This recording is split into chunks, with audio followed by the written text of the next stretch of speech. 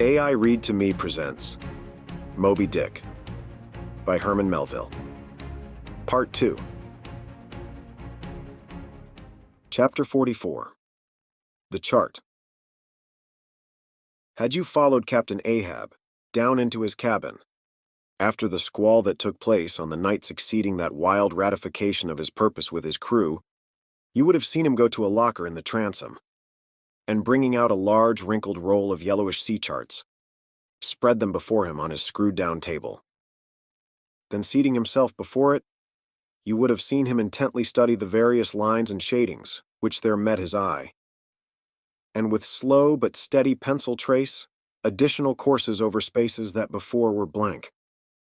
At intervals, he would refer to piles of old logbooks beside him, wherein were set down the seasons and places in which, on various former voyages of various ships, sperm whales had been captured or seen.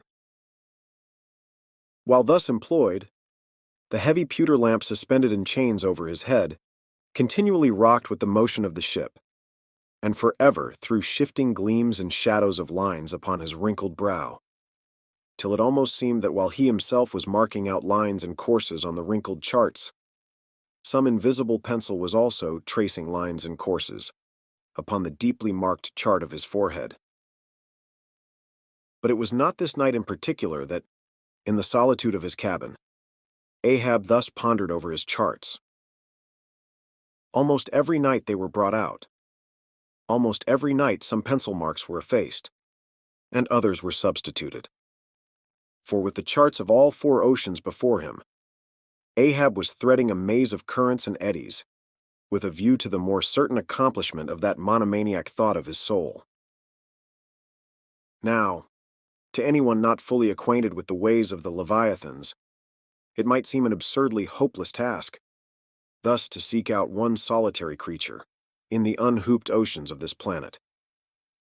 But not so did it seem to Ahab, who knew the sets of all tides and currents, and thereby calculating the driftings of the sperm whale's food, and also calling to mind the regular, ascertained seasons for hunting him in particular latitudes, could arrive at reasonable surmises, almost approaching to certainties, concerning the timeliest day to be upon this or that ground in search of his prey. So assured, indeed, is the fact concerning the periodicalness of the sperm whales resorting to given waters, that many hunters believe that, could he be closely observed and studied throughout the world, were the logs for one voyage of the entire whale fleet carefully collated, then the migrations of the sperm whale would be found to correspond in invariability to those of the herring shoals or the flights of swallows. On this hint, attempts have been made to construct elaborate migratory charts of the sperm whale. Since the above was written, the statement is happily borne out by an official circular issued by Lieutenant Maury of the National Observatory, Washington, April 16, 1851. By that circular, it appears that precisely such a chart is in course of completion, and portions of it are presented in the circular. This chart divides the ocean into districts of 5 degrees of latitude by 5 degrees of longitude, perpendicularly through each of which districts are 12 columns for the 12 months, and horizontally through each of which districts are 3 lines, one to show the number of days that have been spent in each month in every district, and the 2 others to show the number of days in which whales, sperm, or right have been seen. Besides, when making a passage from one feeding ground to another, the sperm whales, guided by some infallible instinct, say, rather, secret intelligence from the deity, mostly swim in veins, as they are called, continuing their way along a given ocean line with such undeviating exactitude that no ship ever sailed her course, by any chart, with one tithe of such marvelous precision. Though, in these cases, the direction taken by any one whale be straight as a surveyor's parallel, and though the line of advance be strictly confined to its own unavoidable, straight wake, Yet the arbitrary vein in which at these times he is said to swim generally embraces some few miles in width, more or less, as the vein is presumed to expand or contract, but never exceeds the visual sweep from the whale ship's mastheads when circumspectly gliding along this magic zone. The sum is that at particular seasons within that breadth and along that path, migrating whales may with great confidence be looked for. And hence not only at substantiated times, upon well-known separate feeding grounds, could Ahab hope to encounter his prey, but in crossing the widest expanses of water between those grounds he could, by his art, so place and time himself on his way, as even then not to be wholly without prospect of a meeting. There was a circumstance which, at first sight, seemed to entangle his delirious but still methodical scheme. But not so in the reality, perhaps. Though the gregarious sperm whales have their regular seasons for particular grounds, yet, in general, you cannot conclude that the herds which haunted such and such a latitude or longitude this year, say, will turn out to be identically the same with those that were found there the preceding season. Though there are peculiar and unquestionable instances where the contrary of this has proved true. In general, the same remark, only within a less wide limit, applies to the solitaries and hermits among the matured, aged sperm whales. So that though Moby Dick had in a former year been seen, for example, on what is called the Seychelles ground in the Indian Ocean, or Volcano Bay on the Japanese coast, yet it did not follow that were the Pequod to visit either of those spots at any subsequent corresponding season, she would infallibly encounter him there. So, too, with some other feeding grounds, where he had at times revealed himself. But all these seemed only his casual stopping places and ocean inns, so to speak, not his places of prolonged abode.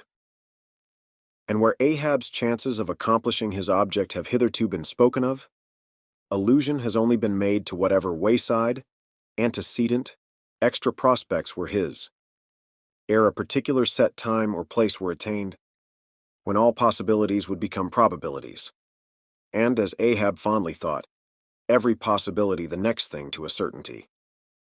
That particular set time and place were conjoined in the one technical phrase, the season on the line. For there and then, for several consecutive years, Moby Dick had been periodically descried, lingering in those waters for a while, as the sun, in its annual round, loiters for a predicted interval in any one sign of the zodiac. There it was, too, that most of the deadly encounters with the white whale had taken place. There the waves were storied with his deeds. There also was that tragic spot where the monomaniac old man had found the awful motive to his vengeance. But in the cautious comprehensiveness and unloitering vigilance with which Ahab threw his brooding soul into this unfaltering hunt, he would not permit himself to rest all his hopes upon the one crowning fact above mentioned, however flattering it might be to those hopes. Nor in the sleeplessness of his vow could he so tranquilize his unquiet heart as to postpone all intervening quest. Now, the Pequod had sailed from Nantucket at the very beginning of the season on the line. No possible endeavor then could enable her commander to make the great passage southwards, double Cape Horn, and then running down 60 degrees of latitude, arrive in the equatorial Pacific in time to cruise there. Therefore, he must wait for the next ensuing season. Yet the premature hour of the Pequod's sailing had, perhaps, been correctly selected by Ahab, with a view to this very complexion of things. Because an interval of 365 days and nights was before him, an interval which, instead of impatiently enduring ashore, he would spend in a miscellaneous hunt.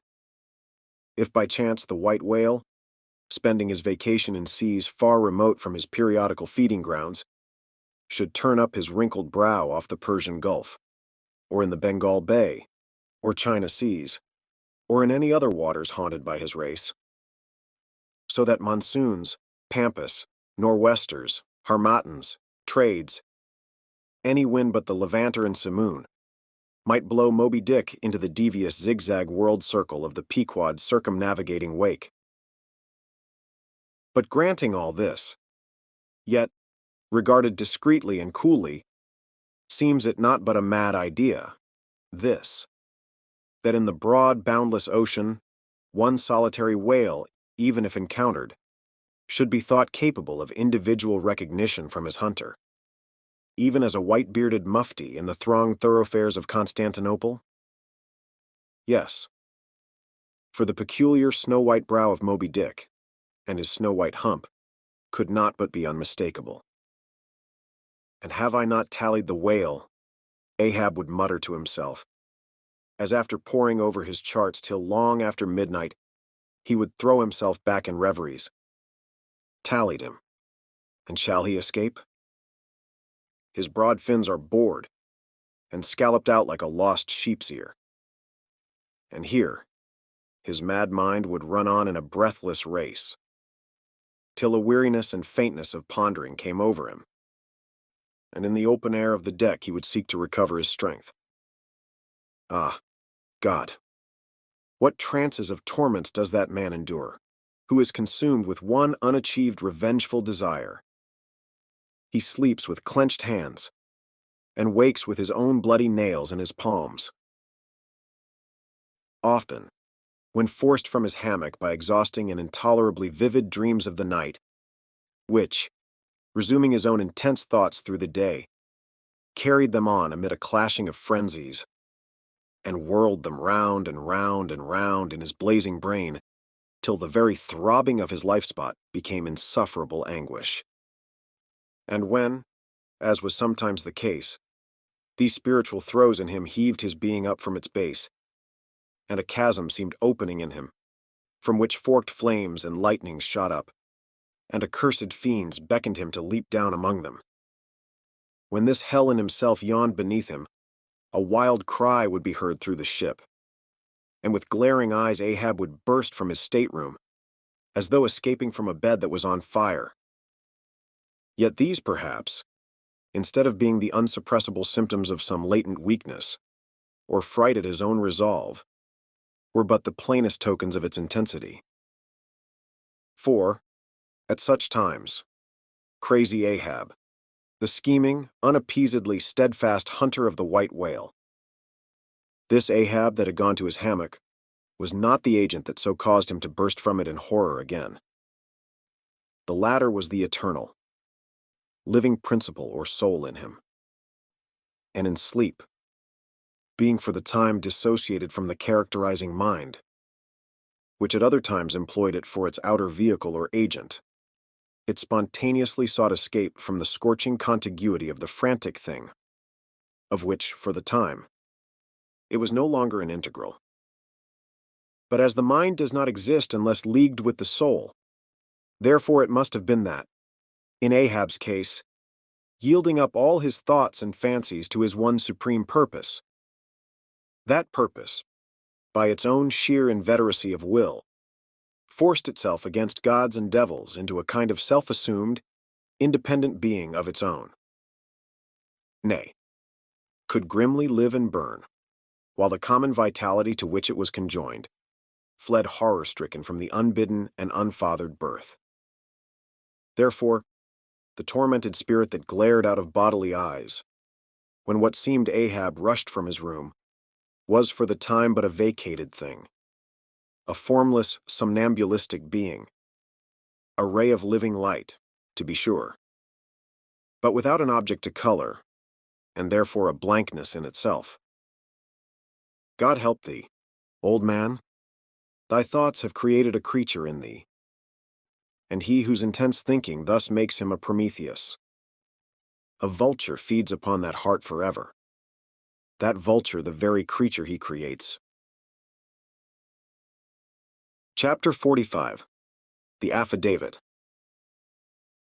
So far as what there may be of a narrative in this book, and, indeed, as indirectly touching one or two very interesting and curious particulars in the habits of sperm whales, the foregoing chapter, in its earlier part, is as important a one as will be found in this volume.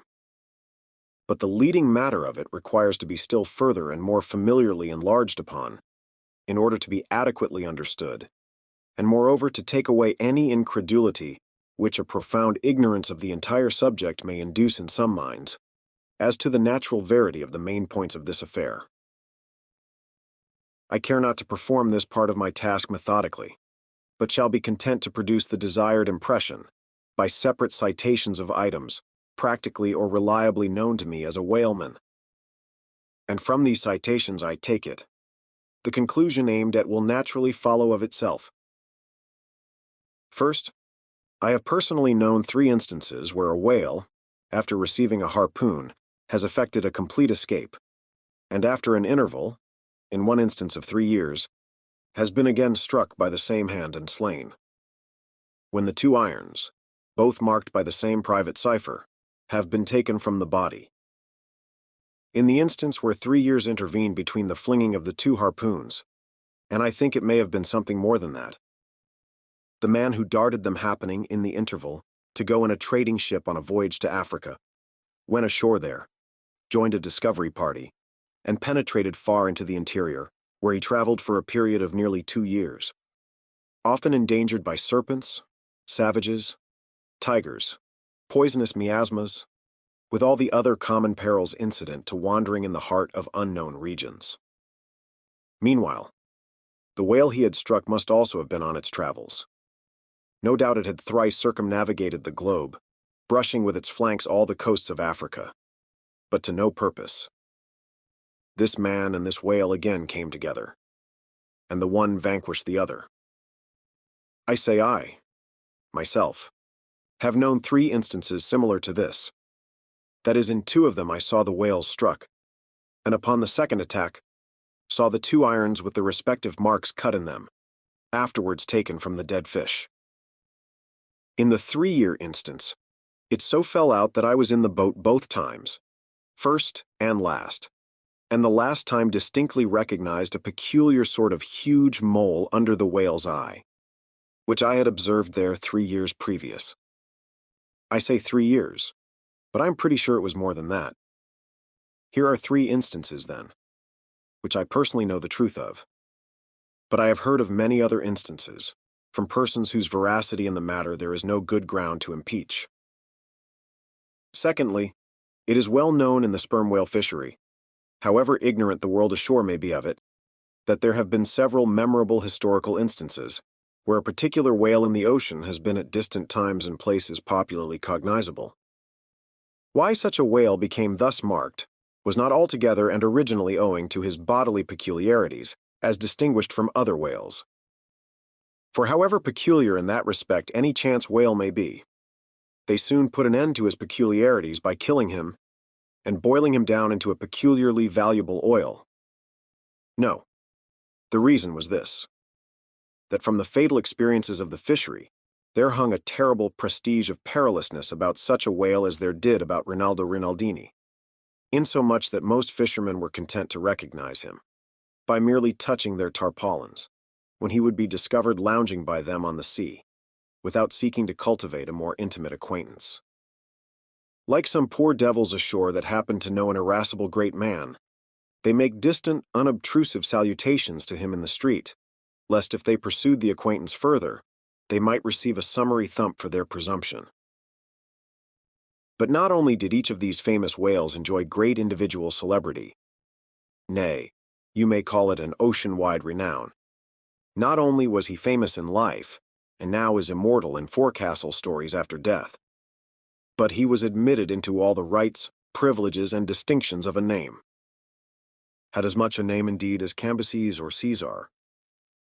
Was it not so, O Timor Tom, thou famed Leviathan, scarred like an iceberg, who so long didst lurk in the oriental straits of that name, whose spout was oft seen from the palmy beach of Ombay? Was it not so, O New Zealand Jack, thou terror of all cruisers that crossed their wakes in the vicinity of the Tattoo Land? Was it not so, O Morquin, King of Japan, whose lofty jet they say at times assumed the semblance of a snow-white cross against the sky? Was it not so, O Don Miguel, thou Chilean whale, marked like an old tortoise with mystic hieroglyphics upon the back. In plain prose, here are 4 whales as well known to the students of cetacean history as Marius or Scylla to the classic scholar. But this is not all. New Zealand Tom and Don Miguel, after at various times creating great havoc among the boats of different vessels, were finally gone in quest of, systematically hunted out, chased and killed by valiant whaling captains, who heaved up their anchors with that express object as much in view as in setting out through the Narragansett woods, Captain Butler of old had it in his mind to capture that notorious murderous savage Anawan, the headmost warrior of the Indian King Philip. I do not know where I can find a better place than just here to make mention of 1 or 2 other things, which to me seem important, as in printed form establishing in all respects the reasonableness of the whole story of the white whale, more especially the catastrophe. For this is one of those disheartening instances where truth requires full as much bolstering as error. So ignorant are most landsmen of some of the plainest and most palpable wonders of the world, that without some hints touching the plain facts, historical and otherwise, of the fishery, they might scout at Moby Dick as a monstrous fable, or still worse and more detestable, a hideous and intolerable allegory. First, though most men have some vague, flitting ideas of the general perils of the grand fishery, yet they have nothing like a fixed, vivid conception of those perils and the frequency with which they recur. One reason, perhaps, is that not 1 in 50 of the actual disasters and deaths by casualties in the fishery ever finds a public record at home, however transient and immediately forgotten that record. Do you suppose that that poor fellow there, who this moment perhaps caught by the whale line off the coast of New Guinea, is being carried down to the bottom of the sea by the sounding Leviathan? Do you suppose that that poor fellow's name will appear in the newspaper obituary you will read tomorrow at your breakfast? No, because the mails are very irregular between here and New Guinea. In fact, did you ever hear what might be called regular news direct or indirect from New Guinea? Yet I tell you that upon one particular voyage which I made to the Pacific, among many others we spoke 30 different ships, every one of which had had a death by a whale, some of them more than 1, and 3 that had each lost a boat's crew. For God's sake, be economical with your lamps and candles. Not a gallon you burn, but at least 1 drop of man's blood was spilled for it. Secondly, people ashore have indeed some indefinite idea that a whale is an enormous creature of enormous power. But I have ever found that when narrating to them some specific example of this twofold enormousness, they have significantly complimented me upon my facetiousness. When I declare upon my soul, I had no more idea of being facetious than Moses when he wrote the history of the plagues of Egypt. But fortunately, the special point I here seek can be established upon testimony entirely independent of my own. That point is this: the sperm whale is in some cases sufficiently powerful, knowing, and judiciously malicious, as with direct aforethought to stave in, utterly destroy, and sink a large ship. And what is more, the sperm whale has done it. First, in the year 1820, the ship Essex, Captain Pollard, of Nantucket, was cruising in the Pacific Ocean. One day she saw spouts, lowered her boats, and gave chase to a shoal of sperm whales.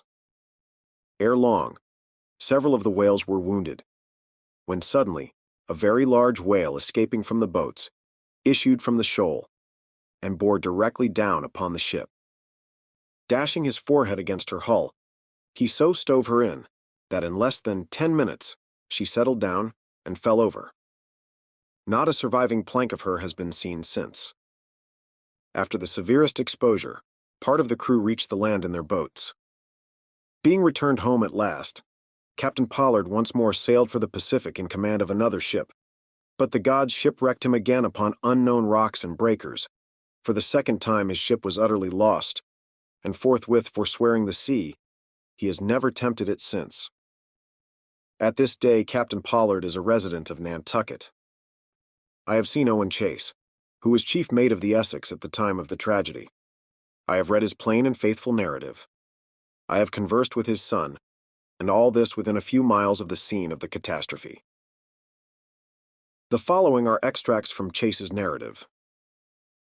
Every fact seemed to warrant me in concluding that it was anything but chance which directed his operations. He made 2 several attacks upon the ship, at a short interval between them, both of which, according to their direction, were calculated to do us the most injury by being made ahead and thereby combining the speed of the 2 objects for the shock, to effect which, the exact maneuvers which he made were necessary. His aspect was most horrible, and such as indicated resentment and fury. He came directly from the shoal which we had just before entered, and in which we had struck 3 of his companions, as if fired with revenge for their sufferings. Again. At all events, the whole circumstances taken together, all happening before my own eyes, and producing at the time impressions in my mind of decided, calculating mischief on the part of the whale, many of which impressions I cannot now recall, induce me to be satisfied that I am correct in my opinion. Here are his reflections some time after quitting the ship, during a black night in an open boat, when almost despairing of reaching any hospitable shore. The dark ocean and swelling waters were nothing.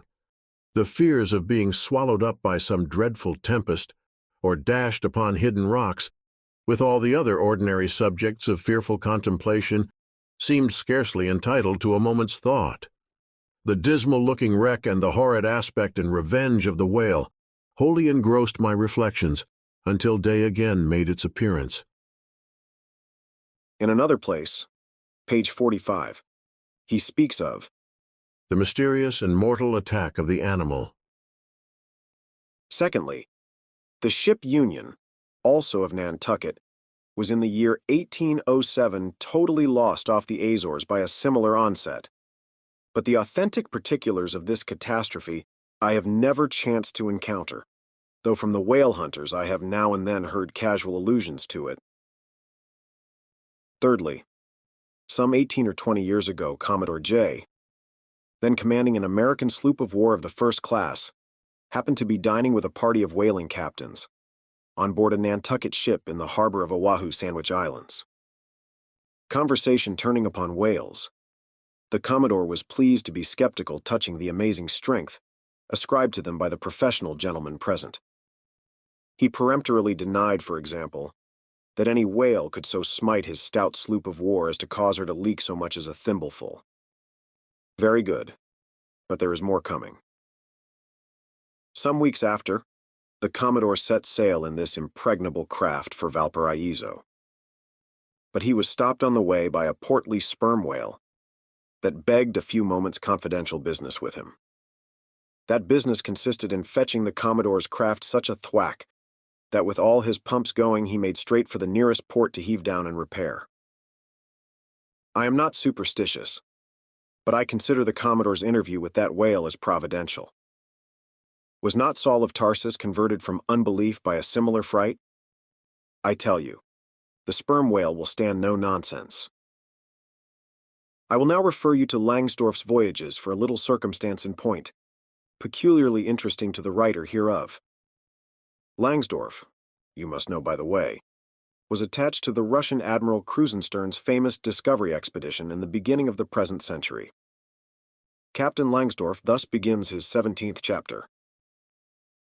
By the 13th of May, our ship was ready to sail, and the next day we were out in the open sea, on our way to Okhotsk.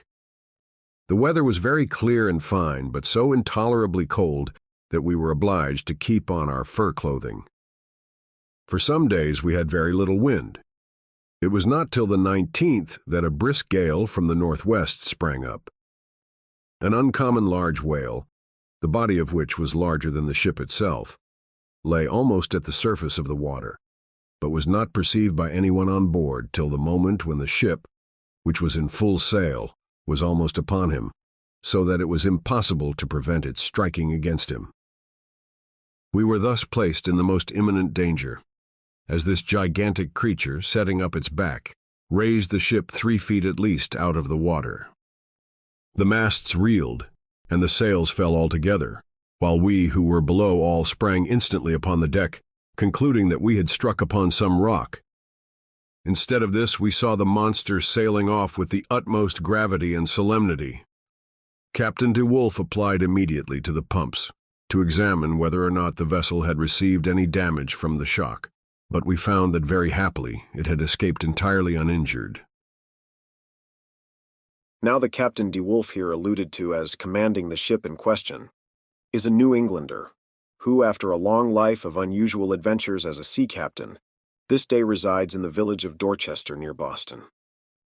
I have the honor of being a nephew of his. I have particularly questioned him concerning this passage in Langsdorff. He substantiates every word. The ship, however, was by no means a large one, a Russian craft built on the Siberian coast and purchased by my uncle after bartering away the vessel in which he sailed from home. In that up-and-down manly book of old-fashioned adventure, so full, too, of honest wonders, The Voyage of Lionel Wafer, one of Ancient Dampier's old chums, I found a little matter set down so like that just quoted from Langsdorff, that I cannot forbear inserting it here for a corroborative example, if such be needed. Lionel, it seems, was on his way to John Ferdinando, as he calls the modern Juan Fernandez. In our way thither, He says, about 4 o'clock in the morning, when we were about 150 leagues from the main of America, our ship felt a terrible shock, which put our men in such consternation that they could hardly tell where they were or what to think. But everyone began to prepare for death. And indeed, the shock was so sudden and violent that we took it for granted the ship had struck against a rock. But when the amazement was a little over, we cast the lead and sounded, but found no ground.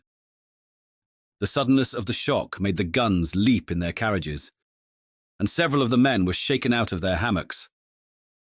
Captain Davis, who lay with his head on a gun, was thrown out of his cabin. Lionel then goes on to impute the shock to an earthquake, and seems to substantiate the imputation by stating that a great earthquake, somewhere about that time, did actually do great mischief along the Spanish land. But I should not much wonder if, in the darkness of that early hour of the morning, the shock was after all caused by an unseen whale vertically bumping the hull from beneath. I might proceed with several more examples, one way or another known to me, of the great power and malice at times of the sperm whale. In more than one instance, he has been known not only to chase the assailing boats back to their ships, but to pursue the ship itself, and long withstand all the lances hurled at him from its decks. The English ship Pusey Hall can tell a story on that head. And as for his strength, let me say that there have been examples where the lines attached to a running sperm whale have, in a calm, been transferred to the ship and secured there. The whale towing her great hull through the water, as a horse walks off with a cart. Again, it is very often observed that, if the sperm whale, once struck, is allowed time to rally, he then acts, not so often with blind rage, as with willful, deliberate designs of destruction to his pursuers.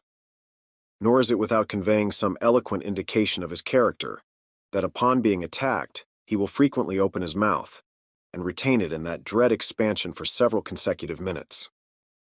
But I must be content with only one more and a concluding illustration, a remarkable and most significant one, by which you will not fail to see that not only is the most marvelous event in this book corroborated by plain facts of the present day, but that these marvels, like all marvels, are mere repetitions of the ages, so that for the millionth time we say Amen with Solomon. Verily, there is nothing new under the sun. In the 6th Christian century lived Procopius, a Christian magistrate of Constantinople, in the days when Justinian was emperor and Belisarius general. As many know, he wrote the history of his own times, a work every way of uncommon value. By the best authorities, he has always been considered a most trustworthy and unexaggerating historian, except in some one or two particulars, not at all affecting the matter presently to be mentioned. Now, in this history of his, Procopius mentions that, during the term of his prefecture at Constantinople, a great sea monster was captured in the neighboring Propontis, or Sea of Marmara, after having destroyed vessels at intervals in those waters for a period of more than 50 years. A fact thus set down in substantial history cannot easily be gainsaid. Nor is there any reason it should be. Of what precise species this sea monster was, is not mentioned. But as he destroyed ships, as well as for other reasons, he must have been a whale, and I'm strongly inclined to think a sperm whale. And I will tell you why. For a long time I fancied that the sperm whale had been always unknown in the Mediterranean, and the deep waters connecting with it. Even now I am certain that those seas are not, and perhaps never can be, in the present constitution of things, a place for his habitual gregarious resort. But further investigations have recently proved to me that in modern times there have been isolated instances of the presence of the sperm whale in the Mediterranean. I am told, on good authority, that on the Barbary coast, a Commodore Davis of the British Navy found the skeleton of a sperm whale. Now, as a vessel of war readily passes through the Dardanelles, hence a sperm whale could, by the same route, pass out of the Mediterranean into the Propontis. In the Propontis, as far as I can learn, none of that peculiar substance called Brit is to be found, the aliment of the right whale. But I have every reason to believe that the food of the sperm whale, squid or cuttlefish, lurks at the bottom of that sea, because large creatures, but by no means the largest of that sort, have been found at its surface. If, then, you properly put these statements together, and reason upon them a bit, you will clearly perceive that, according to all human reasoning, Procopius's sea monster, that for half a century stove the ships of a Roman emperor, must in all probability have been a sperm whale. Chapter 46. Surmises. Though, consumed with the hot fire of his purpose, Ahab, in all his thoughts and actions, ever had in view the ultimate capture of Moby Dick, though he seemed ready to sacrifice all mortal interest to that one passion. Nevertheless, it may have been that he was by nature, and long habituation, far too wedded to a fiery whaleman's ways, altogether to abandon the collateral prosecution of the voyage. Or at least, if this were otherwise, there were not wanting other motives much more influential with him. It would be refining too much, perhaps, even considering his monomania, to hint that his vindictiveness towards the white whale might have possibly extended itself, in some degree, to all sperm whales, and that the more monsters he slew, by so much the more he multiplied the chances that each subsequently encountered whale would prove to be the hated one he hunted. But if such an hypothesis be indeed exceptionable, there were still additional considerations which, though not so strictly according with the wildness of his ruling passion, yet were by no means incapable of swaying him. To accomplish his object, Ahab must use tools, and of all tools used in the shadow of the moon, men are most apt to get out of order. He knew, for example, that however magnetic his ascendancy in some respects was over Starbuck, yet that ascendancy did not cover the complete spiritual man any more than mere corporeal superiority involves intellectual mastership. For to the purely spiritual, the intellectual but stand in a sort of corporeal relation. Starbuck's body and Starbuck's coerced will were Ahab's, so long as Ahab kept his magnet at Starbuck's brain. Still he knew that for all this the chief mate, in his soul, abhorred his captain's quest, and could he, would joyfully disintegrate himself from it, or even frustrate it. It might be that a long interval would elapse ere the white whale was seen. During that long interval, Starbuck would ever be apt to fall into open relapses of rebellion against his captain's leadership, unless some ordinary, prudential, circumstantial influences were brought to bear upon him. Not only that, but the subtle insanity of Ahab respecting Moby Dick was no ways more significantly manifested than in his superlative sense and shrewdness in foreseeing that, for the present, the hunt should, in some way, be stripped of that strange imaginative impiousness which naturally invested it. That the full terror of the voyage must be kept withdrawn into the obscure background, for few men's courage is proof against protracted meditation unrelieved by action. That when they stood their long night watches, his officers and men must have some nearer things to think of than Moby Dick. For however eagerly and impetuously the savage crew had hailed the announcement of his quest, yet all sailors of all sorts are more or less capricious and unreliable. They live in the varying outer weather, and they inhale its fickleness. And when retained for any object remote and blank in the pursuit, however promissory of life and passion in the end, it is above all things requisite that temporary interests and employments should intervene and hold them healthily suspended for the final dash. Nor was Ahab unmindful of another thing. In times of strong emotion, mankind disdain all base considerations, but such times are evanescent.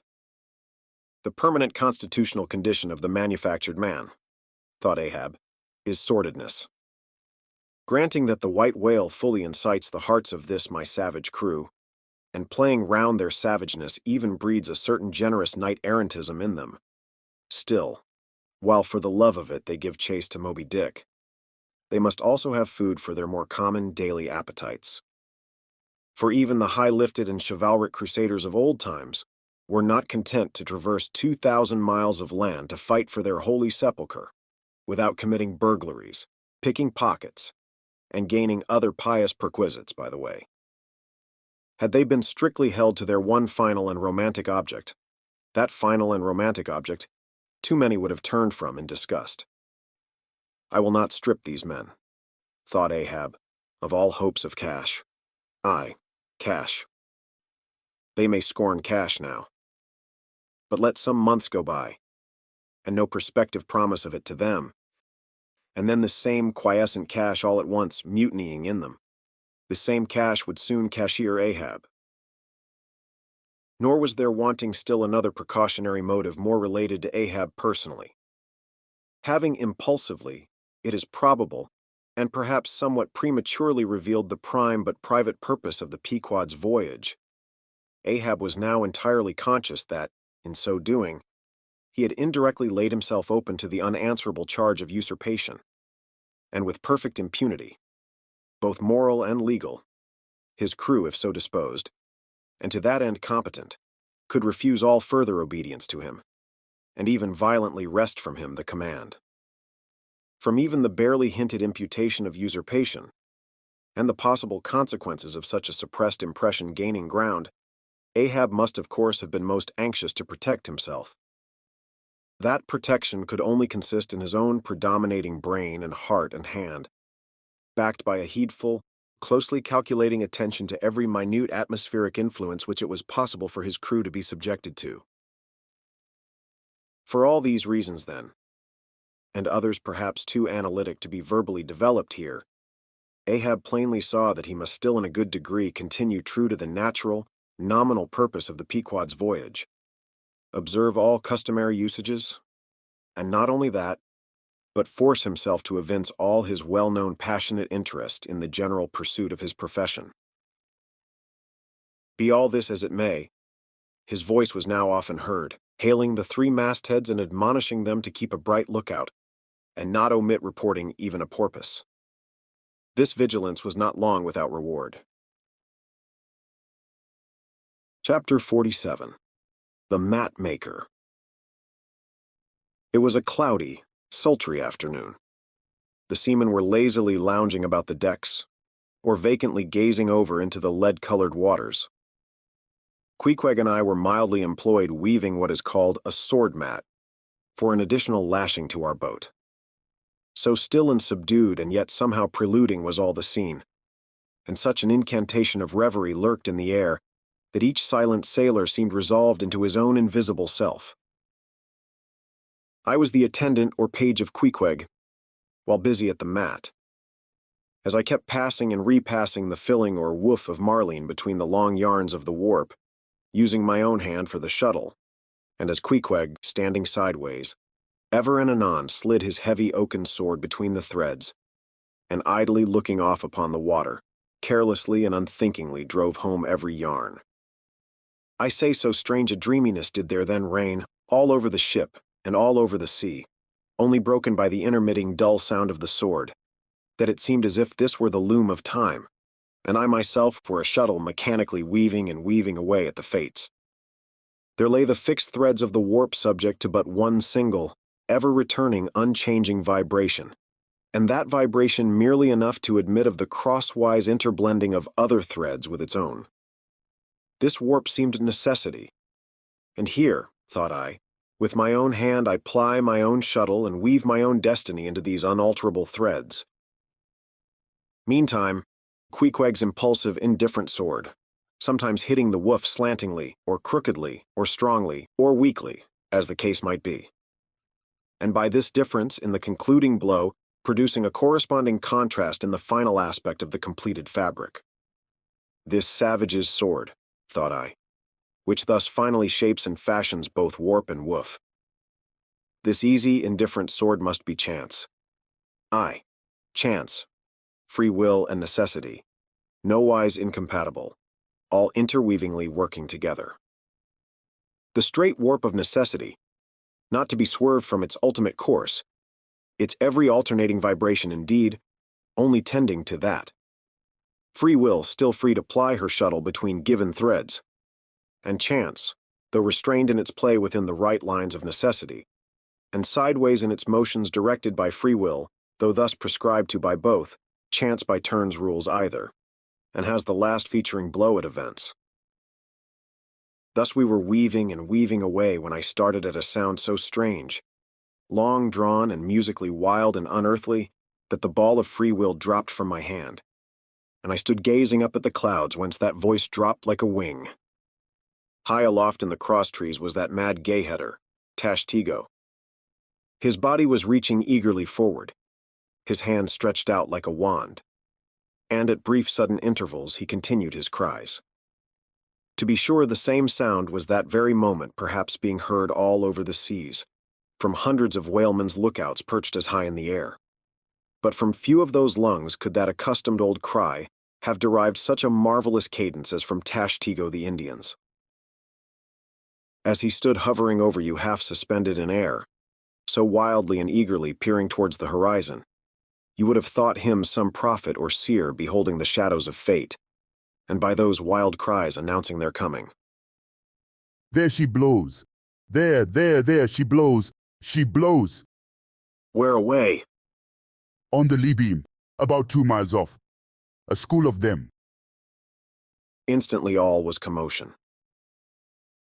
The sperm whale blows as a clock ticks, with the same undeviating and reliable uniformity.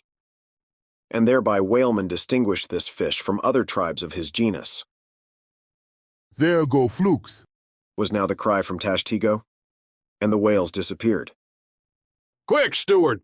Cried Ahab. Time! Time!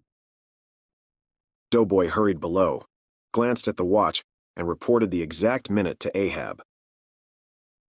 The ship was now kept away from the wind, and she went gently rolling before it. Tashtego reporting that the whales had gone down heading to leeward, we confidently looked to see them again directly in advance of our bows. For that singular craft at times evinced by the sperm whale when, sounding with his head in one direction, he nevertheless, while concealed beneath the surface, mills round and swiftly swims off in the opposite quarter. This deceitfulness of his could not now be in action, for there was no reason to suppose that the fish seen by Tashtego had been in any way alarmed, or indeed knew at all of our vicinity. One of the men selected for shipkeepers, that is, those not appointed to the boats, by this time relieved the Indian at the mainmast head. The sailors at the fore and mizzen had come down. The line tubs were fixed in their places, the cranes were thrust out, the mainyard was backed, and the 3 boats swung over the sea like 3 samphire baskets over high cliffs. Outside of the bulwarks, their eager crews with one hand clung to the rail, while one foot was expectantly poised on the gunwale. So looked the long line of man-of-war's men about to throw themselves on board an enemy's ship. But at this critical instant, a sudden exclamation was heard that took every eye from the whale. With a start, all glared at dark Ahab, who was surrounded by 5 dusky phantoms that seemed fresh formed out of air. Chapter 48. The First Lowering. The phantoms, for so they then seemed, were flitting on the other side of the deck, and, with a noiseless celerity, were casting loose the tackles and bands of the boat which swung there. This boat had always been deemed one of the spare boats, though technically called the captain's, on account of its hanging from the starboard quarter. The figure that now stood by its bows was tall and swart, with one white tooth evilly protruding from its steel-like lips. A rumpled Chinese jacket of black cotton funereally invested him, with wide black trousers of the same dark stuff. But strangely crowning this ebonist was a glistening white plaited turban, the living hair braided and coiled round and round upon his head.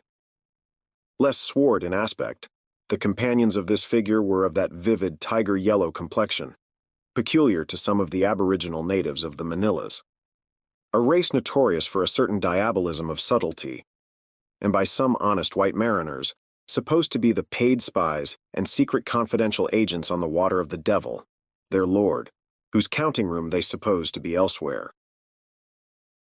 While yet the wondering ship's company were gazing upon these strangers, Ahab cried out to the white-turbaned old man at their head. "All ready there, Fedallah?" "Ready," was the half-hissed reply. "Lower away then, do you hear?" Shouting across the deck. "Lower away there, I say!" Such was the thunder of his voice, that spite of their amazement the men sprang over the rail. The sheaves whirled round in the blocks. With a wallow, the three boats dropped into the sea, while, with a dexterous, off-handed daring, unknown in any other vocation, the sailors, goat-like, leaped down the rolling ship's side into the tossed boats below. Hardly had they pulled out from under the ship's lee, when a fourth keel, coming from the windward side, pulled round under the stern, and showed the five strangers rowing Ahab, who, standing erect in the stern, loudly hailed Starbuck, Stubb, and Flask to spread themselves widely, so as to cover a large expanse of water. But with all their eyes again riveted upon the swart Fedallah and his crew, the inmates of the other boats obeyed not the command. "Captain Ahab?" said Starbuck. "Spread yourselves!" cried Ahab. "Give way, all four boats! Thou, Flask, pull out more to leeward!" "Aye, aye, sir," cheerily cried little Kingpost, sweeping round his great steering oar, "lay back. addressing his crew. There again. There she blows right ahead, boys, lay back. Never heed yonder yellow boys, Archie." "Oh, I don't mind him, sir. Said Archie. I knew it all before now. Didn't I hear him in the hold? And didn't I tell Kabako hear of it? What say ye, Kabako? They are stowaways, Mr. Flask." "Pull, pull, my fine hearts alive! Pull, my children, pull, my little ones!" Drawlingly and soothingly sighed Stubb to his crew, some of whom still showed signs of uneasiness. "Why don't you break your backbones, my boys? What is it you stare at? Those chaps in yonder boat? Tut! There are only 5 more hands come to help us, never mind from where. The more the merrier. Pull then, do pull, never mind the brimstone. Devils are good fellows enough. So, there you are now. That's the stroke for 1,000 pounds. That's the stroke to sweep the stakes. Hurrah for the gold cup of sperm oil, my heroes. 3 cheers, men, all hearts alive, easy, easy. Don't be in a hurry, don't be in a hurry. Why don't you snap your oars, you rascals? Bite something, you dogs. So, then, softly, softly, that's it, long and strong. Give way there, give way, the devil fetch ye ragamuffin rapscallions. Ye are all asleep. Stop snoring, ye sleepers, and pull. Pull, will ye? Pull, can't ye? Pull, won't ye? Why in the name of gudgeons and ginger cakes don't you pull? Pull and break something. Pull and start your eyes out. Here." Whipping out the sharp knife from his girdle. "Every mother's son of ye draw his knife and pull with the blade between his teeth. That's it, that's it. Now ye do something, that looks like it, my steel bits. Starter, my silver spoons. Starter, marling spikes." Stubb's exordium to his crew is given here at large, because he had rather a peculiar way of talking to them in general, and especially in inculcating the religion of rowing. But you must not suppose from this specimen of his sermonizings that he ever flew into downright passions with his congregation. Not at all. And therein consisted his chief peculiarity. He would say the most terrific things to his crew in a tone so strangely compounded of fun and fury and the fury seemed so calculated merely as a spice to the fun, that no oarsman could hear such queer invocations without pulling for dear life, and yet pulling for the mere joke of the thing. Besides, he all the time looked so easy and indolent himself, so loungingly managed his steering oar, and so broadly gaped, open-mouthed at times, that the mere sight of such a yawning commander, by sheer force of contrast, acted like a charm upon the crew. Then again, Stubb was one of those odd sort of humorists, whose jollity is sometimes so curiously ambiguous as to put all inferiors on their guard in the matter of obeying them. In obedience to a sign from Ahab, Starbuck was now pulling obliquely across Stubb's bow. And when for a minute or so the two boats were pretty near to each other, Stubb hailed the mate. Mr. Starbuck, larboard boat there, ahoy! A word with you, sir, if you please. Hello, returned Starbuck, turning round not a single inch as he spoke, still earnestly but whisperingly urging his crew, his face set like a flint from Stubb's. What think ye of those yellow boys, sir? Smuggled on board somehow before the ship sailed. Strong, strong boys. In a whisper to his crew, then speaking out loud again. A sad business, Mr. Stubb. Seethe her, my lads. But never mind, Mr. Stubb, all for the best. Let all your crew pull strong, come what will. Spring, my men, spring. There's hogsheads of sperm ahead, Mr. Stubb, and that's what you came for. Pull, my boys. Sperm's the play. This at least is duty and profit hand in hand. Aye, I thought as much, soliloquized Stubb, when the boats diverged. As soon as I clapped eye on him, I thought so. Aye, and that's what he went into the afterhold for so often, as Doughboy long suspected. They were hidden down there. The white whales at the bottom of it. Well, so be it. Can't be helped. All right, give way, men. It ain't the white whale today, give way. Now the advent of these outlandish strangers, at such a critical instant as the lowering of the boats from the deck, this had not unreasonably awakened a sort of superstitious amazement in some of the ship's company. But Archie's fancied discovery having some time previous got abroad among them.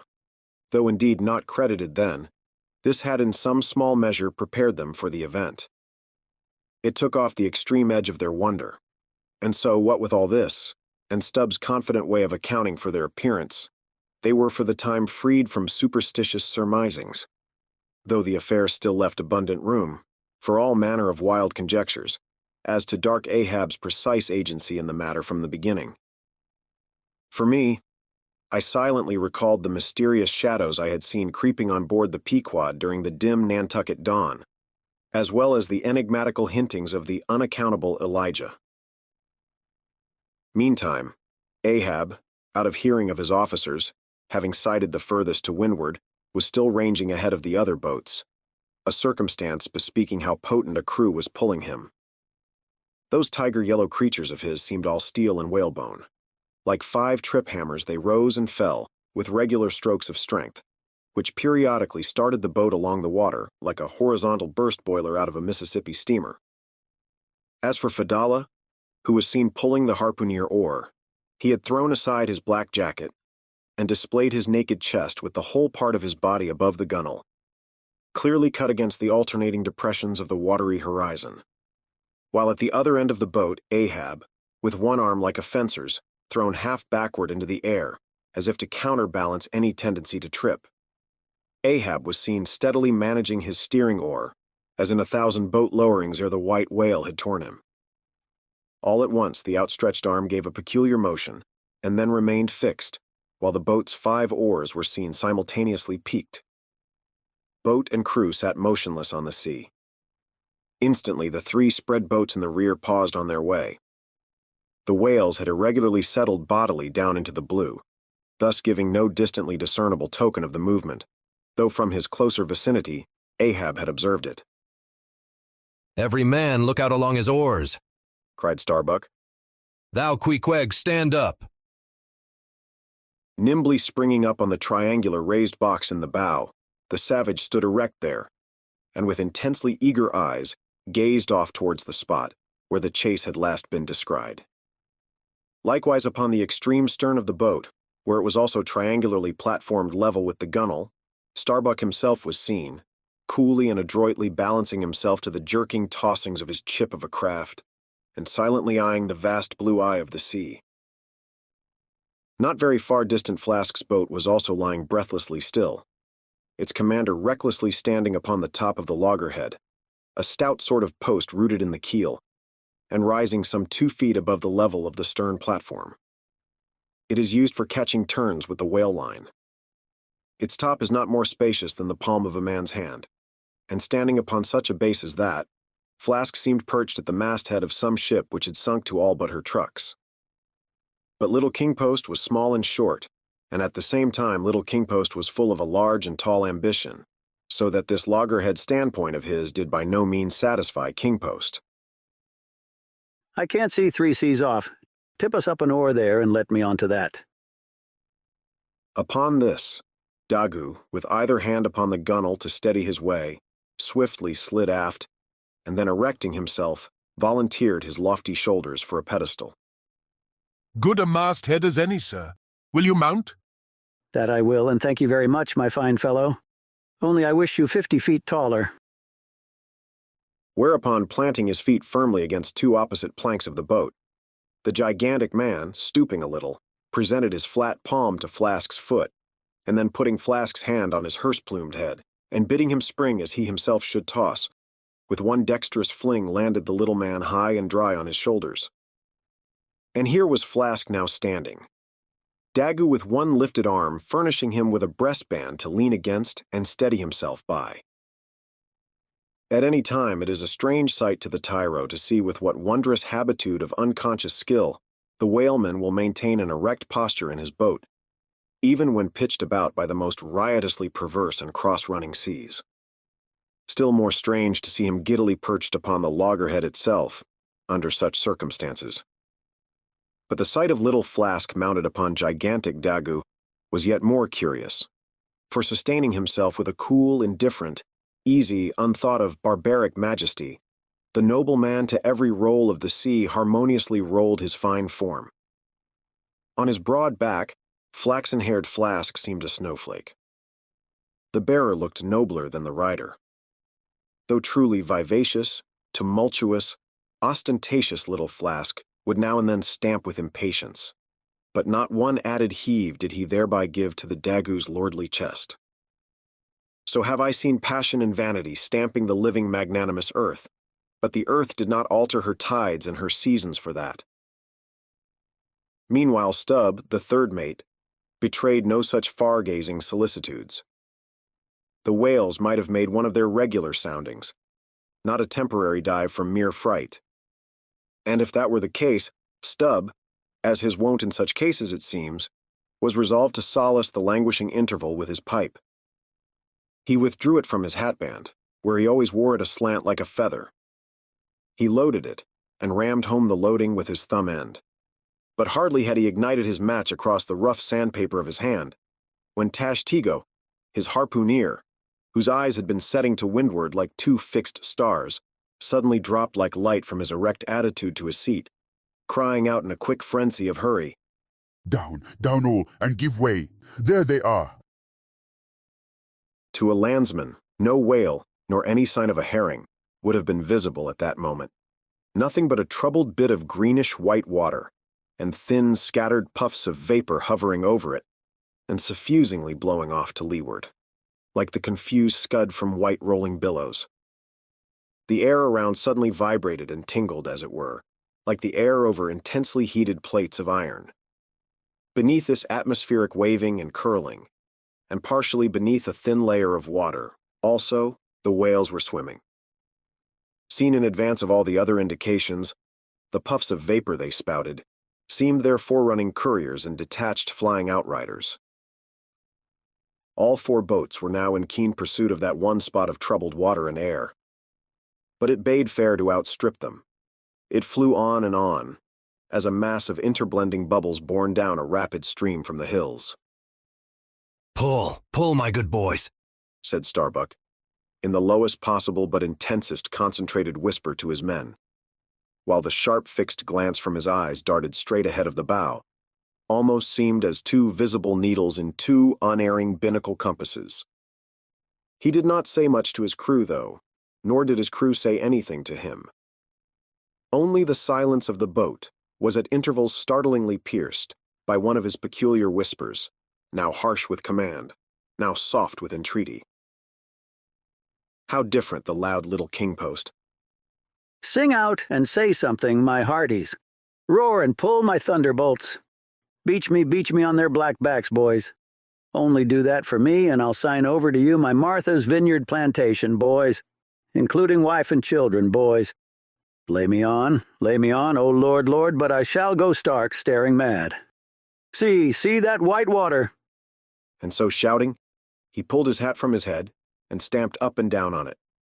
Then picking it up, flirted it far off upon the sea, and finally fell to rearing and plunging in the boat's stern like a crazed colt from the prairie. Look at that chap now, philosophically drawled Stubb, who with his unlighted short pipe, mechanically retained between his teeth at a short distance, followed after. He's got fits, that Flask has. Fits? Yes, give him fits, that's the very word. Pitch fits into him. Merrily, merrily, hearts alive. Pudding for supper, you know, merry's the word. Pull, babes, pull, sucklings, pull all. But what the devil are you hurrying about? Softly, softly, and steadily, my men. Only pull and keep pulling, nothing more. Crack all your backbones and bite your knives in two, that's all. Take it easy. Why don't you take it easy, I say, and burst all your livers and lungs? But what it was that inscrutable Ahab said to that tiger-yellow crew of his, these were words best omitted here. For you live under the blessed light of the evangelical land. Only the infidel sharks in the audacious seas may give ear to such words, when, with tornado brow and eyes of red murder and foam-glued lips, Ahab leaped after his prey.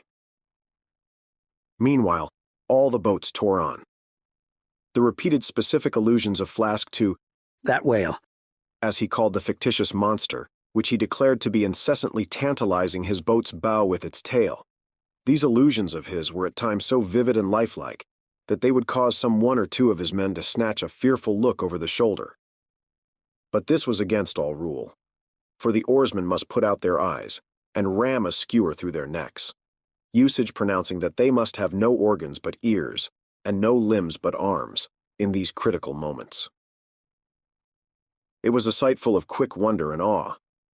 The vast swells of the omnipotent sea, the surging hollow roar they made as they rolled along the 8 gunnels, like gigantic bowls in a boundless bowling green. The brief suspended agony of the boat, as it would tip for an instant on the knife-like edge of the sharper waves that almost seemed threatening to cut it in two. The sudden profound dip into the watery glens and hollows. The keen spurrings and goadings to gain the top of the opposite hill. The headlong, sled-like slide down its other side. All these, with the cries of the headsmen and harpooneers, and the shuddering gasps of the oarsmen, with the wondrous sight of the ivory Pequod, bearing down upon her boats with outstretched sails, like a wild hen after her screaming brood. All this was thrilling. Not the raw recruit, marching from the bosom of his wife into the fever heat of his first battle. Not the dead man's ghost encountering the first unknown phantom in the other world. Neither of these can feel stranger and stronger emotions than that man does, who for the first time finds himself pulling into the charmed, churned circle of the hunted sperm whale. The dancing white water made by the chase was now becoming more and more visible, owing to the increasing darkness of the dun cloud shadows flung upon the sea. The jets of vapor no longer blended, but tilted everywhere to right and left. The whales seemed separating their wakes. The boats were pulled more apart, Starbuck giving chase to 3 whales running dead to leeward. Our sail was now set, and with the still rising wind, we rushed along, the boat going with such madness through the water that the lee oars could scarcely be worked, rapidly enough to escape being torn from the rowlocks. Soon we were running through a suffusing wide veil of mist, neither ship nor boat to be seen. Give way, men, whispered Starbuck, drawing still further aft the sheet of his sail. There is time to kill a fish yet before the squall comes. There's white water again, close to. Spring! Soon after, 2 cries in quick succession on each side of us denoted that the other boats had got fast. But hardly were they overheard, when with a lightning-like hurtling whisper, Starbuck said, Stand up. and Queequeg, harpoon in hand, sprang to his feet. Though not one of the oarsmen was then facing the life and death peril so close to them ahead, yet with their eyes on the intense countenance of the mate in the stern of the boat, they knew that the imminent instant had come. They heard, too, an enormous wallowing sound as of 50 elephants stirring in their litter. Meanwhile, the boat was still booming through the mist, the waves curling and hissing around us like the erected crests of enraged serpents. That's his hump. There, give it to him, whispered Starbuck. A short rushing sound leaped out of the boat. It was the darted iron of Queequeg. Then, all in one welded commotion, came an invisible push from astern, while forward the boat seemed striking on a ledge. The sail collapsed and exploded. A gush of scalding vapor shot up nearby.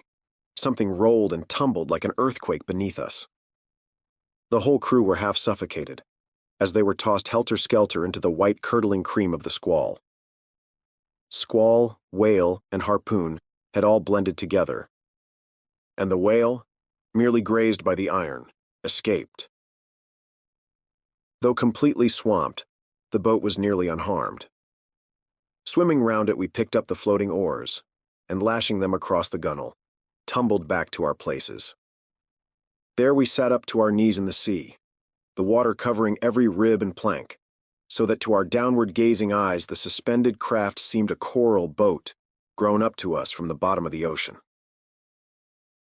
The wind increased to a howl. The waves dashed their bucklers together.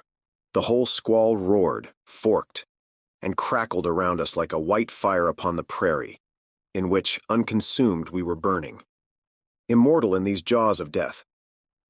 In vain we hailed the other boats, as well roar to the live coals down the chimney of a flaming furnace, as hail those boats in that storm. Meanwhile the driving scud, wrack, and mist grew darker with the shadows of night. No sign of the ship could be seen. The rising sea forbade all attempts to bail out the boat. The oars were useless as propellers, performing now the office of life preservers.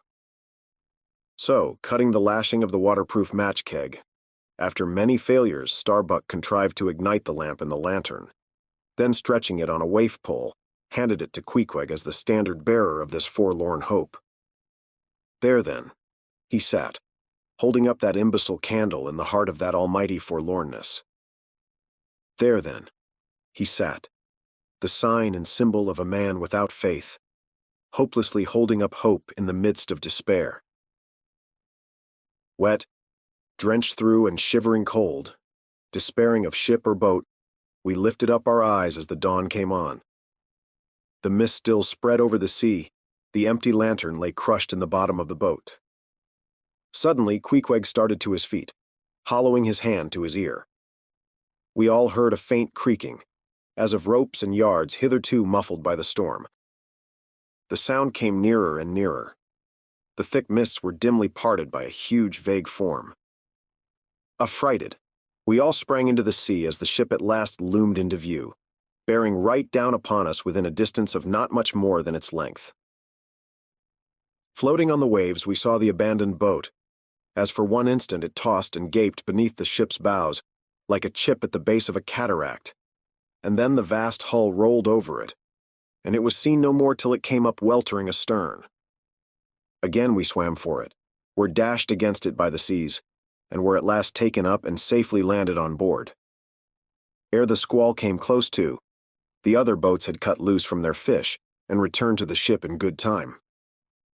The ship had given us up, but was still cruising. If haply it might light upon some token of our perishing, an oar or a lance pole. Chapter 49. The Hyena. There are certain queer times and occasions in this strange mixed affair we call life when a man takes this whole universe for a vast practical joke, though the wit thereof he but dimly discerns, and more than suspects that the joke is at nobody's expense but his own. However, nothing dispirits, and nothing seems worthwhile disputing. He bolts down all events, all creeds and beliefs and persuasions, all hard things visible and invisible, never mind how knobby, as an ostrich of potent digestion gobbles down bullets and gunflints. And as for small difficulties and worryings, prospects of sudden disaster, peril of life and limb, all these, and death itself, seemed to him only sly, good-natured hits, and jolly punches in the side bestowed by the unseen and unaccountable old joker. That odd sort of wayward mood I am speaking of comes over a man only in some time of extreme tribulation. It comes in the very midst of his earnestness, so that what just before might have seemed to him a thing most momentous, now seems but a part of the general joke. There is nothing like the perils of whaling to breed this free and easy sort of genial, desperado philosophy, and with it I now regarded this whole voyage of the Pequod, and the great white whale its object. "Queequeg," said I when they had dragged me, the last man, to the deck, and I was still shaking myself in my jacket to fling off the water. "Queequeg, my fine friend, does this sort of thing often happen?" Without much emotion, though soaked through just like me, he gave me to understand that such things did often happen. "Mr. Stubb," said I, turning to that worthy who, buttoned up in his oil jacket, was now calmly smoking his pipe in the rain. "Mr. Stubb, I think I have heard you say that of all whalemen you ever met, our chief mate, Mr. Starbuck, is by far the most careful and prudent. I suppose, then, that going plump on a flying whale with your sail set in a foggy squall is the height of a whaleman's discretion?" Certain. I've lowered for whales from a leaking ship in a gale off Cape Horn. "Mr. Flask," said I, turning to little King Post, who was standing close by, "you are experienced in these things, and I am not. Will you tell me whether it is an unalterable law in this fishery, Mr. Flask, for an oarsman to break his own back, pulling himself back foremost into death's jaws?" Can't you twist that smaller? said Flask. Yes, that's the law. I should like to see a boat's crew backing water up to a whale face foremost. Ha, ha. The whale would give them squint for squint, mind that. Here then, from 3 impartial witnesses, I had a deliberate statement of the entire case. Considering, therefore, that squalls and capsizings in the water and consequent bivouacs on the deep were matters of common occurrence in this kind of life. Considering that at the superlatively critical instant of going on to the whale, I must resign my life into the hands of him who steered the boat, oftentimes a fellow who at that very moment is in his impetuousness upon the point of scuttling the craft with his own frantic stampings. Considering that the particular disaster to our own particular boat was chiefly to be imputed to Starbuck's driving onto his whale almost in the teeth of a squall, and considering that Starbuck, notwithstanding, was famous for his great heedfulness in the fishery, considering that I belonged to this uncommonly prudent Starbuck's boat, and finally considering in what a devil's chase I was implicated, touching the white whale, taking all things together, I say, I thought I might as well go below and make a rough draft of my will. "Queequeg," said I, "come along. You shall be my lawyer, executor, and legatee." It may seem strange that of all men sailors should be tinkering at their last wills and testaments, but there are no people in the world more fond of that diversion. This was the 4th time in my nautical life that I had done the same thing. After the ceremony was concluded upon the present occasion, I felt all the easier. A stone was rolled away from my heart. Besides, all the days I should now live would be as good as the days that Lazarus lived after his resurrection. A supplementary clean gain of so many months or weeks as the case might be. I survived myself. My death and burial were locked up in my chest. I looked round me tranquilly and contentedly, like a quiet ghost with a clean conscience sitting inside the bars of a snug family vault. Now then, thought I, unconsciously rolling up the sleeves of my frock, here goes for a cool, collected dive at death and destruction, and the devil fetch the hindmost. Chapter 50. Ahab's Boat and Crew. Fedallah. Who would have thought it, Flask? Cried Stubb. If I had but one leg, you would not catch me in a boat, unless maybe to stop the plug hole with my timber toe. Oh, he's a wonderful old man. I don't think it's so strange after all on that account, said Flask. If his leg were off at the hip now, it would be a different thing.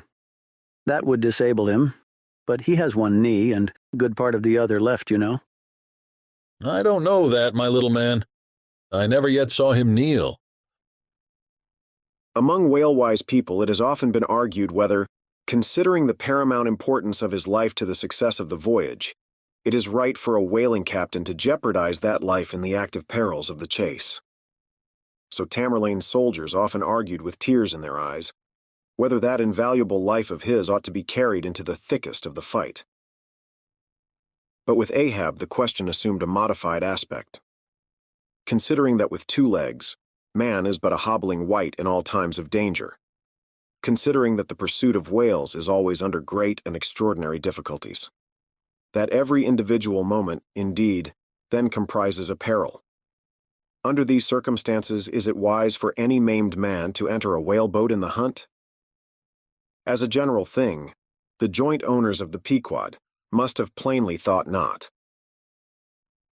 Ahab well knew that, although his friends at home would think little of his entering a boat, in certain comparatively harmless vicissitudes of the chase, for the sake of being near the scene of action and giving his orders in person, yet for Captain Ahab to have a boat actually apportioned to him as a regular headsman in the hunt.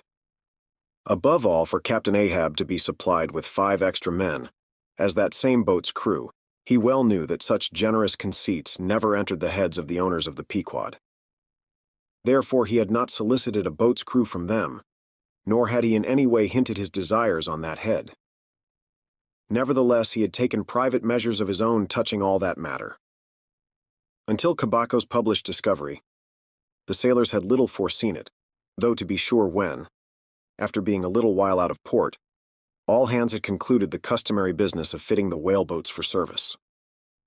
When some time after this, Ahab was now and then found bestirring himself in the matter of making thole-pins with his own hands, for what was thought to be one of the spare boats, and even solicitously cutting the small wooden skewers, which when the line is running out are pinned over the groove in the bow.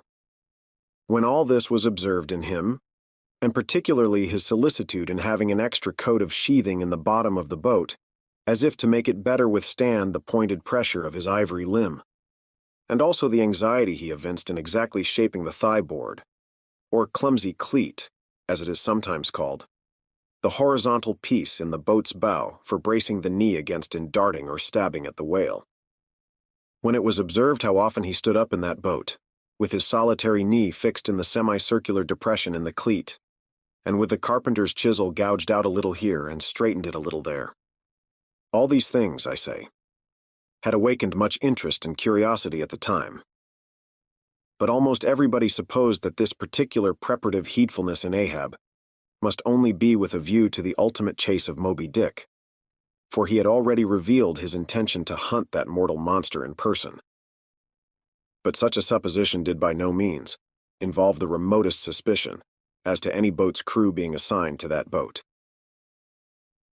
Now, with the subordinate phantoms, what wonder remained soon waned away, for in a whaler wonders soon wane. Besides, now and then, such unaccountable odds and ends of strange nations come up from the unknown nooks and ash-holes of the earth to man these floating outlaws of whalers. And the ships themselves often pick up such queer castaway creatures, found tossing about the open sea on planks, bits of wreck, oars, whaleboats, canoes, blown-off Japanese junks, and what not, that Beelzebub himself might climb up the side and step down into the cabin to chat with the captain, and it would not create any unsubduable excitement in the forecastle.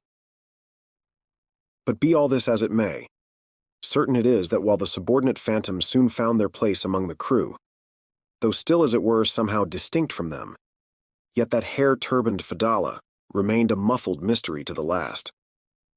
Whence he came in a mannerly world like this, by what sort of unaccountable tie he soon evinced himself to be linked with Ahab's peculiar fortunes. Nay, so far as to have some sort of a half-hinted influence. Heaven knows, but it might have been even authority over him. All this none knew. But one cannot sustain an indifferent air concerning Fedallah. He was such a creature as civilized domestic people in the temperate zone only see in their dreams, and that but dimly, but the like of whom now and then glide among the unchanging Asiatic communities, especially the Oriental Isles to the east of the continent, those insulated, immemorial, unalterable countries, which even in these modern days still preserve much of the ghostly aboriginalness of Earth's primal generations, when the memory of the first man was a distinct recollection, and all men, his descendants, unknowing whence he came, eyed each other as real phantoms, and asked of the sun and the moon why they were created and to what end. When, though, according to Genesis, the angels indeed consorted with the daughters of men, the devils also, add the uncanonical rabbins, indulged in mundane amours. Chapter 51. The Spirit-Spout. Days, weeks passed, and under easy sail, the ivory Pequod had slowly swept across 4 several cruising grounds, that off the Azores, off the Cape de Verdes, on the Plate, so called, being off the mouth of the Rio de la Plata, and the Carroll Ground, an unstaked watery locality, southerly from St. Helena.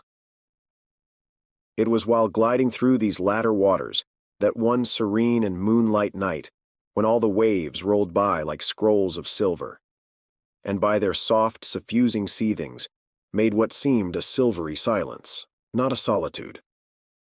On such a silent night, a silvery jet was seen far in advance of the white bubbles at the bow. Lit up by the moon, it looked celestial, seemed some plumed and glittering god uprising from the sea. Fedallah first descried this jet. For of these moonlight nights, it was his wont to mount to the mainmast head and stand a lookout there, with the same precision as if it had been day. And yet, though herds of whales were seen by night, not one whaleman in 100 would venture a lowering for them. You may think with what emotions, then, the seaman beheld this old Oriental perched aloft at such unusual hours, his turban and the moon, companions in one sky. But when, after spending his uniform interval there for several successive nights without uttering a single sound, when, after all this silence, his unearthly voice was heard announcing that silvery, moonlit jet, every reclining mariner started to his feet, as if some winged spirit had lighted in the rigging and hailed the mortal crew. There she blows! Had the trump of judgment blown, they could not have quivered more, yet still they felt no terror, rather pleasure. For though it was a most unwonted hour, yet so impressive was the cry, and so deliriously exciting, that almost every soul on board instinctively desired a lowering. Walking the deck with quick, side-lunging strides, Ahab commanded the topgallant sails and royals to be set, and every stunsail spread. The best man in the ship must take the helm. Then, with every masthead manned, the piled-up craft rolled down before the wind. The strange, upheaving, lifting tendency of the taffrail breeze filling the hollows of so many sails made the buoyant, hovering deck to feel like air beneath the feet, while still she rushed along, as if 2 antagonistic influences were struggling in her, one to mount direct to heaven, the other to drive yawingly to some horizontal goal. And had you watched Ahab's face that night, you would have thought that in him also 2 different things were warring. While his one live leg made lively echoes along the deck, every stroke of his dead limb sounded like a coffin tap. On life and death this old man walked, but though the ship so swiftly sped, and though from every eye, like arrows, the eager glances shot, yet the silvery jet was no more seen that night. Every sailor swore he saw it once, but not a second time. This midnight spout had almost grown a forgotten thing when, some days after, lo, at the same silent hour, it was again announced. Again it was descried by all, but upon making sail to overtake it, once more it disappeared as if it had never been. And so it served us night after night, till no one heeded it but to wonder at it. Mysteriously jetted into the clear moonlight, or starlight, as the case might be. Disappearing again for one whole day, or 2 days, or 3, and somehow seeming at every distinct repetition to be advancing still further and further in our van, this solitary jet seemed forever alluring us on. Nor with the immemorial superstition of their race, and in accordance with the preternaturalness, as it seemed, which in many things invested the Pequod, were there wanting some of the seamen who swore that whenever and wherever descried. At however remote times, or in however far apart latitudes and longitudes, that unnearable spout was cast by one selfsame whale, and that whale, Moby Dick. For a time, there reigned, too, a sense of peculiar dread at this flitting apparition, as if it were treacherously beckoning us on, in order that the monster might turn round upon us and rend us at last in the remotest and most savage seas. These temporary apprehensions, so vague but so awful, derived a wondrous potency from the contrasting serenity of the weather, in which, beneath all its blue blandness, some thought there lurked a devilish charm, as for days and days we voyaged along, through seas so wearily, lonesomely mild, that all space, in repugnance to our vengeful errand, seemed vacating itself of life before our urn-like prow. But at last, when turning to the eastward, the Cape winds began howling around us, and we rose and fell upon the long, troubled seas that are there, when the ivory-tusked Pequod sharply bowed to the blast, and gored the dark waves in her madness, till, like showers of silver chips, the foam flakes flew over her bulwarks. Then all this desolate vacuity of life went away, but gave place to sights more dismal than before. Close to our bows, strange forms in the water darted hither and thither before us, while thick in our rear flew the inscrutable sea ravens. And every morning, perched on our stays, rows of these birds were seen, and spite of our hootings, for a long time obstinately clung to the hemp, as though they deemed our ship some drifting, uninhabited craft, a thing appointed to desolation, and therefore fit roosting place for their homeless selves. And heaved, still unrestingly heaved the black sea, as if its vast tides were a conscience, and the great mundane soul were in anguish and remorse for the long sin and suffering it had bred. Cape of Good Hope, do they call ye? Rather Cape Tormentoso, as called of yore, for long allured by the perfidious silences that before had attended us, we found ourselves launched into this tormented sea, where guilty beings transformed into those fowls and these fish, seemed condemned to swim on everlastingly without any haven in store, or beat that black air without any horizon. But calm, snow-white, and unvarying, still directing its fountain of feathers to the sky, still beckoning us on from before, the solitary jet would at times be descried. During all this blackness of the elements, Ahab, though assuming for the time the almost continual command of the drenched and dangerous deck, manifested the gloomiest reserve, and more seldom than ever addressed his mates. In tempestuous times like these, after everything above and aloft has been secured, nothing more can be done but passively to await the issue of the gale. Then captain and crew become practical fatalists. So, with his ivory leg inserted into its accustomed hole, and with one hand firmly grasping a shroud, Ahab for hours and hours would stand gazing dead to windward, while an occasional squall of sleet or snow would all but congeal his very eyelashes together. Meantime, the crew driven from the forward part of the ship by the perilous seas that burstingly broke over its bows, stood in a line along the bulwarks in the waist, and the better to guard against the leaping waves, each man had slipped himself into a sort of bowline secured to the rail, in which he swung as in a loosened belt. Few or no words were spoken, and the silent ship, as if manned by painted sailors in wax, day after day tore on through all the swift madness and gladness of the demoniac waves. By night the same muteness of humanity before the shrieks of the ocean prevailed. Still in silence the men swung in the bowlines. Still wordless Ahab stood up to the blast. Even when wearied nature seemed demanding repose, he would not seek that repose in his hammock. Never could Starbuck forget the old man's aspect, when one night going down into the cabin to mark how the barometer stood, He saw him with closed eyes, sitting straight in his floor-screwed chair.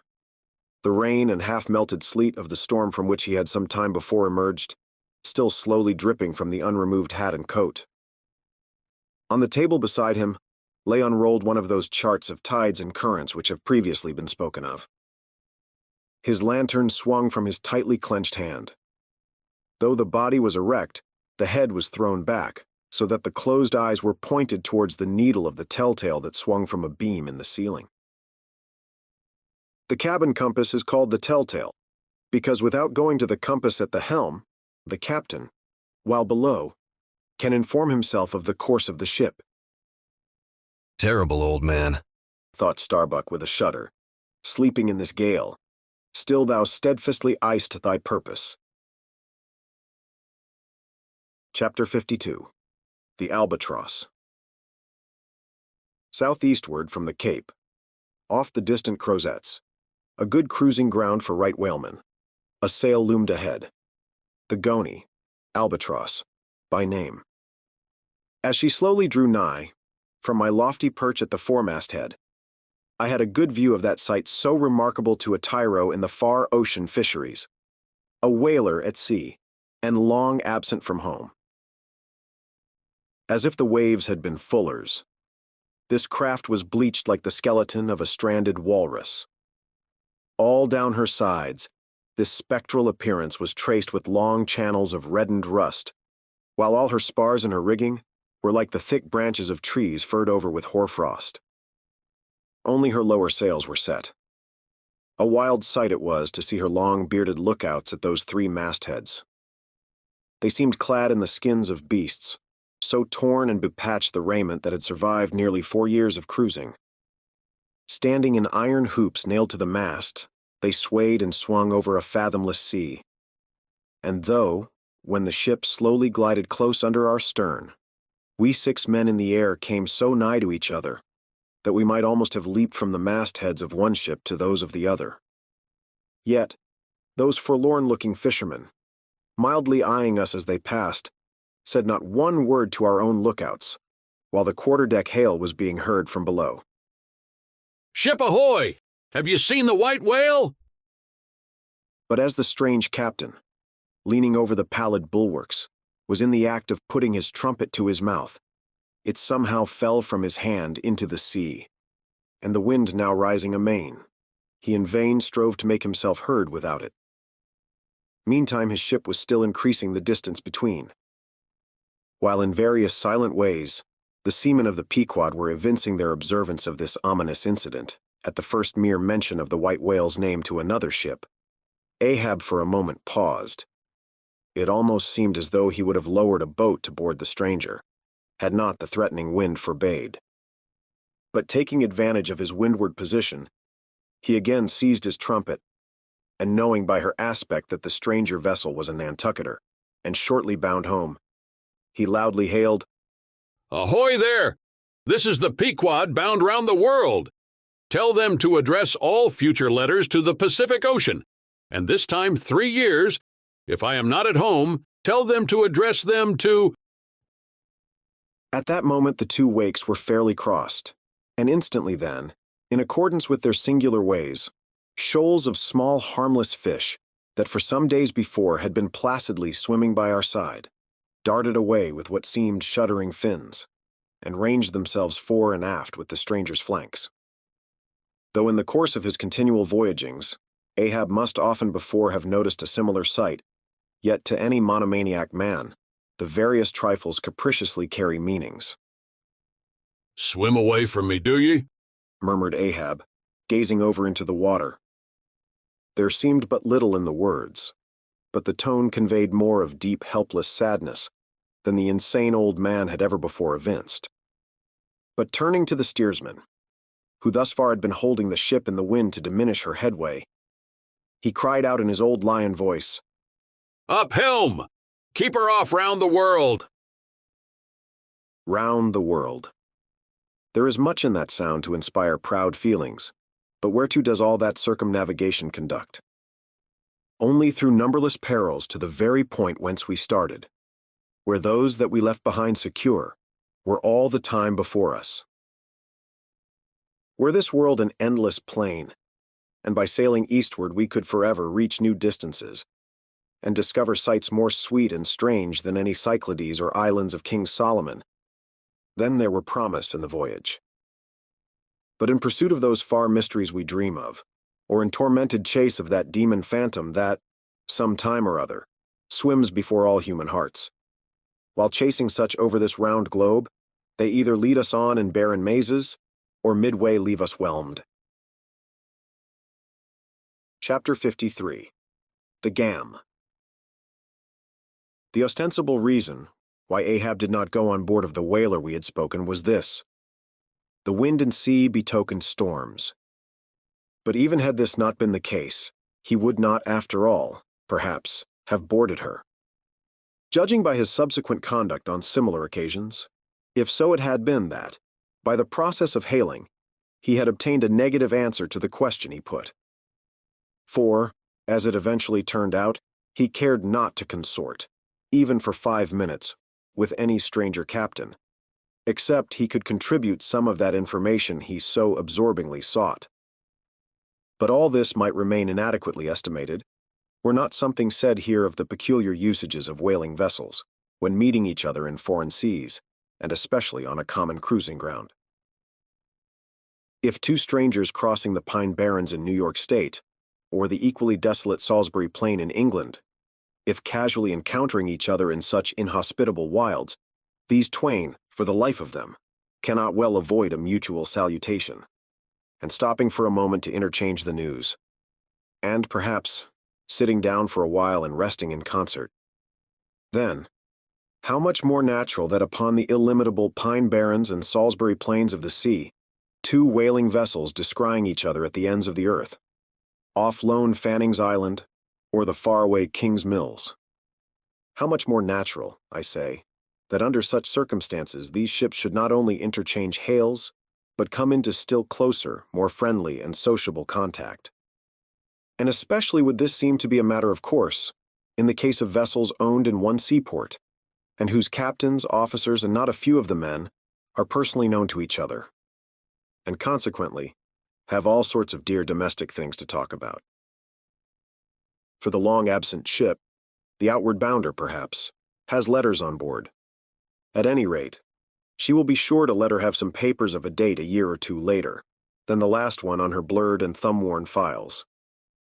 And in return for that courtesy, the outward-bound ship would receive the latest whaling intelligence from the cruising ground to which she may be destined, a thing of the utmost importance to her.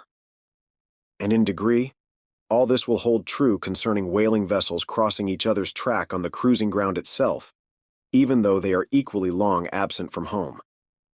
For one of them may have received a transfer of letters from some third, and now far remote vessel, and some of those letters may be for the people of the ship she now meets. Besides, they would exchange the whaling news, and have an agreeable chat. For not only would they meet with all the sympathies of sailors, but likewise with all the peculiar congenialities, arising from a common pursuit and mutually shared privations and perils. Nor would difference of country make any very essential difference, that is, so long as both parties speak one language, as is the case with Americans and English.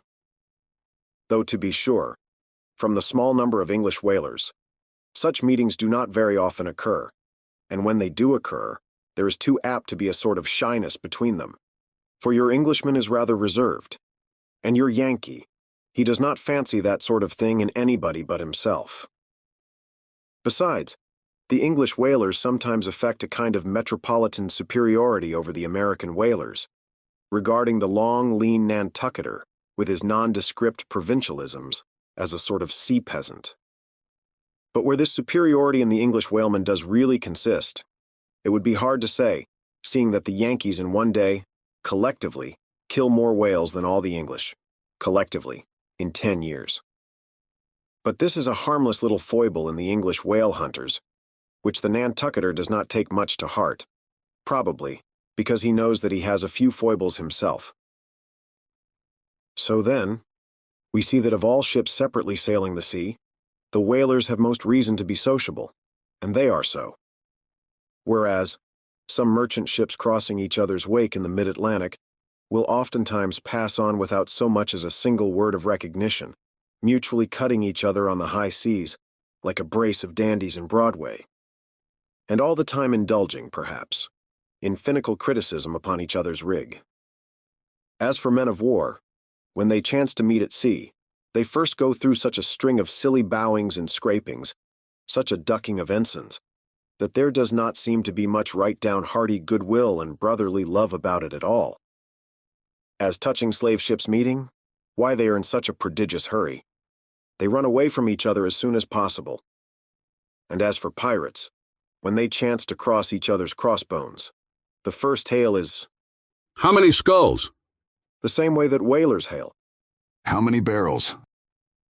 And that question once answered, pirates straightway steer apart, for they are infernal villains on both sides, and don't like to see overmuch of each other's villainous likenesses.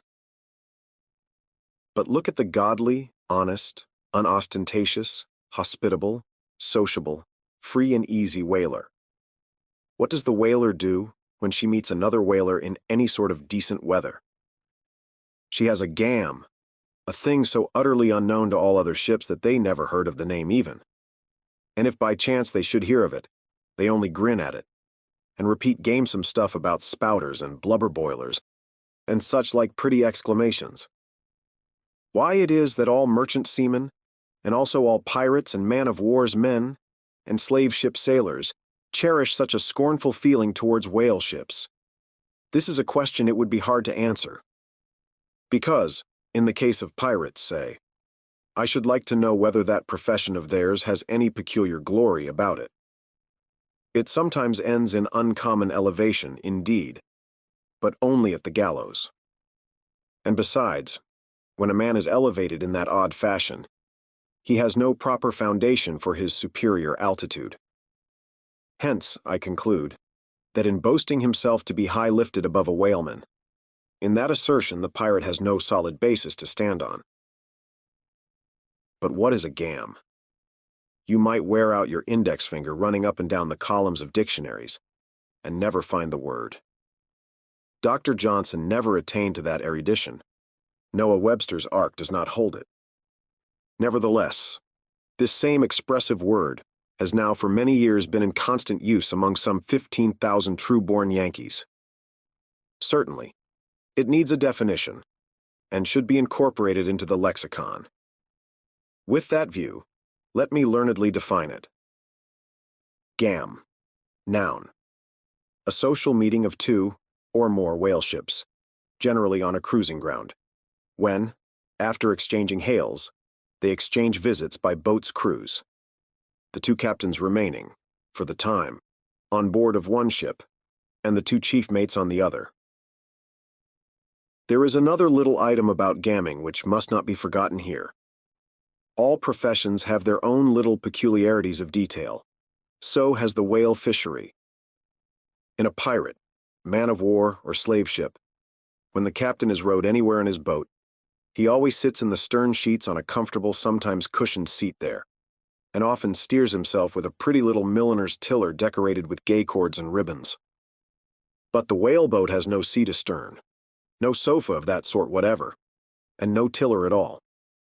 High times indeed, if whaling captains were wheeled about the water on casters like gouty old aldermen in patent chairs.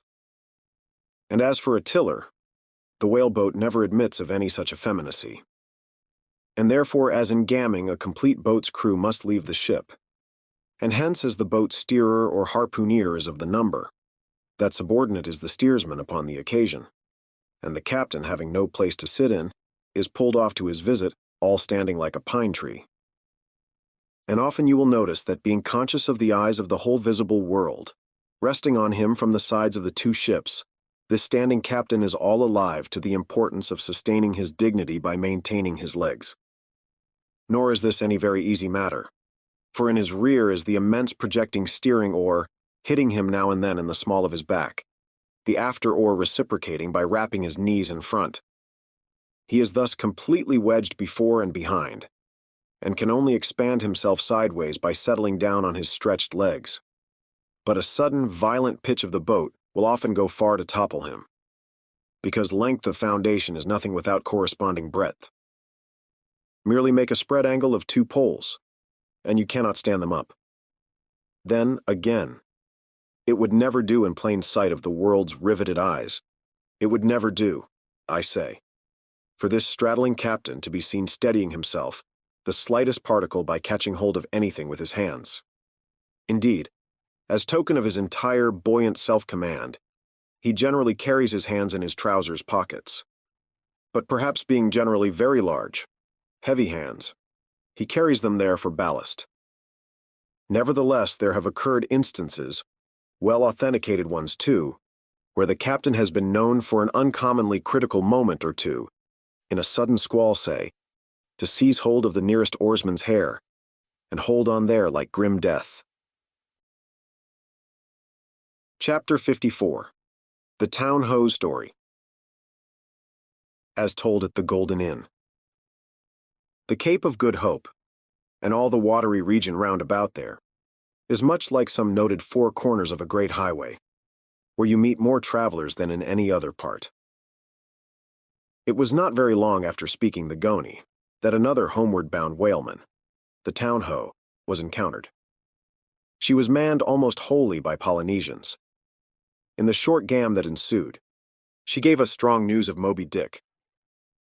To some, the general interest in the white whale was now wildly heightened by a circumstance of the Town Ho's story, which seemed obscurely to involve with the whale a certain wondrous, inverted visitation of one of those so-called judgments of God, which at times are said to overtake some men. This latter circumstance, with its own particular accompaniments, forming what may be called the secret part of the tragedy about to be narrated, never reached the ears of Captain Ahab or his mates. For that secret part of the story was unknown to the captain of the Town Ho himself. It was the private property of 3 Confederate white seamen of that ship, one of whom, it seems, communicated it to Tashtego with Romish injunctions of secrecy. But the following night Tashtego rambled in his sleep, and revealed so much of it in that way, that when he was wakened he could not well withhold the rest. Nevertheless, so potent an influence did this thing have on those seamen in the Pequod who came to the full knowledge of it, and by such a strange delicacy to call it so, were they governed in this matter, that they kept the secret among themselves so that it never transpired abaft the Pequod's mainmast. Interweaving in its proper place this darker thread with the story as publicly narrated on the ship, the whole of this strange affair I now proceed to put on lasting record. The ancient whale cry upon first sighting a whale from the masthead, still used by whalemen in hunting the famous Galapagos terrapin. For my humor's sake, I shall preserve the style in which I once narrated it at Lima, to a lounging circle of my Spanish friends, one Saint's Eve, smoking upon the thick gilt tiled piazza of the Golden Inn. Of those fine cavaliers, the young Dons, Pedro and Sebastian, were on the closer terms with me, and hence the interluding questions they occasionally put, and which are duly answered at the time. Some 2 years prior to my first learning, the events which I am about rehearsing to you, gentlemen, the Town Ho, sperm whaler of Nantucket, was cruising in your Pacific here, not very many days' sail eastward from the eaves of this good Golden Inn. She was somewhere to the northward of the line. One morning upon handling the pumps, according to daily usage, it was observed that she made more water in her hold than common. They supposed a swordfish had stabbed her, gentlemen. But the captain, having some unusual reason for believing that rare good luck awaited him in those latitudes, and therefore being very averse to quit them, and the leak not being then considered at all dangerous, though. Indeed, they could not find it after searching the hold as low down as was possible in rather heavy weather. The ship still continued her cruisings, the mariners working at the pumps at wide and easy intervals. But no good luck came. More days went by, and not only was the leak yet undiscovered, but it sensibly increased. So much so that now, taking some alarm, the captain, making all sail, stood away for the nearest harbor among the islands, there to have his hull hove out and repaired. Though no small passage was before her yet, if the commonest chance favored, he did not at all fear that his ship would founder by the way, because his pumps were of the best, and being periodically relieved at them, those 36 men of his could easily keep the ship free. Never mind if the leak should double on her. In truth, well nigh the whole of this passage being attended by very prosperous breezes, the town-ho had all but certainly arrived in perfect safety at her port, without the occurrence of the least fatality, had it not been for the brutal overbearing of Radney, the mate, of Vineyarder, and the bitterly provoked vengeance of Steelkilt, a lakeman and desperado from Buffalo. Lakeman, Buffalo. Pray, what is a lakeman, and where is Buffalo? Said Don Sebastian, rising in his swinging mat of grass. On the eastern shore of our Lake Erie, Don. But I crave your courtesy. May be, you shall soon hear further of all that. Now, gentlemen, in square-sail brigs and three-masted ships, well nigh as large and stout as any that ever sailed out of your old caloud of far Manila. This lakeman, in the landlocked heart of our America, had yet been nurtured by all those agrarian, freebooting impressions popularly connected with the open ocean. For in their interflowing aggregate, those grand freshwater seas of ours, Erie, and Ontario, and Huron, and Superior and Michigan, possess an ocean-like expansiveness, with many of the ocean's noblest traits, with many of its rimmed varieties of races and of climes. They contain around archipelagos of romantic isles, even as the Polynesian waters do. In large part, are shored by two great contrasting nations as the Atlantic is. They furnish long maritime approaches to our numerous territorial colonies from the east, dotted all round their banks. Here and there are frowned upon by batteries and by the goat-like craggy guns of lofty Mackinac. They have heard the fleet thunderings of naval victories. At intervals, they yield their beaches to wild barbarians, whose red-painted faces flash from out their peltry wigwams. For leagues and leagues are flanked by ancient and unentered forests, where the gaunt pines stand like serried lines of kings in Gothic genealogies. Those same woods harboring wild Afric beasts of prey, and silken creatures whose exported furs give robes to Tartar emperors.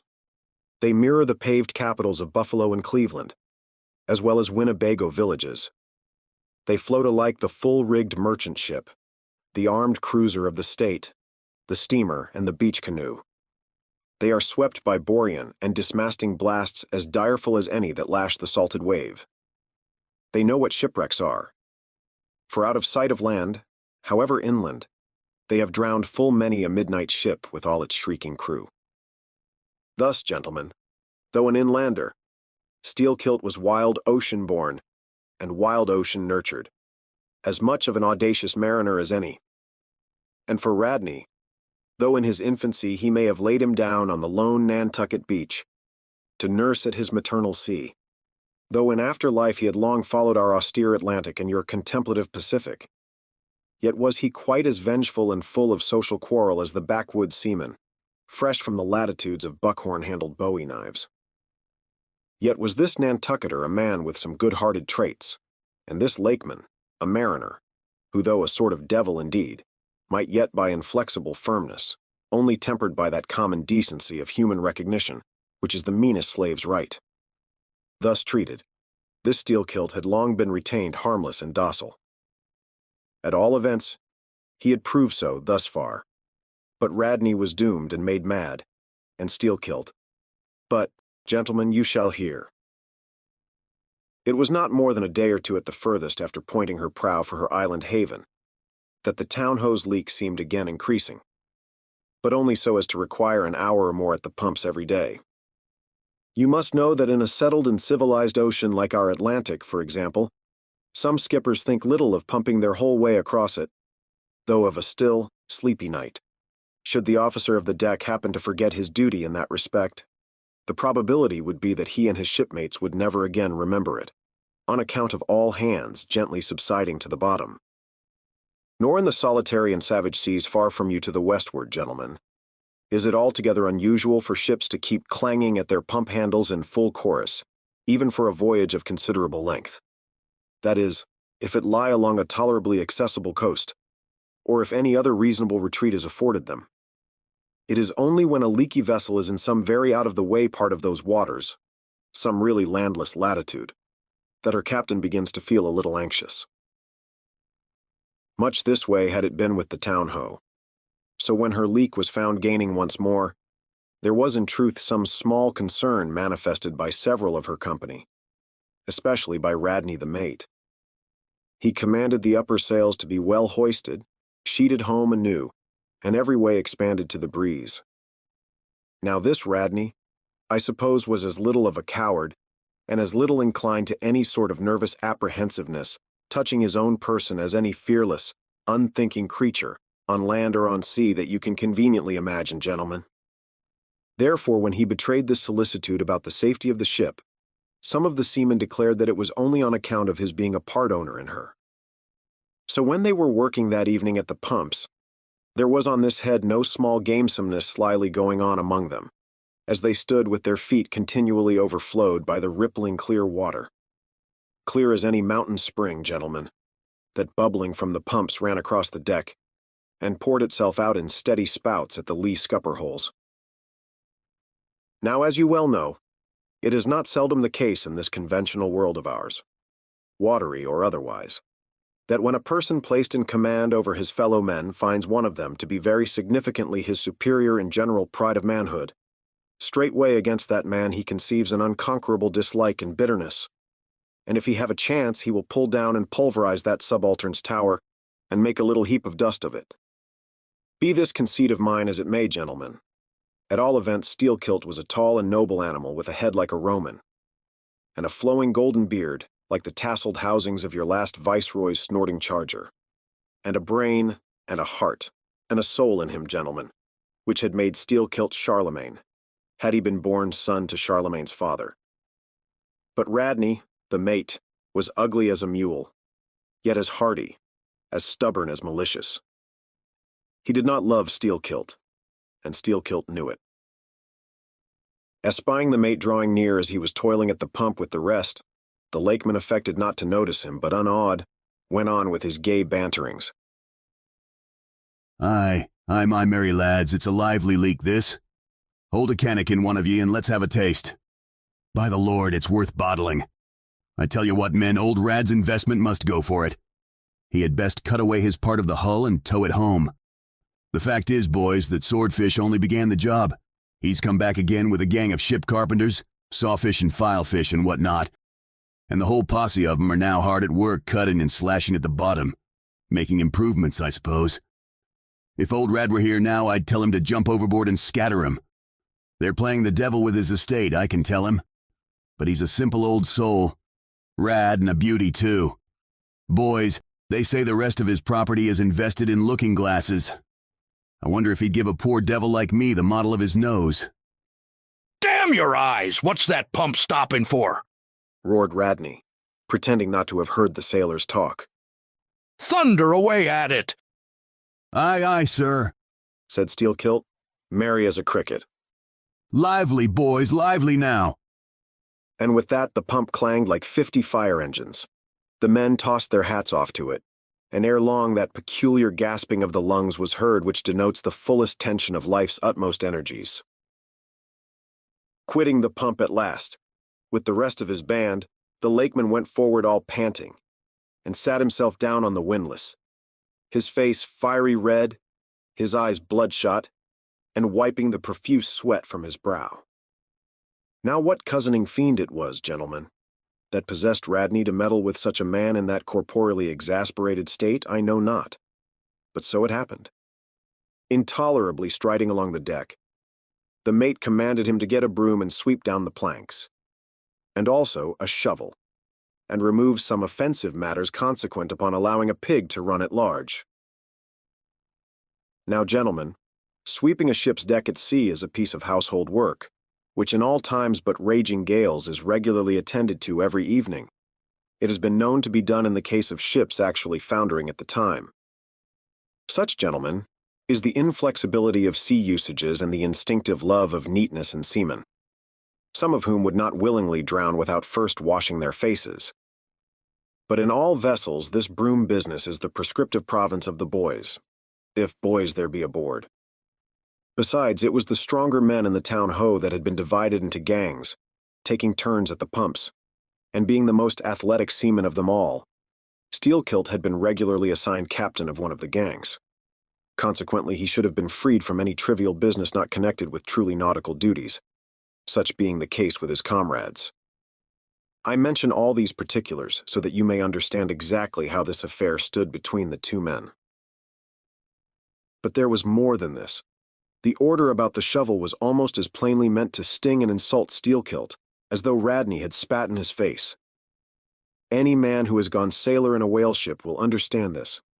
And all this, and doubtless much more, the lakeman fully comprehended when the mate uttered his command. But as he sat still for a moment, and as he steadfastly looked into the mate's malignant eye, and perceived the stacks of powder casks heaped up in him, and the slow match silently burning along towards them, as he instinctively saw all this, that strange forbearance and unwillingness to stir up the deeper passionateness in any already ireful being, a repugnance most felt, when felt at all, by really valiant men even when aggrieved. This nameless phantom feeling, gentlemen, stole over Steelkilt. Therefore, in his ordinary tone, only a little broken by the bodily exhaustion he was temporarily in, he answered him, saying that sweeping the deck was not his business, and he would not do it. And then, without at all alluding to the shovel, he pointed to 3 lads as the customary sweepers, who, not being billeted at the pumps, had done little or nothing all day. To this Radney replied with an oath, in a most domineering and outrageous manner, unconditionally reiterating his command. Meanwhile advancing upon the still-seated lakeman, with an uplifted cooper's club hammer which he had snatched from a cask nearby. Heated and irritated as he was by his spasmodic toil at the pumps, for all his first nameless feeling of forbearance, the sweating Steelkilt could but ill brook this bearing in the mate, but somehow still smothering the conflagration within him. Without speaking, he remained doggedly rooted to his seat, till at last the incensed Radney shook the hammer within a few inches of his face, furiously commanding him to do his bidding. Steelkilt rose, and slowly retreating round the windlass, steadily followed by the mate with his menacing hammer, deliberately repeated his intention not to obey.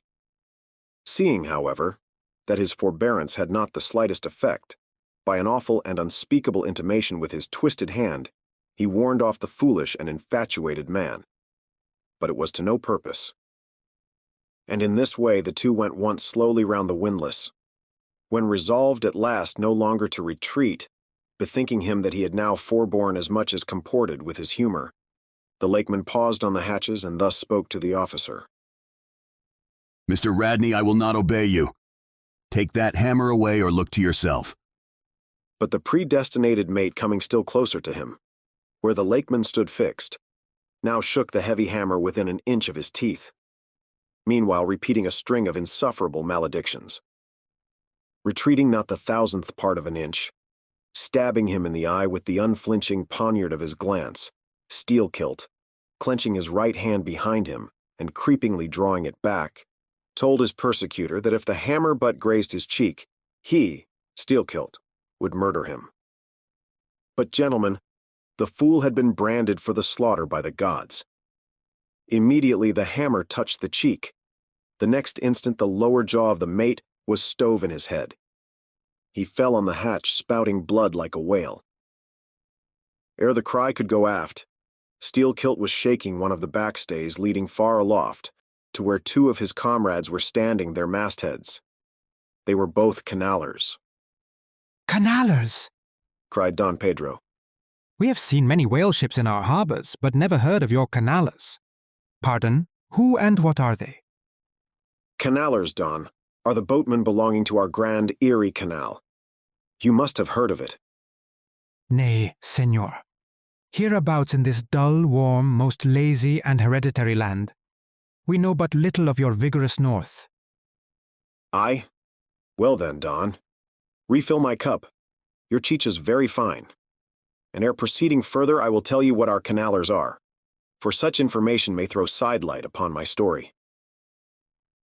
For 360 miles, gentlemen, through the entire breadth of the state of New York, through numerous populous cities and most thriving villages, through long, dismal, uninhabited swamps, and affluent, cultivated fields, unrivaled for fertility, by billiard room and bar room, through the holy of holies of great forests, on Roman arches over Indian rivers, through sun and shade, by happy hearts or broken, through all the wide contrasting scenery of those noble Mohawk counties, and especially by rows of snow-white chapels, whose spires stand almost like milestones, flows one continual stream of Venetianly corrupt and often lawless life. There's your true Ashanti, gentlemen. There howl your pagans. Where you ever find them, next door to you, under the long-flung shadow and the snug patronizing lee of churches. For by some curious fatality, as it is often noted of your metropolitan freebooters, that they ever encamp around the halls of justice, so sinners, gentlemen, most abound in holiest vicinities. Is that a friar passing? Said Don Pedro, looking downwards into the crowded plaza with humorous concern. Well, for our northern friend, Dame Isabella's Inquisition wanes in Lima, laughed Don Sebastian. Proceed, senor. A moment. Pardon, cried another of the company. In the name of all us Limis, I but desire to express to you, Sir Sailor, that we have by no means overlooked your delicacy in not substituting present Lima for distant Venice in your corrupt comparison. Oh, do not bow and look surprised. You know the proverb all along this coast, corrupt as Lima. It but bears out your saying too. Churches more plentiful than billiard tables and forever open and corrupt as Lima. So too Venice. I have been there. The holy city of the blessed evangelist St. Mark. St. Dominic, purge it. Your cup. Thanks. Here I refill. Now, you pour out again. Freely depicted in his own vocation, gentlemen, the canaler would make a fine dramatic hero, so abundantly and picturesquely wicked is he. Like Mark Antony, for days and days along his green-turfed, flowery Nile, he indolently floats, openly toying with his red-cheeked Cleopatra, ripening his apricot thigh upon the sunny deck. But ashore all this effeminacy is dashed. The brigandish guise which the canaler so proudly sports, his slouched and gaily ribboned hat betoken his grand features, a terror to the smiling innocence of the villages through which he floats. His swart visage and bold swagger are not unshunned in cities. Once a vagabond on his own canal, I have received good turns from one of these canalers. I thank him heartily, would fain be not ungrateful, but it is often one of the prime redeeming qualities of your man of violence, that at times he has as stiff an arm to back a poor stranger in a strait as to plunder a wealthy one. In some, gentlemen, what the wildness of this canal life is emphatically evinced by this, that our wild whale fishery contains so many of its most finished graduates, and that scarce any race of mankind, except Sydney men, are so much distrusted by our whaling captains. Nor does it at all diminish the curiousness of this matter, that to many thousands of our rural boys and young men born along its line, the probationary life of the Grand Canal furnishes the sole transition between quietly reaping in a Christian cornfield and recklessly plowing the waters of the most barbaric seas. I see, impetuously exclaimed Don Pedro, spilling his chicha upon his silvery ruffles. No need to travel. The world's one Lima. I had thought now that at your temperate north the generations were cold and holy as the hills. But the story... I left off, gentlemen, where the lakeman shook the backstay. Hardly had he done so when he was surrounded by the 3 junior mates and the 4 harpooneers, who all crowded him to the deck. But sliding down the ropes like baleful comets, the 2 canalers rushed into the uproar and sought to drag their man out of it towards the forecastle. Others of the sailors joined with them in this attempt, and a twisted turmoil ensued. While standing out of harm's way, the valiant captain danced up and down with a whale pike, calling upon his officers to manhandle that atrocious scoundrel, and smoke him along to the quarterdeck. At intervals, he ran close up to the revolving border of the confusion, and prying into the heart of it with his pike, sought to prick out the object of his resentment. But Steelkilt and his desperadoes were too much for them all.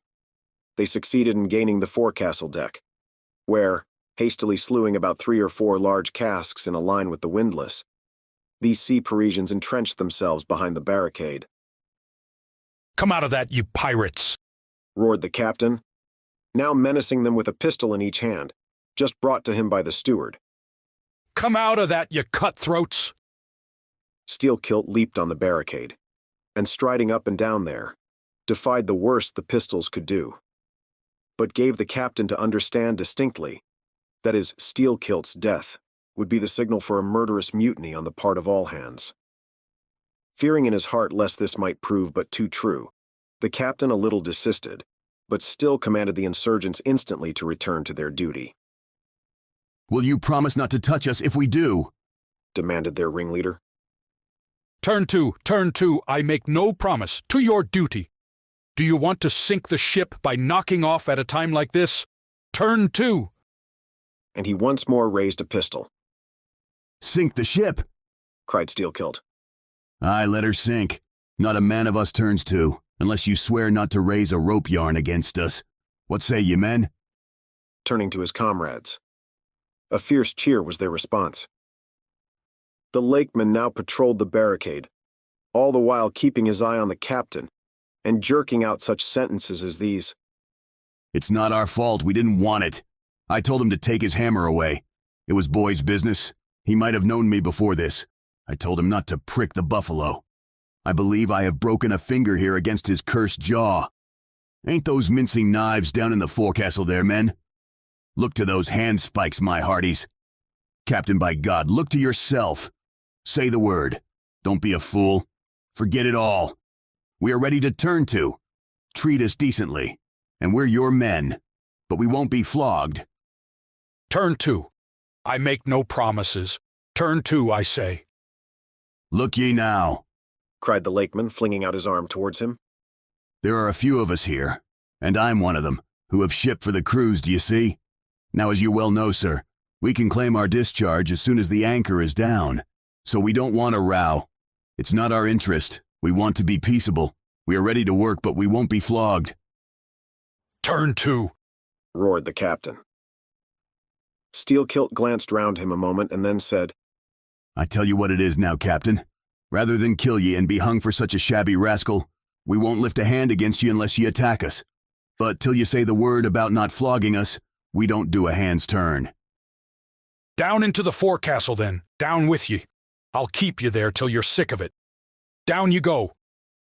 "Shall we?" cried the ringleader to his men.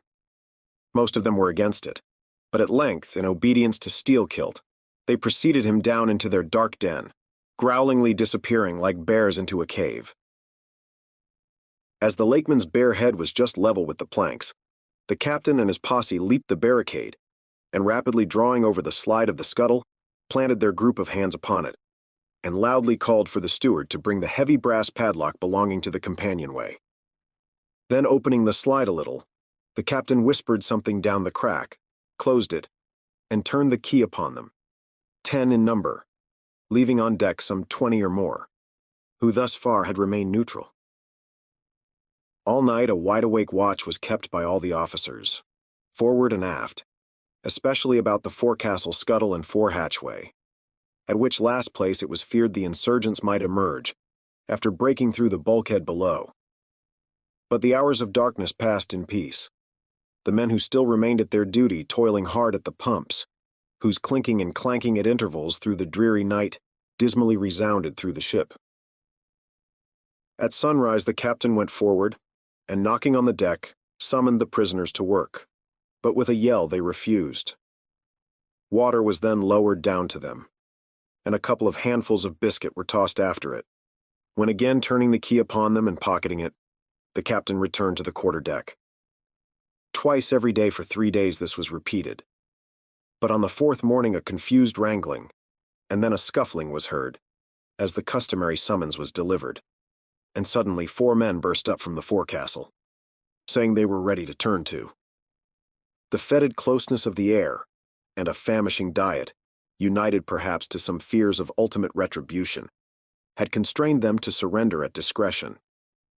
Emboldened by this, the captain reiterated his demand to the rest, but Steelkilt shouted up to him a terrific hint to stop his babbling and betake himself where he belonged. On the 5th morning, 3 others of the mutineers bolted up into the air, from the desperate arms below that sought to restrain them. Only 3 were left. Better turn to now, said the captain with a heartless jeer. Shut us up again, will ye? Cried Steelkilt. Oh, certainly, said the captain, and the key clicked. It was at this point, gentlemen, that enraged by the defection of 7 of his former associates, and stung by the mocking voice that had last hailed him, and maddened by his long entombment in a place as black as the bowels of despair, it was then that Steelkilt proposed to the 2 Canallers, thus far apparently of one mind with him, to burst out of their hole at the next summoning of the garrison, and armed with their keen-mincing knives, long crescentic, heavy implements with a handle at each end, run amuck from the bowsprit to the taffrail, and if by any devilishness of desperation possible, seize the ship. For himself, he would do this, he said, whether they joined him or not. That was the last night he should spend in that den. But the scheme met with no opposition on the part of the other 2. They swore they were ready for that, or for any other mad thing, for anything in short but a surrender. And what was more, they each insisted upon being the first man on deck, when the time to make the rush should come. But to this their leader as fiercely objected, reserving that priority for himself, particularly as his 2 comrades would not yield, the one to the other in the matter, and both of them could not be first, for the latter would but admit one man at a time. And here, gentlemen, the foul play of these miscreants must come out. Upon hearing the frantic project of their leader, each in his own separate soul had suddenly lighted, it would seem, upon the same piece of treachery, namely, to be foremost in breaking out, in order to be the first of the 3, though the last of the 10 to surrender, and thereby secure whatever small chance of pardon such conduct might merit. But when Steelkilt made known his determination still to lead them to the last, they in some way, by some subtle chemistry of villainy, mixed their before secret treacheries together, and when their leader fell into a doze, verbally opened their souls to each other in 3 sentences, and bound the sleeper with cords, and gagged him with cords, and shrieked out for the captain at midnight. Thinking murder at hand, and smelling in the dark for the blood, he and all his armed mates and harpooneers rushed for the forecastle. In a few minutes the scuttle was opened, and bound hand and foot, the still struggling ringleader was shoved up into the air by his perfidious allies, who at once claimed the honor of securing a man who had been fully ripe for murder. But all these were collared, and dragged along the deck like dead cattle, and side by side were seized up into the mizzen rigging, like 3 quarters of meat, and there they hung till morning. Damn ye, cried the captain, pacing to and fro before them. The vultures would not touch ye, ye villains. At sunrise he summoned all hands, and separating those who had rebelled from those who had taken no part in the mutiny, he told the former that he had a good mind to flog them all round. Thought, upon the whole, he would do so. He ought to. Justice demanded it. But for the present, considering their timely surrender, he would let them go with a reprimand, which he accordingly administered in the vernacular. But as for you, ye carrion rogues, turning to the 3 men in the rigging, for you, I mean to mince ye up for the trypots. And seizing a rope, he applied it with all his might to the backs of the 2 traitors, till they yelled no more, but lifelessly hung their heads sideways, as the 2 crucified thieves are drawn. My wrist is sprained with ye, he cried at last. But there is still rope enough left for you, my fine bantam. That wouldn't give up. Take that gag from his mouth, and let us hear what he can say for himself. For a moment the exhausted mutineer made a tremulous motion of his cramped jaws, and then painfully twisting round his head, said in a sort of hiss, What I say is this, and mind it well. If you flog me, I murder you. Say ye so. Then see how you frighten me. And the captain drew off with the rope to strike. Best not, hissed the lakeman. But I must. And the rope was once more drawn back for the stroke. Steelkilt here hissed out something, inaudible to all but the captain, who, to the amazement of all hands, started back, paced the deck rapidly 2 or 3 times, and then suddenly throwing down his rope said, "I won't do it. Let him go. Cut him down, do you hear?" But as the junior mates were hurrying to execute the order, a pale man with a bandaged head arrested them, Radney, the chief mate. Ever since the blow, he had lain in his berth, but that morning, hearing the tumult on the deck, he had crept out, and thus far had watched the whole scene. Such was the state of his mouth, that he could hardly speak, but mumbling something about his being willing and able to do what the captain dared not attempt, he snatched the rope and advanced to his pinioned foe. "You are a coward," hissed the lakeman. "So I am, but take that." The mate was in the very act of striking, when another hiss stayed his uplifted arm. He paused, and then pausing no more, made good his word, spite of Steelkilt's threat, whatever that might have been. The 3 men were then cut down, all hands were turned to, and sullenly worked by the moody seamen, the iron pumps clanged as before. Just after dark that day, when one watch had retired below, a clamor was heard in the forecastle, and the 2 trembling traitors running up, besieged the cabin door, saying they durst not consort with the crew. Entreaties, cuffs, and kicks could not drive them back, so at their own instance they were put down in the ship's run for salvation. Still, no sign of mutiny reappeared among the rest. On the contrary, it seemed that mainly at Steelkilt's instigation, they had resolved to maintain the strictest peacefulness, obey all orders to the last, and, when the ship reached port, desert her in a body. But in order to ensure the speediest end to the voyage, they all agreed to another thing, namely, not to sing out for whales, in case any should be discovered. For spite of her leak, and spite of all her other perils, the town-ho still maintained her mastheads, and her captain was just as willing to lower for a fish that moment as on the day his craft first struck the cruising ground, and Radney the mate was quite as ready to change his berth for a boat, and with his bandaged mouth seek to gag in death the vital jaw of the whale. But though the lakeman had induced the seamen to adopt this sort of passiveness in their conduct, he kept his own counsel, at least till all was over, concerning his own proper and private revenge, upon the man who had stung him in the ventricles of his heart. He was in Radney the chief mate's watch, and as if the infatuated man sought to run more than halfway to meet his doom, after the scene at the rigging, he insisted, against the express counsel of the captain, upon resuming the head of his watch at night. Upon this and 1 or 2 other circumstances, Steelkilt systematically built the plan of his revenge. During the night, Radney had an unseamanlike way of sitting on the bulwarks of the quarterdeck, and leaning his arm upon the gunwale of the boat which was hoisted up there, a little above the ship's side. In this attitude, it was well known, he sometimes dozed. There was a considerable vacancy between the boat and the ship, and down between this was the sea. Steelkilt calculated his time, and found that his next trick at the helm would come round at 2 o'clock, in the morning of the 3rd day from that in which he had been betrayed. At his leisure, he employed the interval in braiding something very carefully in his watches below. "What are you making there?" said a shipmate. "What do you think? What does it look like?" "Like a lanyard for your bag, but it's an odd one, seems to me." "Yes, rather oddish," said the lakeman, holding it at arm's length before him.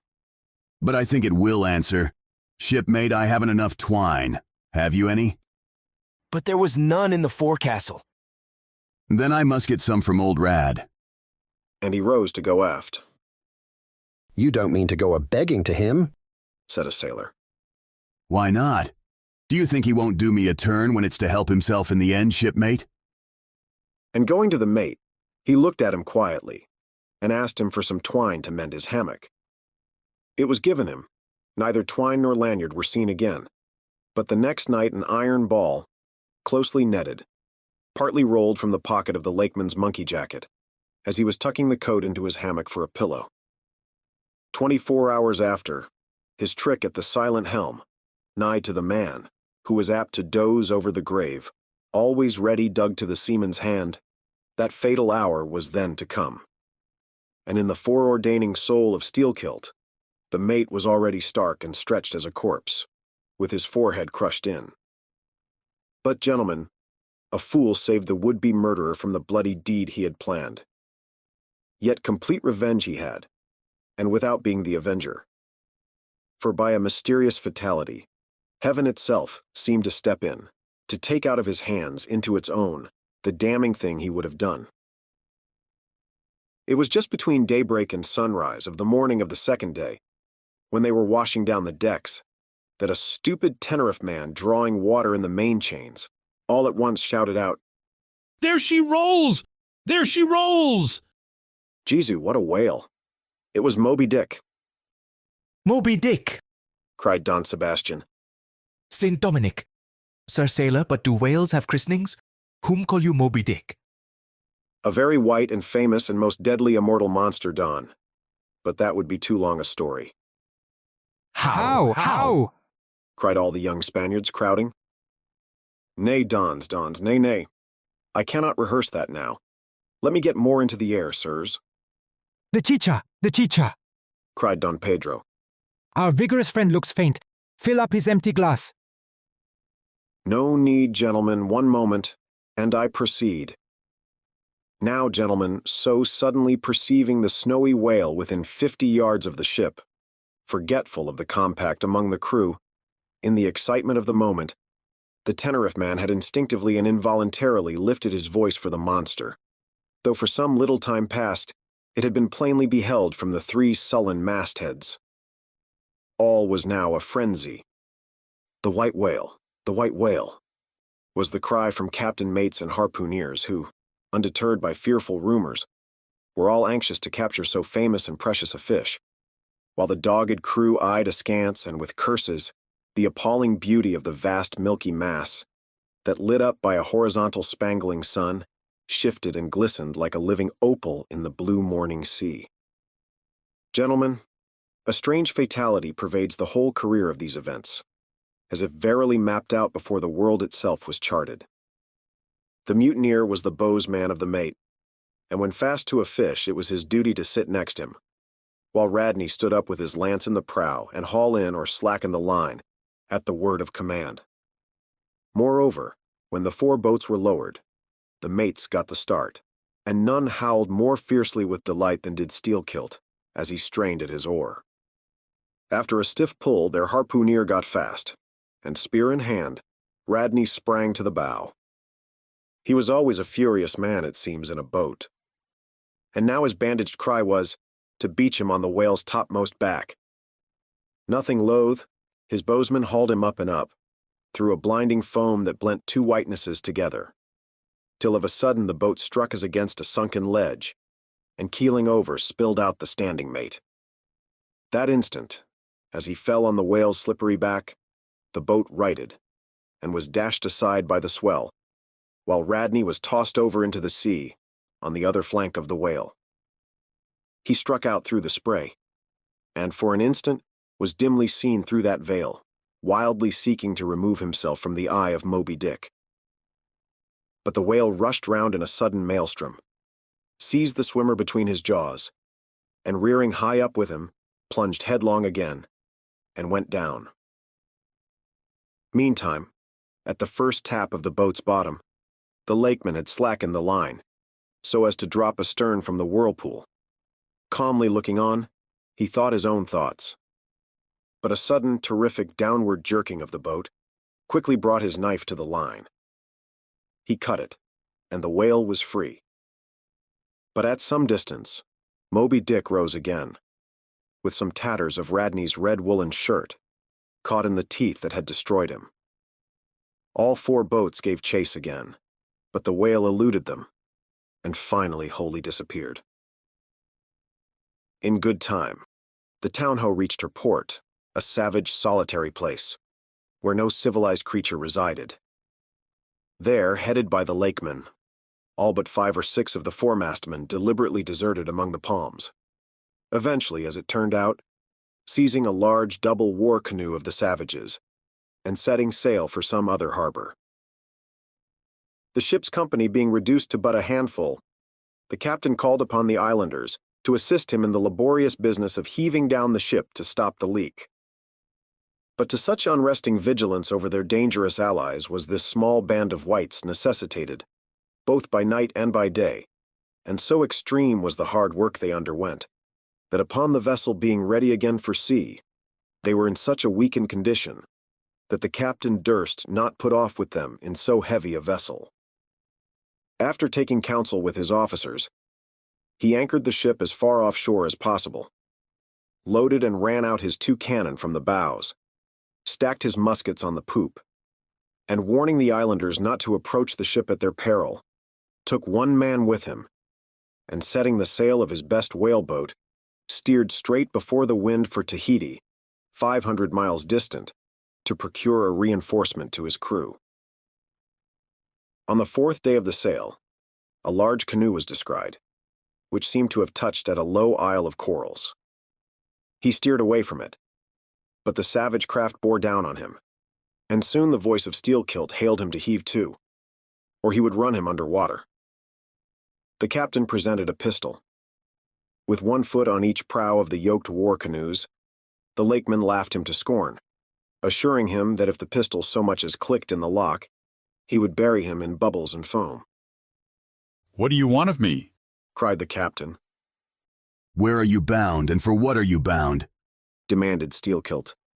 "No lies." "I am bound to Tahiti for more men." "Very good. Let me board you a moment. I come in peace." With that, he leaped from the canoe, swam to the boat, and climbing the gunwale stood face to face with the captain. "Cross your arms, sir. Throw back your head. Now repeat after me.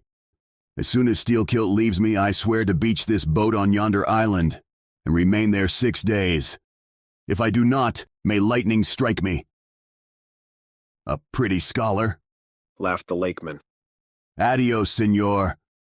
And leaping into the sea, he swam back to his comrades. Watching the boat till it was fairly beached, and drawn up to the roots of the cocoa-nut trees, Steelkilt made sail again, and in due time arrived at Tahiti, his own place of destination. There luck befriended him. 2 ships were about to sail for France, and were providentially in want of precisely that number of men which the sailor headed. They embarked, and so forever got the start of their former captain, had he been at all minded to work them legal retribution. Some 10 days after the French ship sailed, the whaleboat arrived, and the captain was forced to enlist some of the more civilized Tahitians, who had been somewhat used to the sea. Chartering a small native schooner, he returned with them to his vessel, and finding all right there, again resumed his cruisings. Where Steelkilt now is, gentlemen, none know, but upon the island of Nantucket, the widow of Radney still turns to the sea which refuses to give up its dead, still in dreams sees the awful white whale that destroyed him. "Are you through?" said Don Sebastian quietly. "I am, Don." "Then I entreat you, tell me if to the best of your own convictions, this your story is in substance really true? It is so passing wonderful. Did you get it from an unquestionable source? Bear with me if I seem to press." Also bear with all of us, Sir Sailor, for we all join in Don Sebastian's suit, cried the company, with exceeding interest. "Is there a copy of the Holy Evangelists in the Golden Inn, gentlemen?" "Nay," said Don Sebastian. "but I know a worthy priest nearby who will quickly procure one for me. I go for it, but are you well advised? This may grow too serious." "Will you be so good as to bring the priest also, Don?" "Though there are no auto da fe in Lima now," said one of the company to another, "I fear our sailor friend runs risk of the archiepiscopacy. Let us withdraw more out of the moonlight. I see no need of this." "Excuse me for running after you, Don Sebastian, but may I also beg that you will be particular in procuring the largest-sized evangelist you can?" "This is the priest. He brings you the evangelists," said Don Sebastian gravely, returning with a tall and solemn figure. "Let me remove my hat. Now, venerable priest, further into the light, and hold the holy book before me that I may touch it. So help me heaven, And on my honor, the story I have told ye, gentlemen, is in substance, and its great items, true. I know it to be true. It happened on this ball. I trod the ship. I knew the crew. I have seen and talked with Steelkilt since the death of Radney. Chapter 55 of the Monstrous Pictures of Whales. I shall ere long paint to you, as well as one can without canvas, something like the true form of the whale, as he actually appears to the eye of the whaleman, when in his own absolute body the whale is moored alongside the whale ship, so that he can be fairly stepped upon there. It may be worthwhile, therefore, previously to advert to those curious imaginary portraits of him, which even down to the present day confidently challenge the faith of the landsman. It is time to set the world right in this matter, by proving such pictures of the whale all wrong. It may be that the primal source of all those pictorial delusions will be found among the oldest Hindu, Egyptian, and Grecian sculptures. For ever since those inventive but unscrupulous times when on the marble panelings of temples, the pedestals of statues, and on shields, medallions, cups, and coins, the dolphin was drawn in scales of chain armor like Saladin's, and a helmeted head like St. George's. Ever since then has something of the same sort of license prevailed, not only in most popular pictures of the whale, but in many scientific presentations of him. Now, by all odds, the most ancient extant portrait anyways purporting to be the whale's is to be found in the famous cavern pagoda of Elephanta in India. The Brahmins maintain that in the almost endless sculptures of that immemorial pagoda, all the trades and pursuits, every conceivable avocation of man, were prefigured ages before any of them actually came into being. No wonder, then, that in some sort our noble profession of whaling should have been there shadowed forth.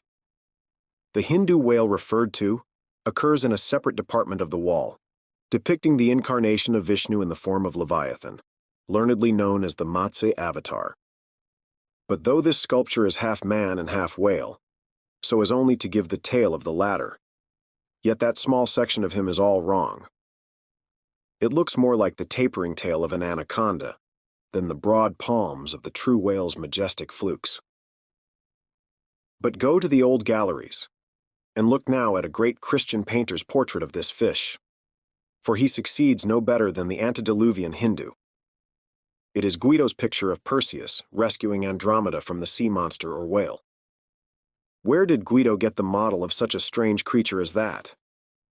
Nor does Hogarth, in painting the same scene in his own, Perseus descending, make out one whit better. The huge corpulence of that Hogarthian monster undulates on the surface, scarcely drawing 1 inch of water. It has a sort of howdah on its back, and its distended tusked mouth into which the billows are rolling might be taken for the Trader's Gate leading from the Thames by water into the Tower. Then there are the prodromus whales of Old Scotch Sibbald and Jonah's whale, as depicted in the prints of old Bibles and the cuts of old primers. What shall be said of these? As for the bookbinder's whale, winding like a vine stalk round the stalk of a descending anchor, as stamped and gilded on the backs and title pages of many books both old and new. That is a very picturesque but purely fabulous creature, imitated, I take it, from the like figures on antique vases. Though universally denominated a dolphin, I nevertheless call this bookbinder's fish an attempt at a whale, because it was so intended when the device was first introduced. It was introduced by an old Italian publisher somewhere about the 15th century, during the revival of learning, and in those days, and even down to a comparatively late period, dolphins were popularly supposed to be a species of the Leviathan. In the vignettes and other embellishments of some ancient books, you will at times meet with very curious touches at the whale, where all manner of spouts, jet d'eau, hot springs and cold, Saratoga and Baden-Baden, come bubbling up from his unexhausted brain. In the title page of the original edition of the Advancement of Learning, you will find some curious whales. But quitting all these unprofessional attempts, let us glance at those pictures of Leviathan purporting to be sober, scientific delineations by those who know. In old Harris's collection of voyages, there are some plates of whales extracted from a Dutch book of voyages, A.D. 1671, entitled A Whaling Voyage to Spitzbergen, in the ship Jonas and the Whale, Peter Peterson of Friesland, master.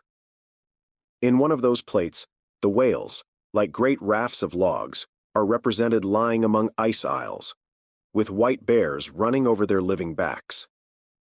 In another plate, the prodigious blunder is made of representing the whale with perpendicular flukes. Then again, there is an imposing quarto, written by one Captain Colnett, a post-captain in the English Navy, entitled A Voyage Round Cape Horn into the South Seas, for the purpose of extending the spermaceti whale fisheries. In this book is an outline purporting to be a picture of a physeter, or spermaceti whale, drawn by scale from one killed on the coast of Mexico, August 1793, and hoisted on deck. I doubt not the captain had this voracious picture taken for the benefit of his marines.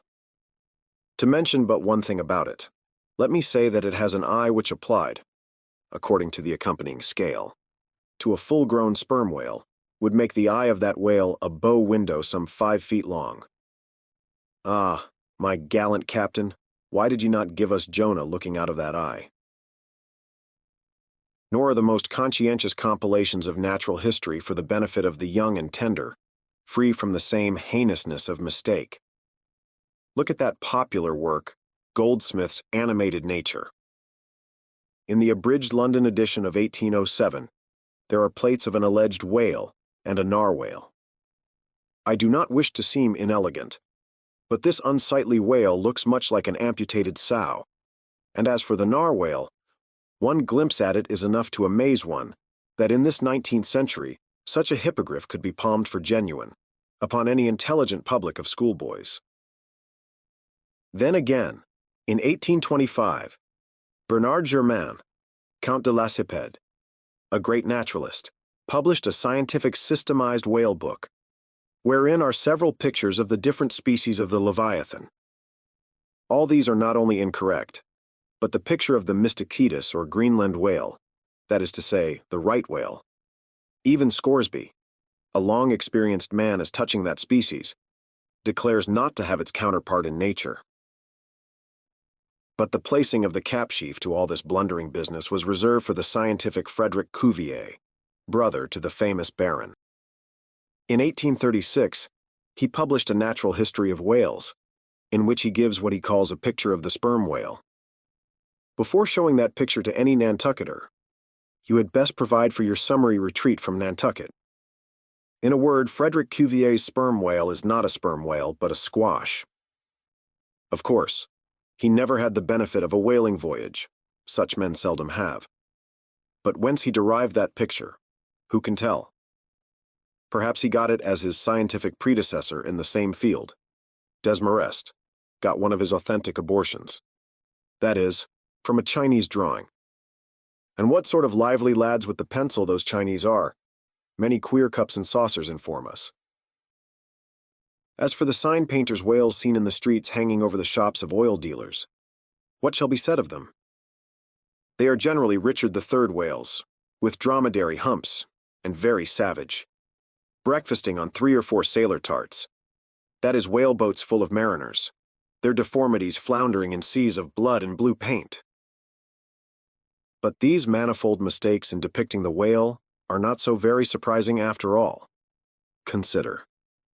Most of the scientific drawings have been taken from the stranded fish, and these are about as correct as a drawing of a wrecked ship, with broken back, would correctly represent the noble animal itself in all its undashed pride of hull and spars. Though elephants have stood for their full lengths, the living Leviathan has never yet fairly floated himself for his portrait. The living whale, in his full majesty and significance, is only to be seen at sea in unfathomable waters, and afloat the vast bulk of him is out of sight, like a launched line of battle ship. And out of that element, it is a thing eternally impossible for mortal man to hoist him bodily into the air, so as to preserve all his mighty swells and undulations. And not to speak of the highly presumable difference of contour between a young sucking whale and a full-grown Platonian Leviathan. Yet, even in the case of one of those young sucking whales hoisted to a ship's deck, such as then the outlandish eel-like limbered varying shape of him, that his precise expression the devil himself could not catch. But it may be fancied that from the naked skeleton of the stranded whale, accurate hints may be derived touching his true form. Not at all. For it is one of the more curious things about this Leviathan that his skeleton gives very little idea of his general shape. Though Jeremy Bentham's skeleton, which hangs for candelabra in the library of one of his executors, correctly conveys the idea of a burly-browed utilitarian old gentleman, with all Jeremy's other leading personal characteristics, yet nothing of this kind could be inferred from any Leviathan's articulated bones. In fact, as the great Hunter says, the mere skeleton of the whale bears the same relation to the fully invested and padded animal as the insect does to the chrysalis that so roundingly envelopes it. This peculiarity is strikingly evinced in the head, as in some part of this book will be incidentally shown. It is also very curiously displayed in the side fin, the bones of which almost exactly answer to the bones of the human hand, minus only the thumb. This fin has 4 regular bone fingers, the index, middle, ring, and little finger. But all these are permanently lodged in their fleshy covering, as the human fingers in an artificial covering. However recklessly the whale may sometimes serve us, said humorous Stubb one day, he can never be truly said to handle us without mittens. For all these reasons, then, any way you may look at it, you must needs conclude that the great Leviathan is that one creature in the world which must remain unpainted to the last. True, one portrait may hit the mark much nearer than another, but none can hit it with any very considerable degree of exactness. So there is no earthly way of finding out precisely what the whale really looks like. And the only mode in which you can derive even a tolerable idea of his living contour is by going a whaling yourself. But by so doing, you run no small risk of being eternally stove and sunk by him. Wherefore it seems to me, you had best not be too fastidious in your curiosity touching this Leviathan. Chapter 56. Of the less erroneous pictures of whales, and the true pictures of whaling scenes. In connection with the monstrous pictures of whales, I am strongly tempted here to enter upon those still more monstrous stories of them, which are to be found in certain books, both ancient and modern, especially in Pliny, Purchas, Hakluyt, Harris, Cuvier, etc. But I pass that matter by. I know of only 4 published outlines of the great sperm whale: Colnett's, Huggins's, Frederick Cuvier's, and Beale's. In the previous chapter, Colnett and Cuvier have been referred to. Huggins's is far better than theirs. But by great odds, Beale's is the best. All Beale's drawings of this whale are good, excepting the middle figure in the picture of 3 whales in various attitudes, capping his 2nd chapter. His frontispiece, boats attacking sperm whales, though no doubt calculated to excite the civil skepticism of some parlor men, is admirably correct and lifelike in its general effect. Some of the sperm whale drawings in J. Ross Brown are pretty correct in contour, but they are wretchedly engraved. That is not his fault, though. Of the right whale, the best outline pictures are in Scoresby, but they are drawn on too small a scale to convey a desirable impression. He has but one picture of whaling scenes, and this is a sad deficiency, because it is by such pictures only, when at all well done, that you can derive anything like a truthful idea of the living whale as seen by his living hunters. But taken for all in all, by far the finest, though in some details not the most correct, presentations of whales and whaling scenes to be anywhere found, are 2 large French engravings, well executed, and taken from paintings by one Garnery. Respectively, they represent attacks on the sperm and right whale. In the first engraving, a noble sperm whale is depicted in full majesty of might, just risen beneath the boat from the profundities of the ocean, and bearing high in the air upon his back the terrific wreck of the stoven planks. The prow of the boat is partially unbroken, and is drawn just balancing upon the monster's spine. And standing in that prow, For that one single incomputable flash of time, you behold an oarsman, half shrouded by the incensed boiling spout of the whale, and in the act of leaping as if from a precipice. The action of the whole thing is wonderfully good and true. The half-emptied line tub floats on the whitened sea. The wooden poles of the spilled harpoons obliquely bob in it.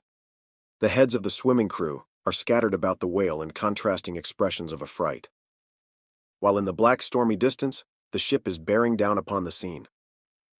Serious fault might be found with the anatomical details of this whale, but let that pass, since for the life of me, I could not draw so good a one. In the second engraving, the boat is in the act of drawing alongside the barnacled flank of a large running right whale that rolls his black weedy bulk in the sea like some mossy rockslide from the Patagonian cliffs. His jets are erect, full and black like soot, so that from so abounding a smoke in the chimney, you would think there must be a brave supper cooking in the great bowels below. Seafowls are pecking at the small crabs, shellfish, and other sea candies and macaroni, which the right whale sometimes carries on his pestilent back. And all the while the thick-lipped Leviathan is rushing through the deep, leaving tons of tumultuous white curds in his wake, and causing the slight boat to rock in the swells like a skiff caught nigh the paddle wheels of an ocean steamer. Thus the foreground is all raging commotion, but behind, in admirable artistic contrast, is the glassy level of a sea becalmed, the drooping unstarched sails of the powerless ship, and the inert mass of a dead whale, a conquered fortress, with the flag of capture lazily hanging from the whale pole inserted into his spout hole. Who Garnery the painter is, or was, I know not. But my life for it he was either practically conversant with his subject, or else marvelously tutored by some experienced whaleman. The French are the lads for painting action. Go and gaze upon all the paintings of Europe, and where will you find such a gallery of living and breathing commotion on canvas, as in that triumphal hall at Versailles, where the beholder fights his way, pell-mell, through the consecutive great battles of France, where every sword seems a flash of the northern lights, and the successive armed kings and emperors dash by, like a charge of crowned centaurs. Not wholly unworthy of a place in that gallery are these sea battle pieces of Garnery. The natural aptitude of the French for seizing the picturesqueness of things seems to be peculiarly evinced in what paintings and engravings they have of their whaling scenes. With not 1/10 of England's experience in the fishery, and not the 1,000th part of that of the Americans, they have nevertheless furnished both nations with the only finished sketches at all capable of conveying the real spirit of the whale hunt. For the most part, the English and American whale draftsmen seem entirely content with presenting the mechanical outline of things, such as the vacant profile of the whale, which, so far as picturesqueness of effect is concerned, is about tantamount to sketching the profile of a pyramid. Even Scoresby, the justly renowned right whaleman, after giving us a stiff full length of the Greenland whale, and 3 or 4 delicate miniatures of narwhales and porpoises, treats us to a series of classical engravings of boat-hooks, chopping knives, and grapnels, and with the microscopic diligence of a Leeuwenhoek, submits to the inspection of a shivering world 96 facsimiles of magnified Arctic snow crystals. I mean no disparagement to the excellent voyager. I honor him for a veteran. But in so important a matter, it was certainly an oversight not to have procured for every crystal a sworn affidavit taken before a Greenland justice of the peace. In addition to those fine engravings from Garnery, there are 2 other French engravings worthy of note, by someone who subscribes himself H. Durand. One of them, though not precisely adapted to our present purpose, nevertheless deserves mention on other accounts. It is a quiet noon scene among the isles of the Pacific.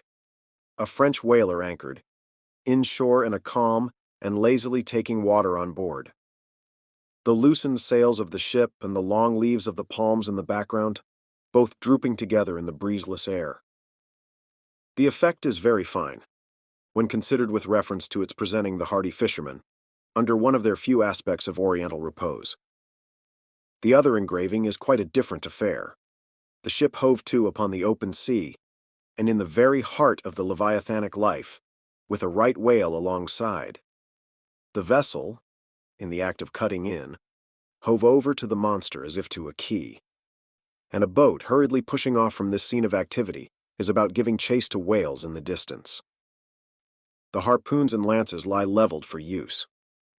3 oarsmen are just setting the mast in its hole, while from a sudden roll of the sea, the little craft stands half erect out of the water, like a rearing horse. From the ship, the smoke of the torments of the boiling whale is going up, like the smoke over a village of smithies. And to windward, a black cloud rising up with earnest of squalls and rains seems to quicken the activity of the excited seamen. Chapter 57.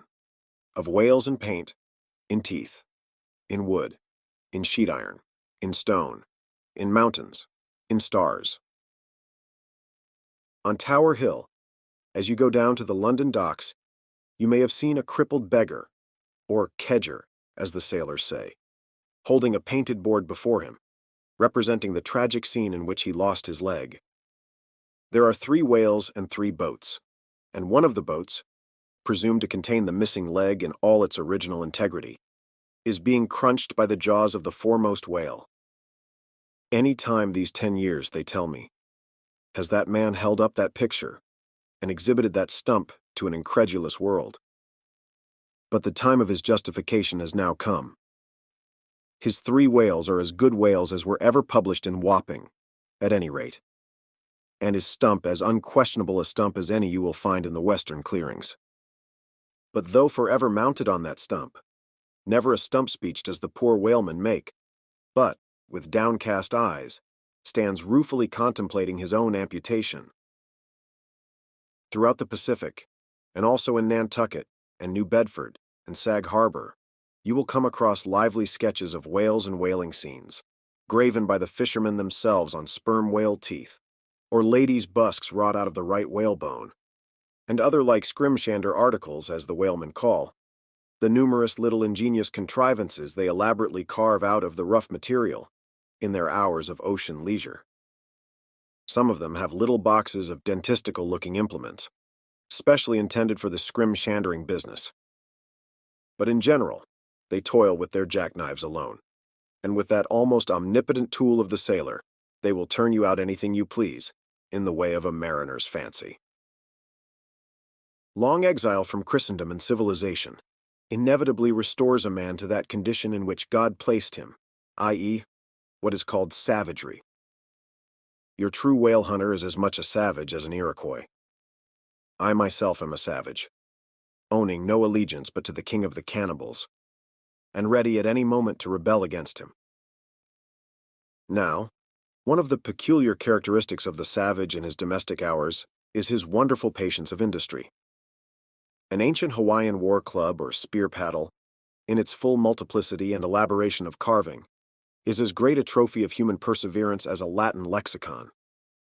For with but a bit of broken seashell or a shark's tooth, that miraculous intricacy of wooden network has been achieved, and it has cost steady years of steady application.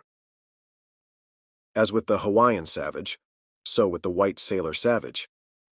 With the same marvelous patience, and with the same single shark's tooth of his one poor jackknife, he will carve you a bit of bone sculpture, not quite as workmanlike, but as close-packed in its maziness of design, as the Greek savage, Achilles' shield, and full of barbaric spirit and suggestiveness, as the prince of that fine old Dutch savage, Albert Dürer. Wooden whales, or whales cut in profile out of the small dark slabs of the noble South Sea warwood, are frequently met with in the forecastles of American whalers. Some of them are done with much accuracy. At some old gable-roofed country houses, you will see brass whales hung by the tail for knockers to the roadside door. When the porter is sleepy, the anvil-headed whale would be best. But these knocking whales are seldom remarkable as faithful essays. On the spires of some old-fashioned churches, you will see sheet-iron whales placed there for weathercocks. But they are so elevated, and besides that are to all intents and purposes so labeled with hands off, you cannot examine them closely enough to decide upon their merit. In bony, ribby regions of the earth, where at the base of high broken cliffs masses of rock lie strewn in fantastic groupings upon the plain, you will often discover images as of the petrified forms of the Leviathan partly merged in grass, which of a windy day breaks against them in a surf of green surges. Then again, in mountainous countries where the traveler is continually girdled by amphitheatrical heights, here and there from some lucky point of view, you will catch passing glimpses of the profiles of whales defined along the undulating ridges. But you must be a thorough whaleman to see these sights. And not only that, but if you wish to return to such a sight again, you must be sure and take the exact intersecting latitude and longitude of your first standpoint. Else so chance-like are such observations of the hills that your precise previous standpoint would require a laborious rediscovery, like the Saloma Islands, which still remain incognita, though once high-roughed, Mendana trod them and old Figuera chronicled them. Nor when expandingly lifted by your subject, can you fail to trace out great whales in the starry heavens, and boats in pursuit of them, as when long filled with thoughts of war, the eastern nations saw armies locked in battle among the clouds. Thus at the north have I chased Leviathan round and round the pole, with the revolutions of the bright points that first defined him to me. And beneath the effulgent Antarctic skies, I have boarded the Argo navies, and joined the chase, against the starry Cetus far beyond the utmost stretch of Hydrus and the flying fish. With a frigate's anchors for my bridle bits and fasces of harpoons for spurs, would I could mount that whale and leap the topmost skies, to see whether the fabled heavens, with all their countless tents, really lie encamped beyond my mortal sight. Chapter 58. Brit. Steering northeastward from the Crozettes, we fell in with vast meadows of Brit, the minute yellow substance, upon which the right whale largely feeds. For leagues and leagues it undulated round us, so that we seemed to be sailing through boundless fields of ripe and golden wheat. On the second day, numbers of right whales were seen, who, secure from the attack of a sperm whaler like the Pequod, with open jaws sluggishly swam through the Brit, which, adhering to the fringing fibers of that wondrous Venetian blind in their mouths, was in that manner separated from the water that escaped at the lip. As morning mowers, who side by side slowly and seethingly advanced their scythes through the long wet grass of marshy meads, even so these monsters swam, making a strange, grassy, cutting sound, and leaving behind them endless swaths of blue upon the yellow sea. That part of the sea known among whalemen as the Brazil Banks does not bear that name as the banks of Newfoundland do, because of there being shallows and soundings there, but because of this remarkable meadow-like appearance, caused by the vast drifts of Brit continually floating in those latitudes, where the right whale is often chased. But it was only the sound they made, as they parted the Brit, which at all reminded one of mowers.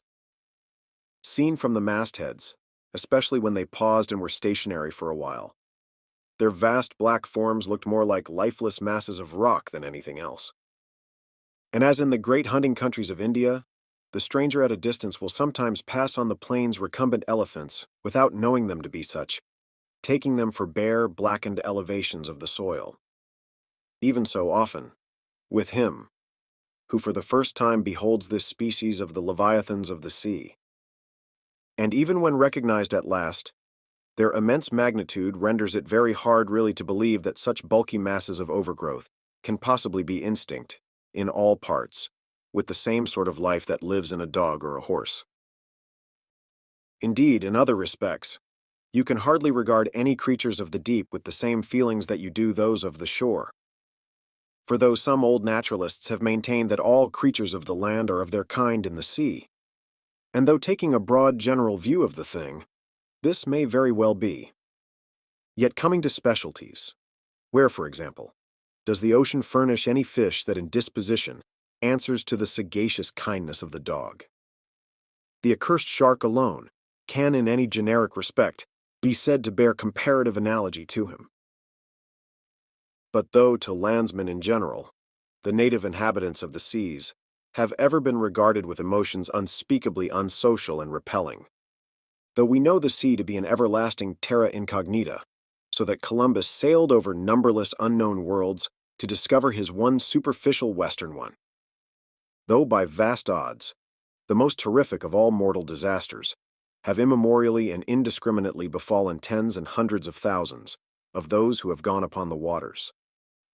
Though but a moment's consideration will teach that however baby man may brag of his science and skill, and however much in a flattering future that science and skill may augment, yet forever and forever, to the crack of doom, the sea will insult and murder him, and pulverize the stateliest, stiffest frigate he can make. Nevertheless, by the continual repetition of these very impressions, man has lost that sense of the full awfulness of the sea which aboriginally belongs to it. The first boat we read of floated on an ocean that with Portuguese vengeance had whelmed a whole world without leaving so much as a widow. That same ocean rolls now. That same ocean destroyed the wrecked ships of last year. Yea, foolish mortals, Noah's flood is not yet subsided.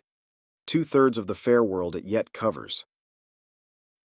Wherein differ the sea and the land, that a miracle upon one is not a miracle upon the other. Preternatural terrors rested upon the Hebrews, when under the feet of Korah and his company the live ground opened and swallowed them up forever. Yet not a modern sun ever sets, but in precisely the same manner the live sea swallows up ships and crews. But not only is the sea such a foe to man who is an alien to it, but it is also a fiend to its own offspring, worse than the Persian host who murdered his own guests, sparing not the creatures which itself hath spawned. Like a savage tigress that tossing in the jungle overlays her own cubs, so the sea dashes even the mightiest whales against the rocks, and leaves them there side by side with the split wrecks of ships. No mercy, no power but its own controls it.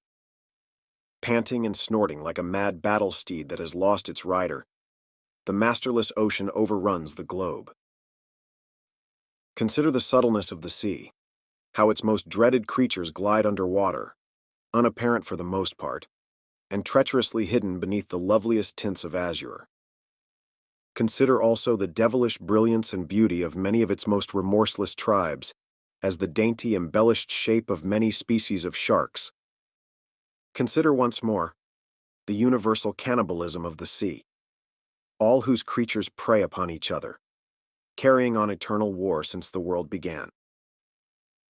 Consider all this, and then turn to this green, gentle, and most docile earth.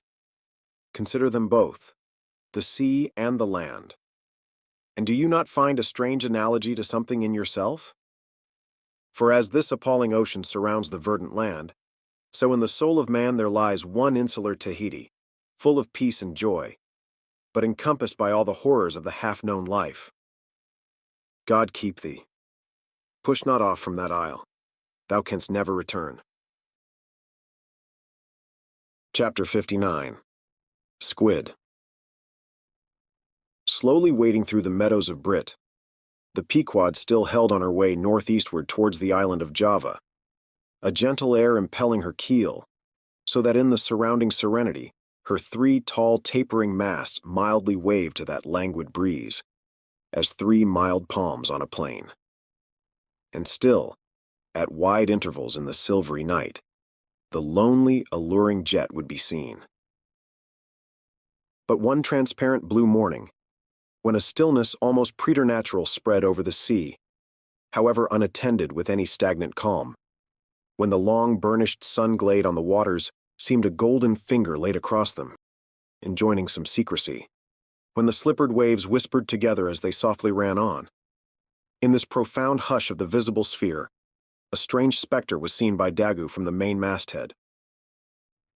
In the distance, a great white mass lazily rose, and rising higher and higher, and disentangling itself from the azure, at last gleamed before our prow like a snowslide, new slid from the hills, thus glistening for a moment, as slowly it subsided and sank. Then once more arose, and silently gleamed. It seemed not a whale, and yet is this Moby Dick? thought Dagu. Again the phantom went down, but on reappearing once more with a stiletto-like cry that startled every man from his nod, Dagu yelled out. There again! There she breaches, right ahead! The white whale, the white whale! Upon this, the seamen rushed to the yardarms, as in swarming time the bees rushed to the bows. Bareheaded in the sultry sun, Ahab stood on the bowsprit, and with one hand pushed far behind in readiness to wave his orders to the helmsman, cast his eager glance in the direction indicated aloft by the outstretched motionless arm of Dagu. Whether the flitting attendance of the one still and solitary jet had gradually worked upon Ahab, so that he was now prepared to connect the ideas of mildness and repose with the first sight of the particular whale he pursued. However this was, or whether his eagerness betrayed him, whichever way it might have been, no sooner did he distinctly perceive the white mass than with a quick intensity he instantly gave orders for lowering. The 4 boats were soon on the water, Ahab's in advance, and all swiftly pulling towards their prey. Soon it went down, and while, with oars suspended, we were awaiting its reappearance, lo, in the same spot where it sank, once more it slowly rose. Almost forgetting for the moment all thoughts of Moby Dick, we now gazed at the most wondrous phenomenon which the secret seas have hitherto revealed to mankind. A vast pulpy mass, furlongs in length and breadth, of a glancing cream color, lay floating on the water, innumerable long arms radiating from its center, and curling and twisting like a nest of anacondas, as if blindly to clutch at any hapless object within reach. No perceptible face or front did it have, no conceivable token of either sensation or instinct, but undulated there on the billows, an unearthly, formless, chance-like apparition of life. As with a low sucking sound, it slowly disappeared again, Starbuck still gazing at the agitated waters where it had sunk. With a wild voice exclaimed, "Almost rather had I seen Moby Dick and fought him than to have seen thee, thou white ghost." "What was it, sir?" said Flask. "The great live squid, which they say few whale ships ever beheld, and returned to their ports to tell of it." But Ahab said nothing. Turning his boat, he sailed back to the vessel, the rest as silently following. Whatever superstitions the sperm whalemen in general have connected with the sight of this object, certain it is that a glimpse of it being so very unusual, that circumstance has gone far to invest it with portentousness. So rarely is it beheld, that though one and all of them declare it to be the largest animated thing in the ocean, yet very few of them have any but the most vague ideas concerning its true nature and form. Notwithstanding, they believe it to furnish to the sperm whale his only food. For though other species of whales find their food above water, and may be seen by man in the act of feeding, the spermaceti whale obtains his whole food in unknown zones below the surface. And only by inference is it that anyone can tell of what, precisely, that food consists. At times, when closely pursued, he will disgorge what are supposed to be the detached arms of the squid, some of them thus exhibited exceeding 20 and 30 feet in length. They fancy that the monster to which these arms belonged ordinarily clings by them to the bed of the ocean, and that the sperm whale, unlike other species, is supplied with teeth in order to attack and tear it. There seems some ground to imagine that the great kraken of Bishop Pontoppidan may ultimately resolve itself into squid. The manner in which the bishop describes it, as alternately rising and sinking, with some other particulars he narrates, in all this the two correspond. But much abatement is necessary with respect to the incredible bulk he assigns it. By some naturalists who have vaguely heard rumors of the mysterious creature, here spoken of, it is included among the class of cuttlefish, to which indeed, in certain external respects, it would seem to belong, but only as the anak of the tribe. Chapter 60. The Line. With reference to the whaling scene shortly to be described, as well as for the better understanding of all similar scenes elsewhere presented, I have here to speak of the magical, sometimes horrible whale line. The line originally used in the fishery was of the best hemp, slightly vapored with tar, not impregnated with it, as in the case of ordinary ropes. For while tar, as ordinarily used, makes the hemp more pliable to the rope maker, and also renders the rope itself more convenient to the sailor for common ship use.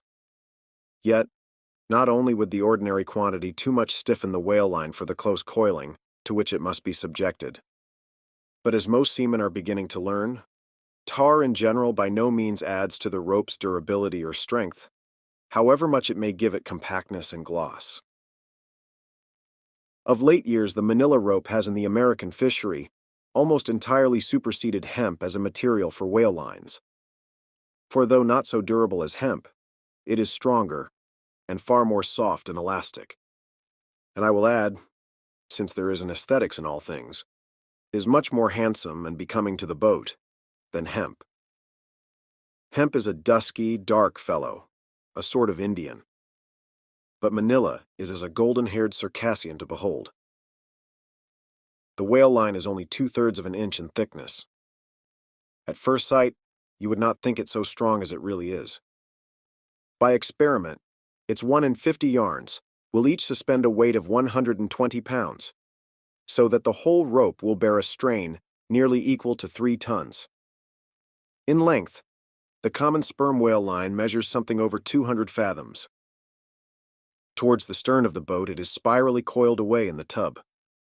Not like the worm pipe of a still though, but so as to form one round, cheese-shaped mass of densely bedded sheaves, or layers of concentric spiralizations, without any hollow but the heart, or minute vertical tube, formed at the axis of the cheese. As the least tangle or kink in the coiling would, in running out, infallibly take somebody's arm, leg, or entire body off, the utmost precaution is used in stowing the line in its tub.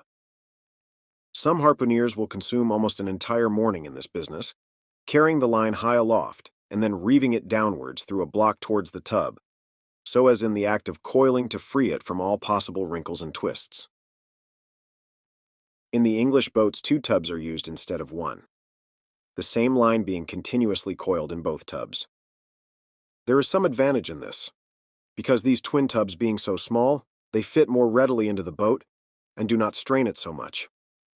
Whereas the American tub, nearly 3 feet in diameter and of proportionate depth, makes a rather bulky freight for a craft whose planks are but 1/2 inch in thickness. For the bottom of the whaleboat is like critical ice, which will bear up a considerable distributed weight, but not very much of a concentrated one. When the painted canvas cover is clapped on the American line tub, the boat looks as if it were pulling off with a prodigious great wedding cake to present to the whales. Both ends of the line are exposed, the lower end terminating in an eye splice or loop coming up from the bottom against the side of the tub, and hanging over its edge completely disengaged from everything. This arrangement of the lower end is necessary on 2 accounts. First, in order to facilitate the fastening to it of an additional line from a neighboring boat, in case the stricken whale should sound so deep as to threaten to carry off the entire line originally attached to the harpoon. In these instances, the whale, of course, is shifted like a mug of ale, as it were, from the one boat to the other, though the first boat always hovers at hand to assist its consort. Second, this arrangement is indispensable for common safety's sake. For were the lower end of the line in any way attached to the boat, and were the whale then to run the line out to the end, almost in a single smoking minute as he sometimes does, he would not stop there, for the doomed boat would infallibly be dragged down after him into the profundity of the sea. And in that case, no town crier would ever find her again.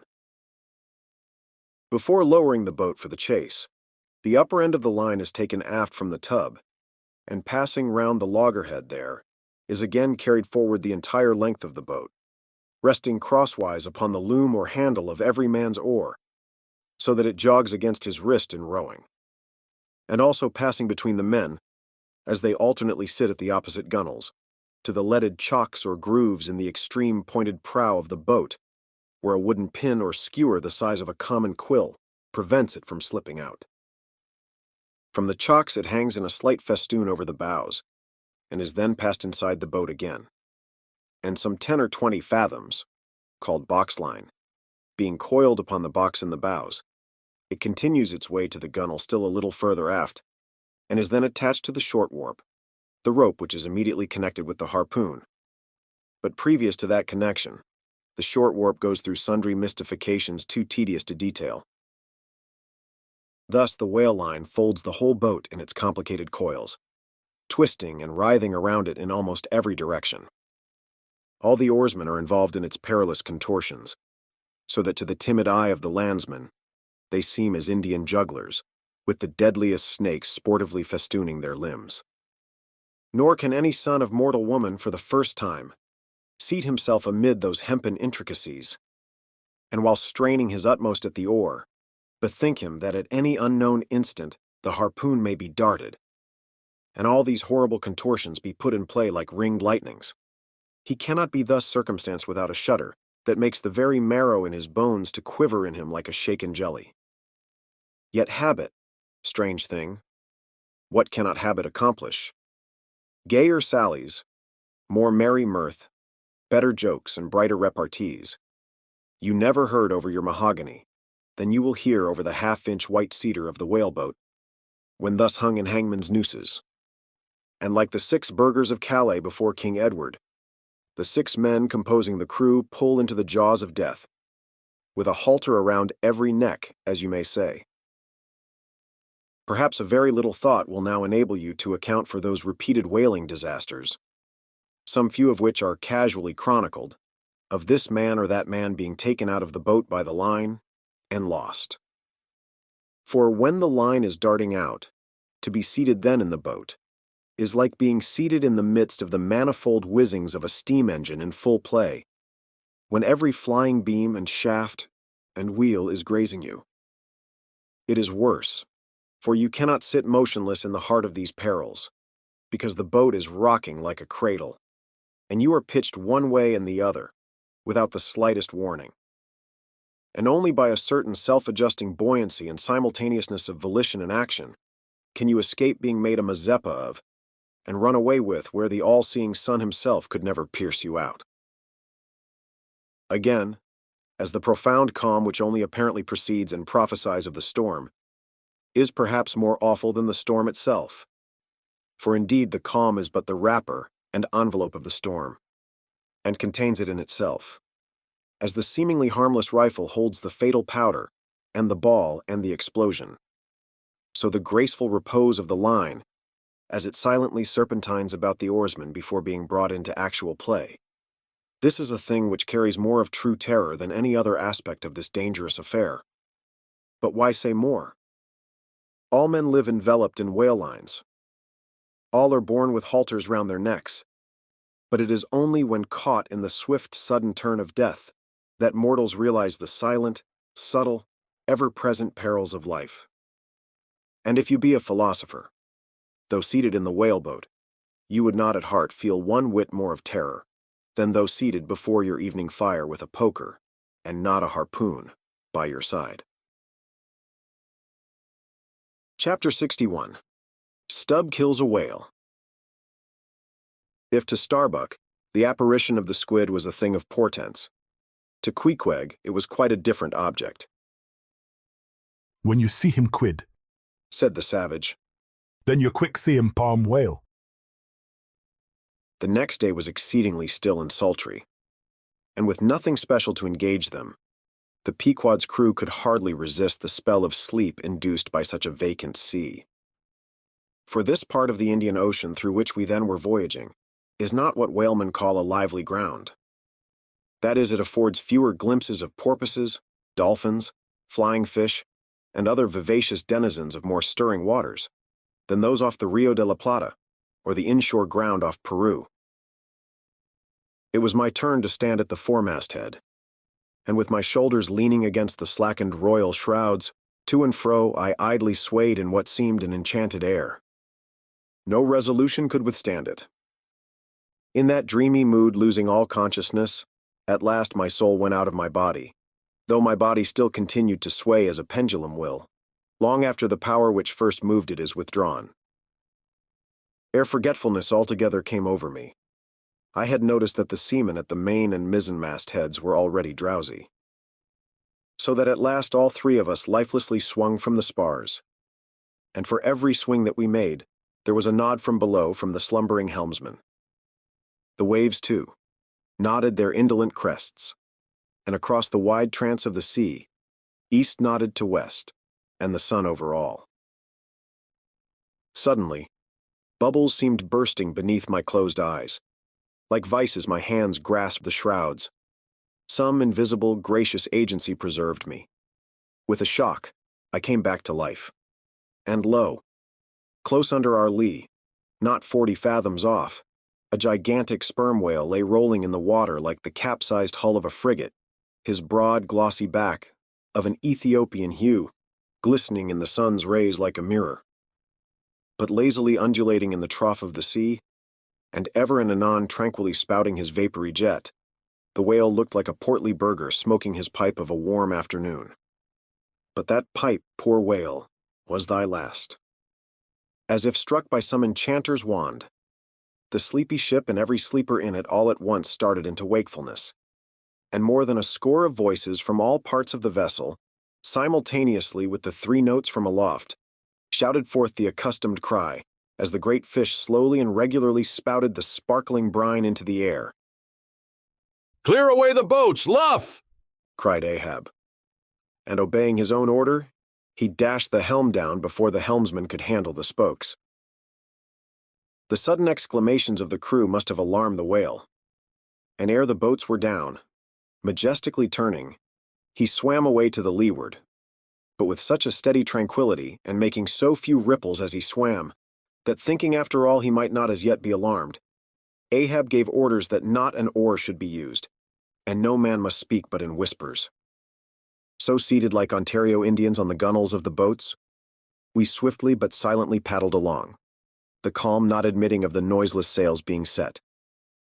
Presently, as we thus glided in chase, the monster perpendicularly flitted his tail 40 feet into the air, and then sank out of sight like a tower swallowed up. "There go flukes!" was the cry, an announcement immediately followed by Stubbs producing his match and igniting his pipe, for now a respite was granted. After the full interval of his sounding had elapsed, the whale rose again, and being now in advance of the smoker's boat, and much nearer to it than to any of the others, Stubb counted upon the honor of the capture. It was obvious now that the whale had at length become aware of his pursuers. All silence of cautiousness was therefore no longer of use. Paddles were dropped, and oars came loudly into play. And still puffing at his pipe, Stubb cheered on his crew to the assault. Yes, a mighty change had come over the fish. All alive to his jeopardy, he was going head out, that part obliquely projecting from the mad yeast which he brewed. It will be seen in some other place of what a very light substance the entire interior of the sperm whale's enormous head consists. Though apparently the most massive, it is by far the most buoyant part about him, so that with ease he elevates it in the air, and invariably does so when going at his utmost speed.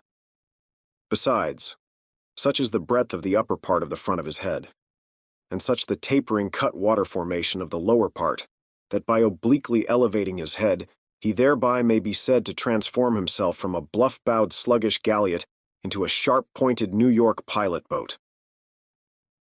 Start her, my men. Don't hurry yourselves, take plenty of time. Start her like thunderclaps, that's all," cried Stubb, spluttering out the smoke as he spoke. "Start her now. Give 'em the long and strong stroke, Tashtigo. Start her, Tash, my boy, start her all, but keep cool, keep cool. Cucumbers is the word. Easy, easy. Only start her like grim death and grinning devils and raise the buried dead perpendicular out of their graves, boys, that's all. Start her." "Woohoo! Wahi!" screamed the gay-header in reply, raising some old war-whoop to the skies, as every oarsman in the strained boat involuntarily bounced forward with the one tremendous leading stroke which the eager Indian gave.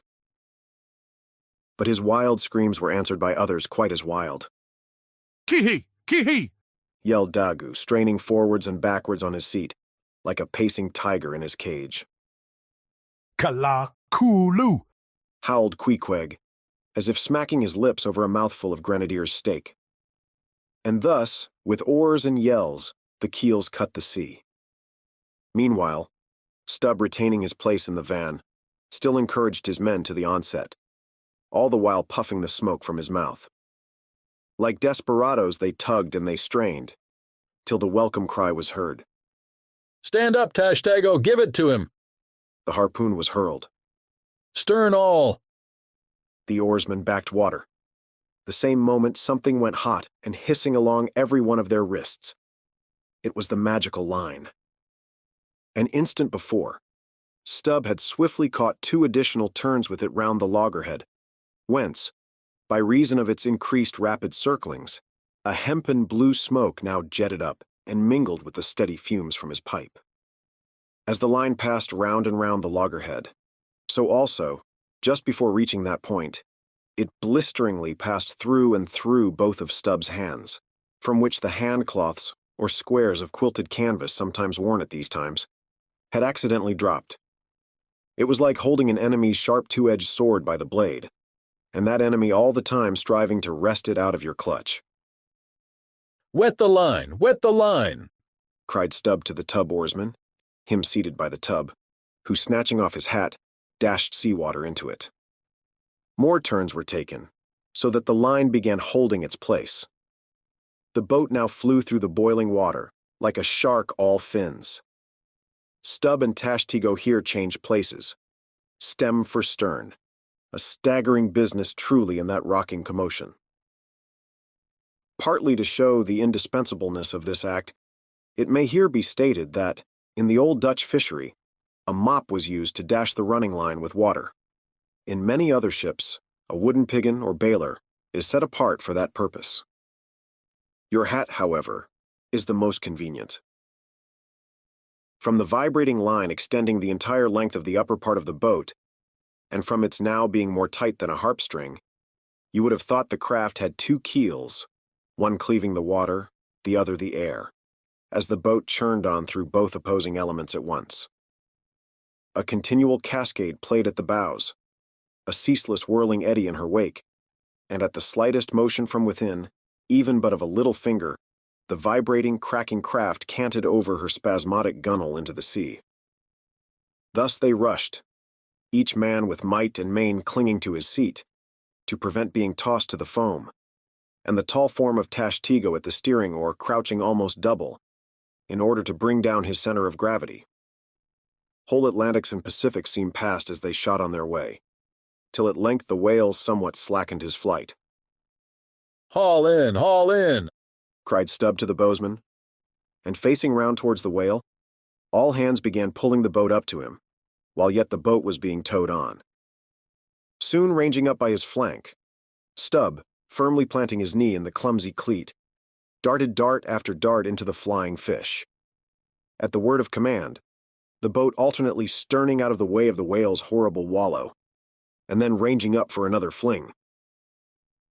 The red tide now poured from all sides of the monster like brooks down a hill.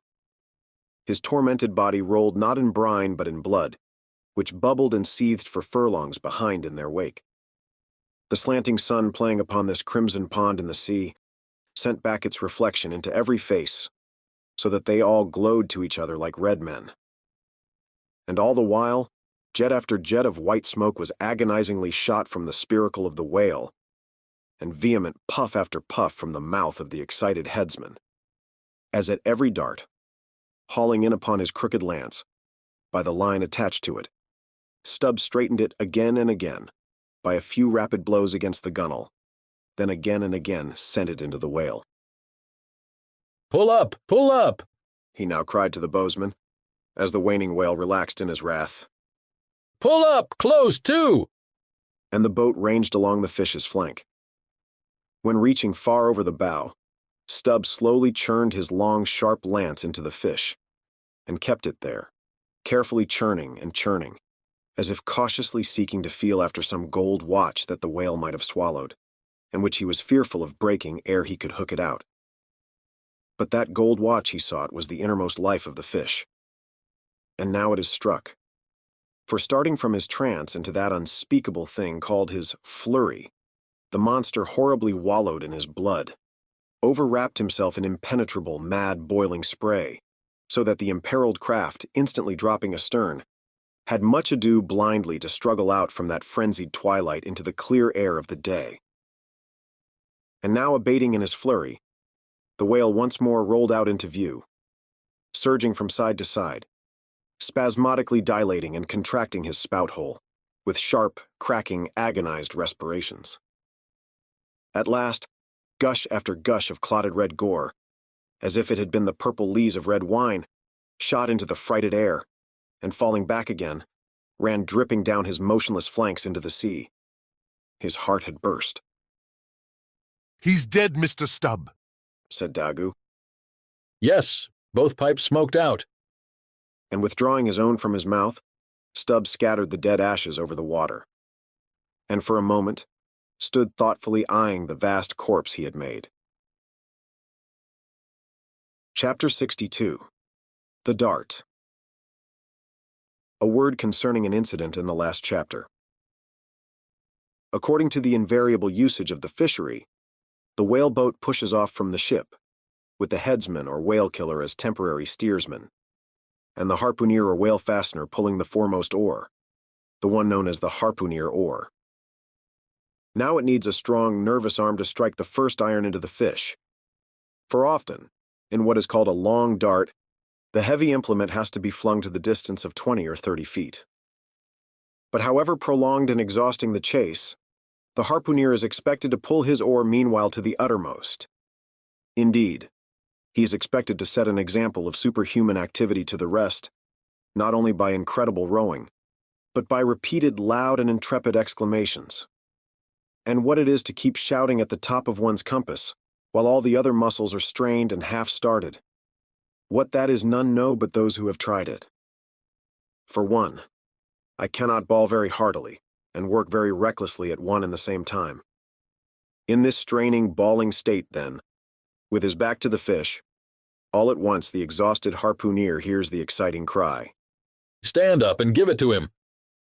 He now has to drop and secure his oar, turn round on his center halfway, seize his harpoon from the crotch, and with what little strength may remain, he essays to pitch it somehow into the whale. No wonder, taking the whole fleet of whalemen in a body, that out of 50 fair chances for a dart, not 5 are successful. No wonder that so many hapless harpooneers are madly cursed and disrated. No wonder that some of them actually burst their blood vessels in the boat.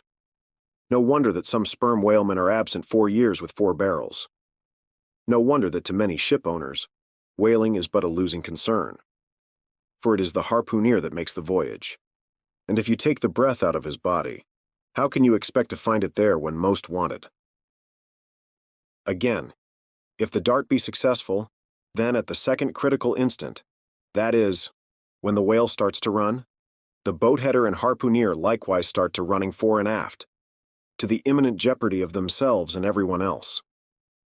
It is then they change places, and the headsman, the chief officer of the little craft, takes his proper station in the bows of the boat. Now, I care not who maintains the contrary, but all this is both foolish and unnecessary. The headsman should stay in the bows from first to last. He should both dart the harpoon and the lance, and no rowing whatever should be expected of him, except under circumstances obvious to any fisherman. I know that this would sometimes involve a slight loss of speed in the chase, but long experience in various whalemen of more than one nation has convinced me that in the vast majority of failures in the fishery, it has not by any means been so much the speed of the whale as the before described exhaustion of the harpooner that has caused them. To ensure the greatest efficiency in the dart, the harpooneers of this world must start to their feet from out of idleness, and not from out of toil. Chapter 63. The Crotch. Out of the trunk the branches grow, out of them the twigs. So, in productive subjects, grow the chapters.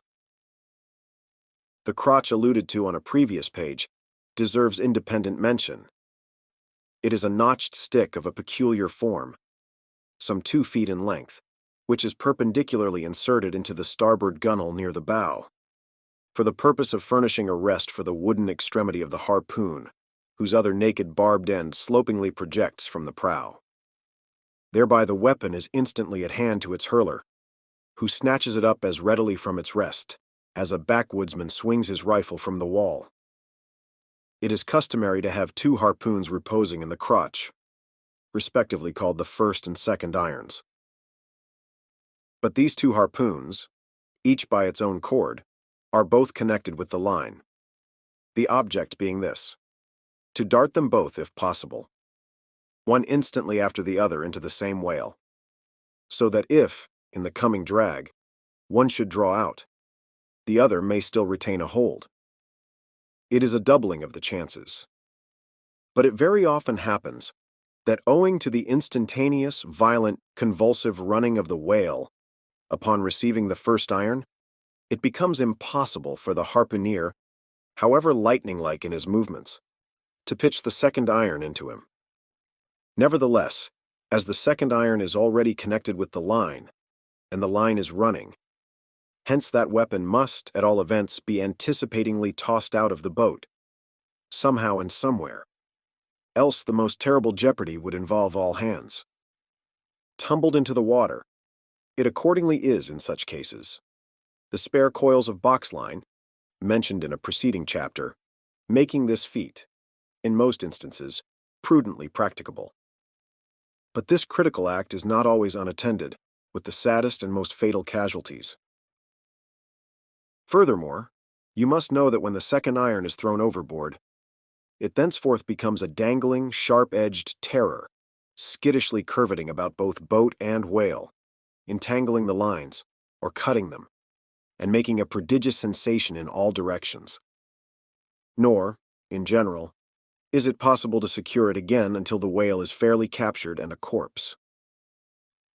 Consider now how it must be in the case of 4 boats all engaging one unusually strong, active, and knowing whale, when owing to these qualities in him, as well as to the 1,000 concurring accidents of such an audacious enterprise, 8 or 10 loose second irons may be simultaneously dangling about him.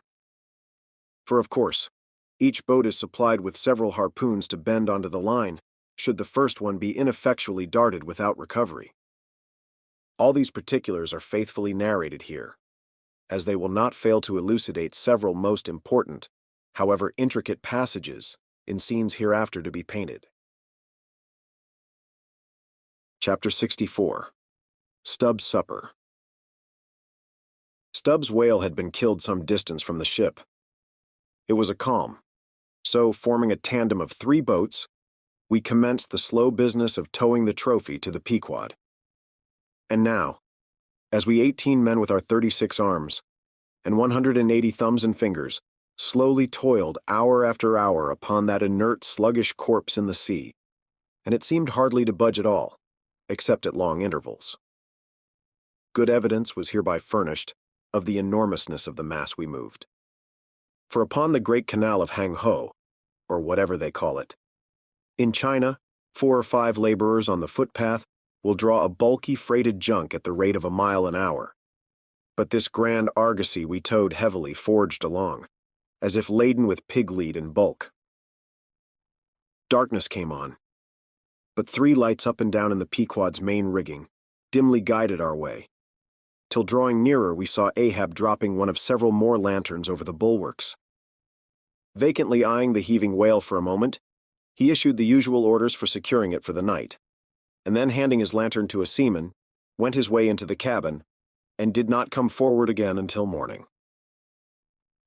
Though in overseeing the pursuit of this whale, Captain Ahab had evinced his customary activity, to call it so. Yet now that the creature was dead, some vague dissatisfaction or impatience or despair seemed working in him, as if the sight of that dead body reminded him that Moby Dick was yet to be slain. And though 1,000 other whales were brought to his ship, all that would not one jot advance his grand, monomaniac object.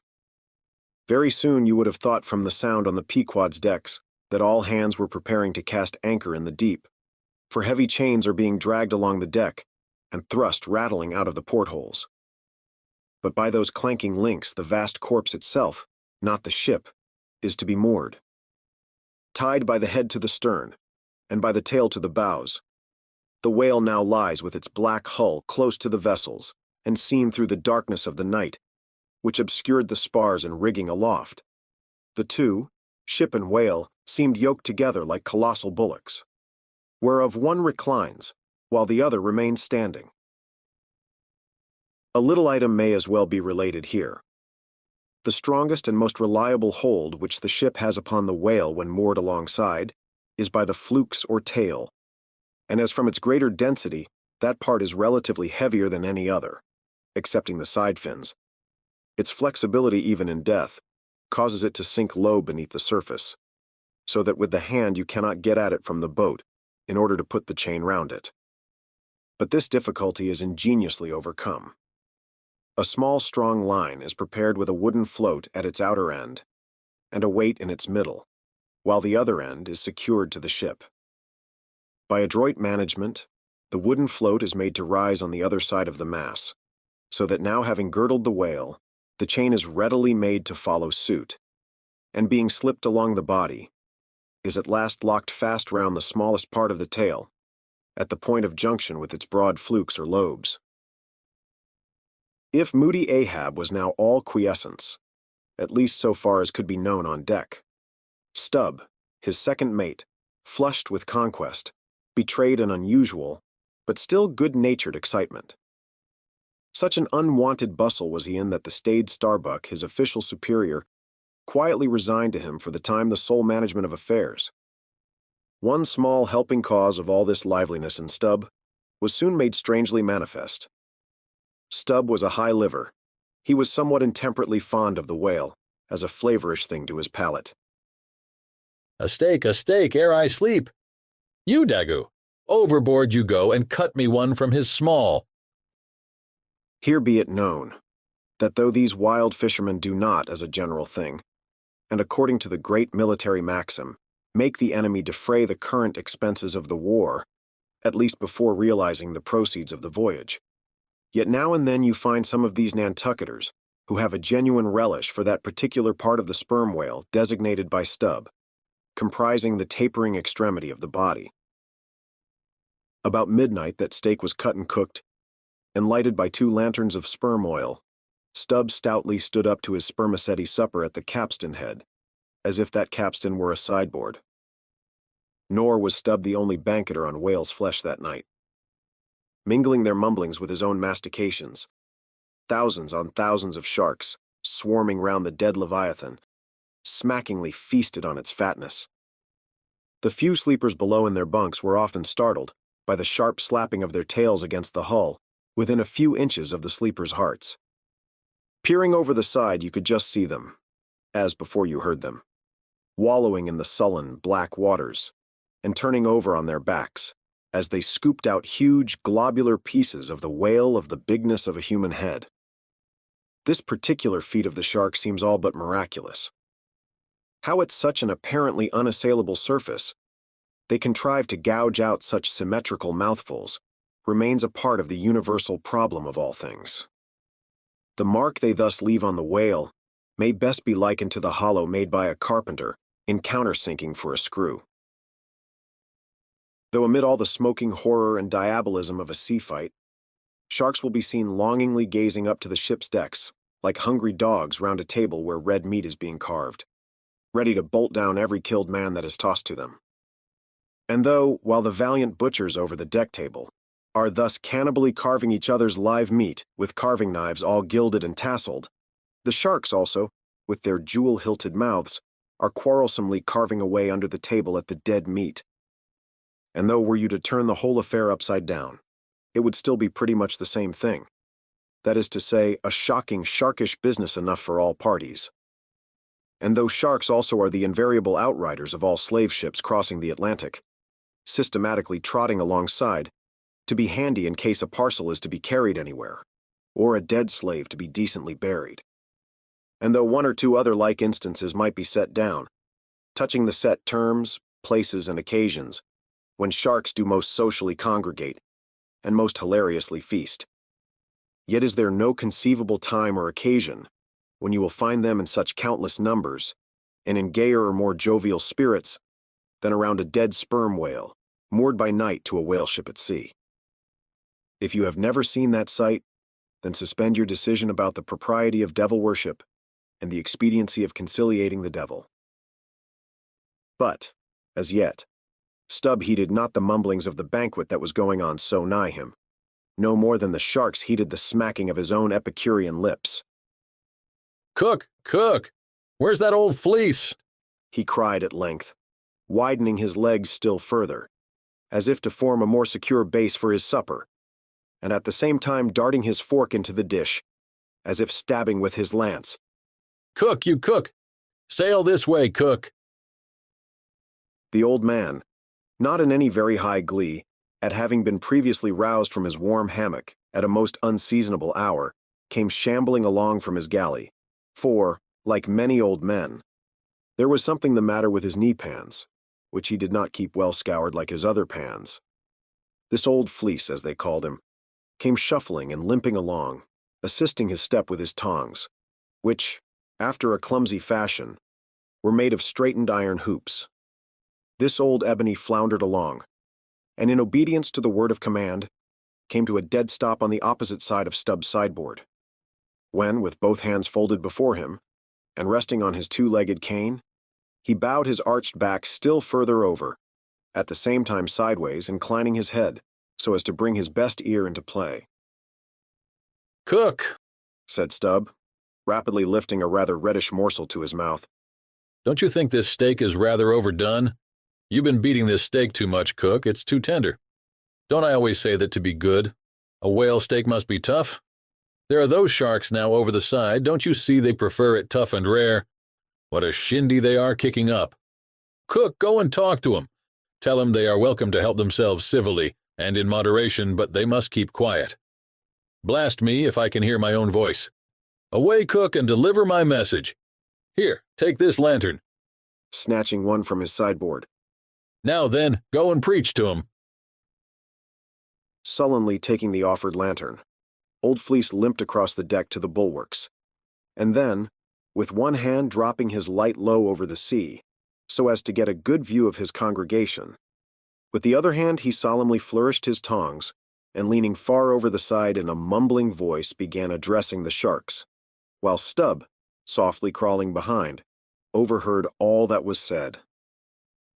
"Fella critters, I's ordered here to say that you must stop that damn noise there. You hear?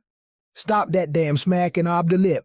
Massa Stubb say that you can fill your damn bellies up to the hatchings, but by gore, you must stop that damn racket." "Cook," here interposed Stubb, accompanying the word with a sudden slap on the shoulder. "Cook, why damn your eyes, you mustn't swear that way when you're preaching. That's no way to convert sinners, cook."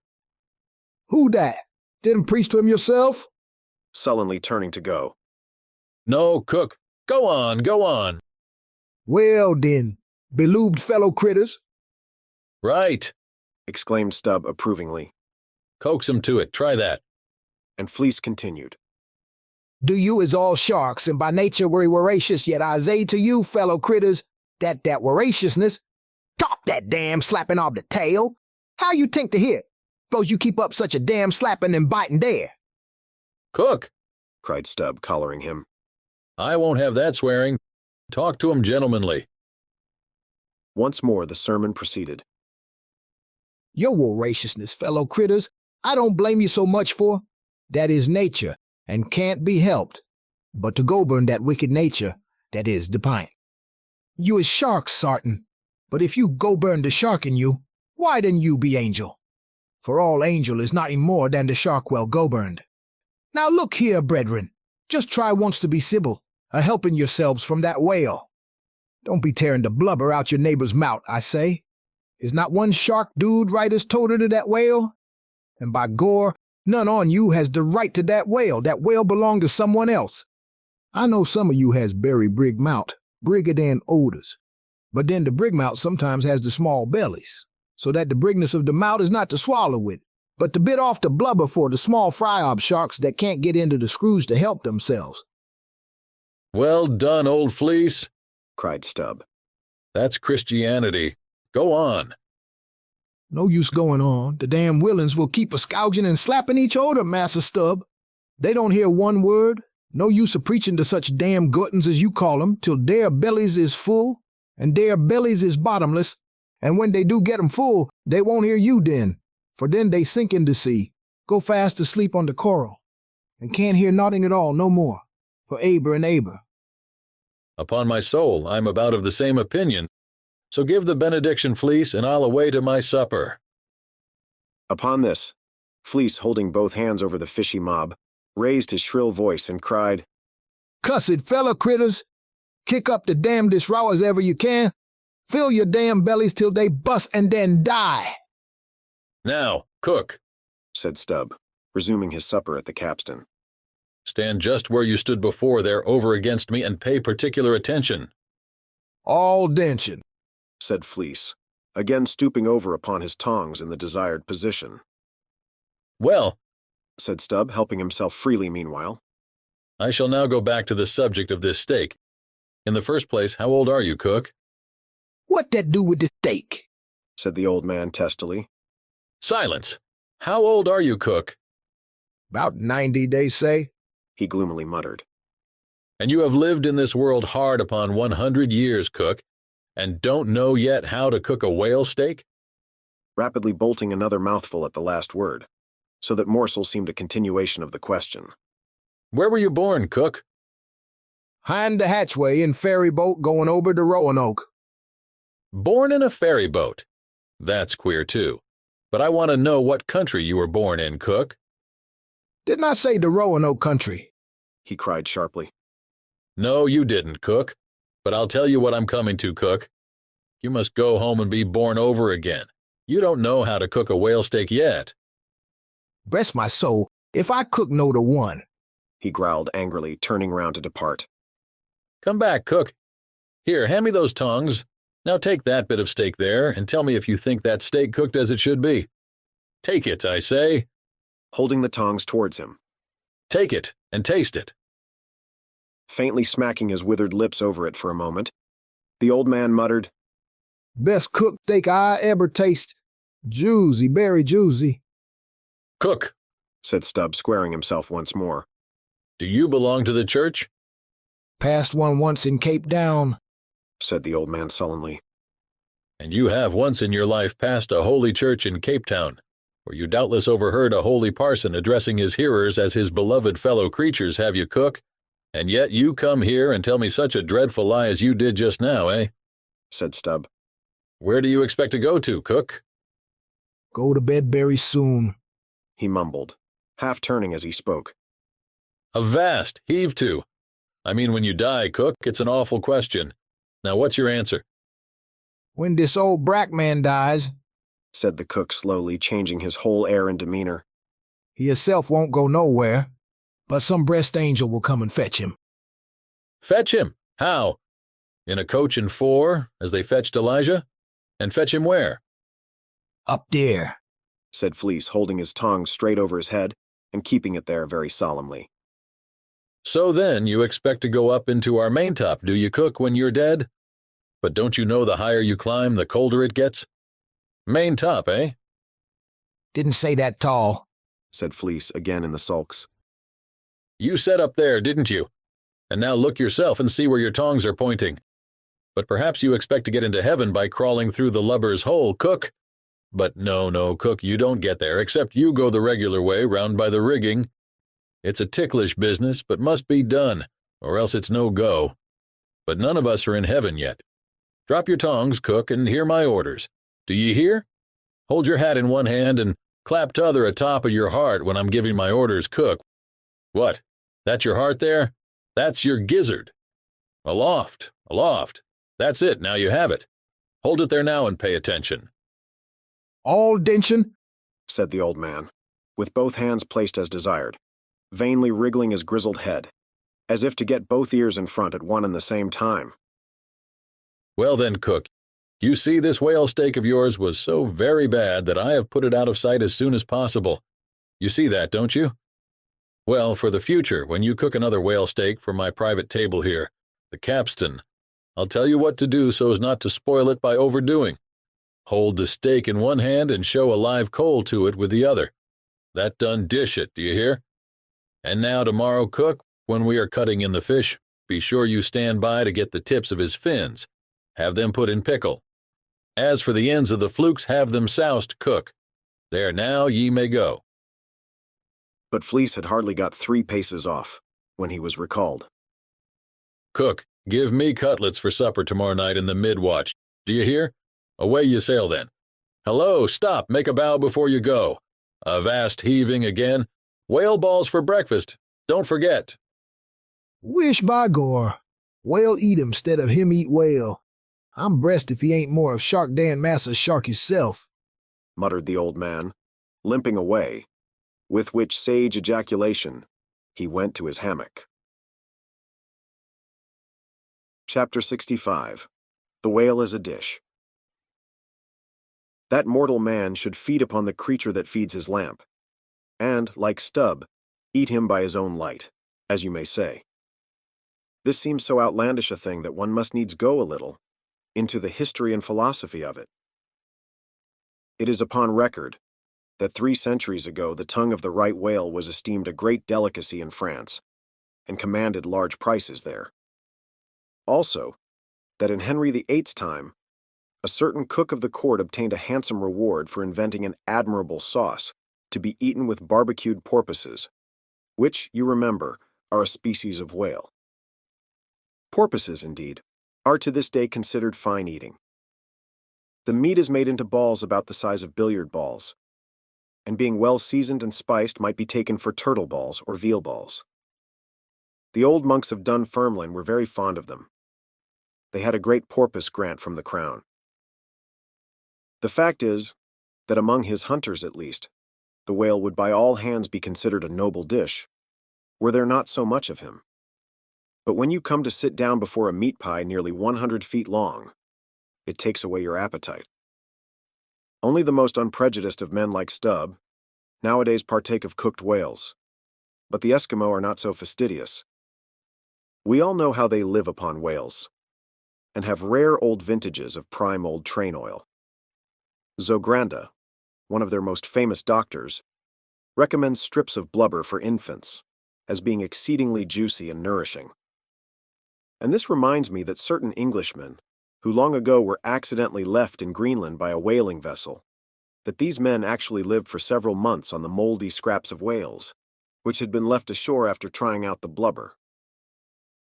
Among the Dutch whalemen, these scraps are called fritters, which indeed they greatly resemble, being brown and crisp, and smelling something like old Amsterdam housewives' doughnuts or olliekoeks when fresh.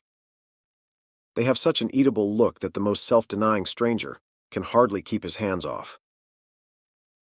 But what further depreciates the whale as a civilized dish is his exceeding richness. He is the great prize ox of the sea, too fat to be delicately good. Look at his hump, which would be as fine eating as the buffalo's, which is esteemed a rare dish, were it not such a solid pyramid of fat.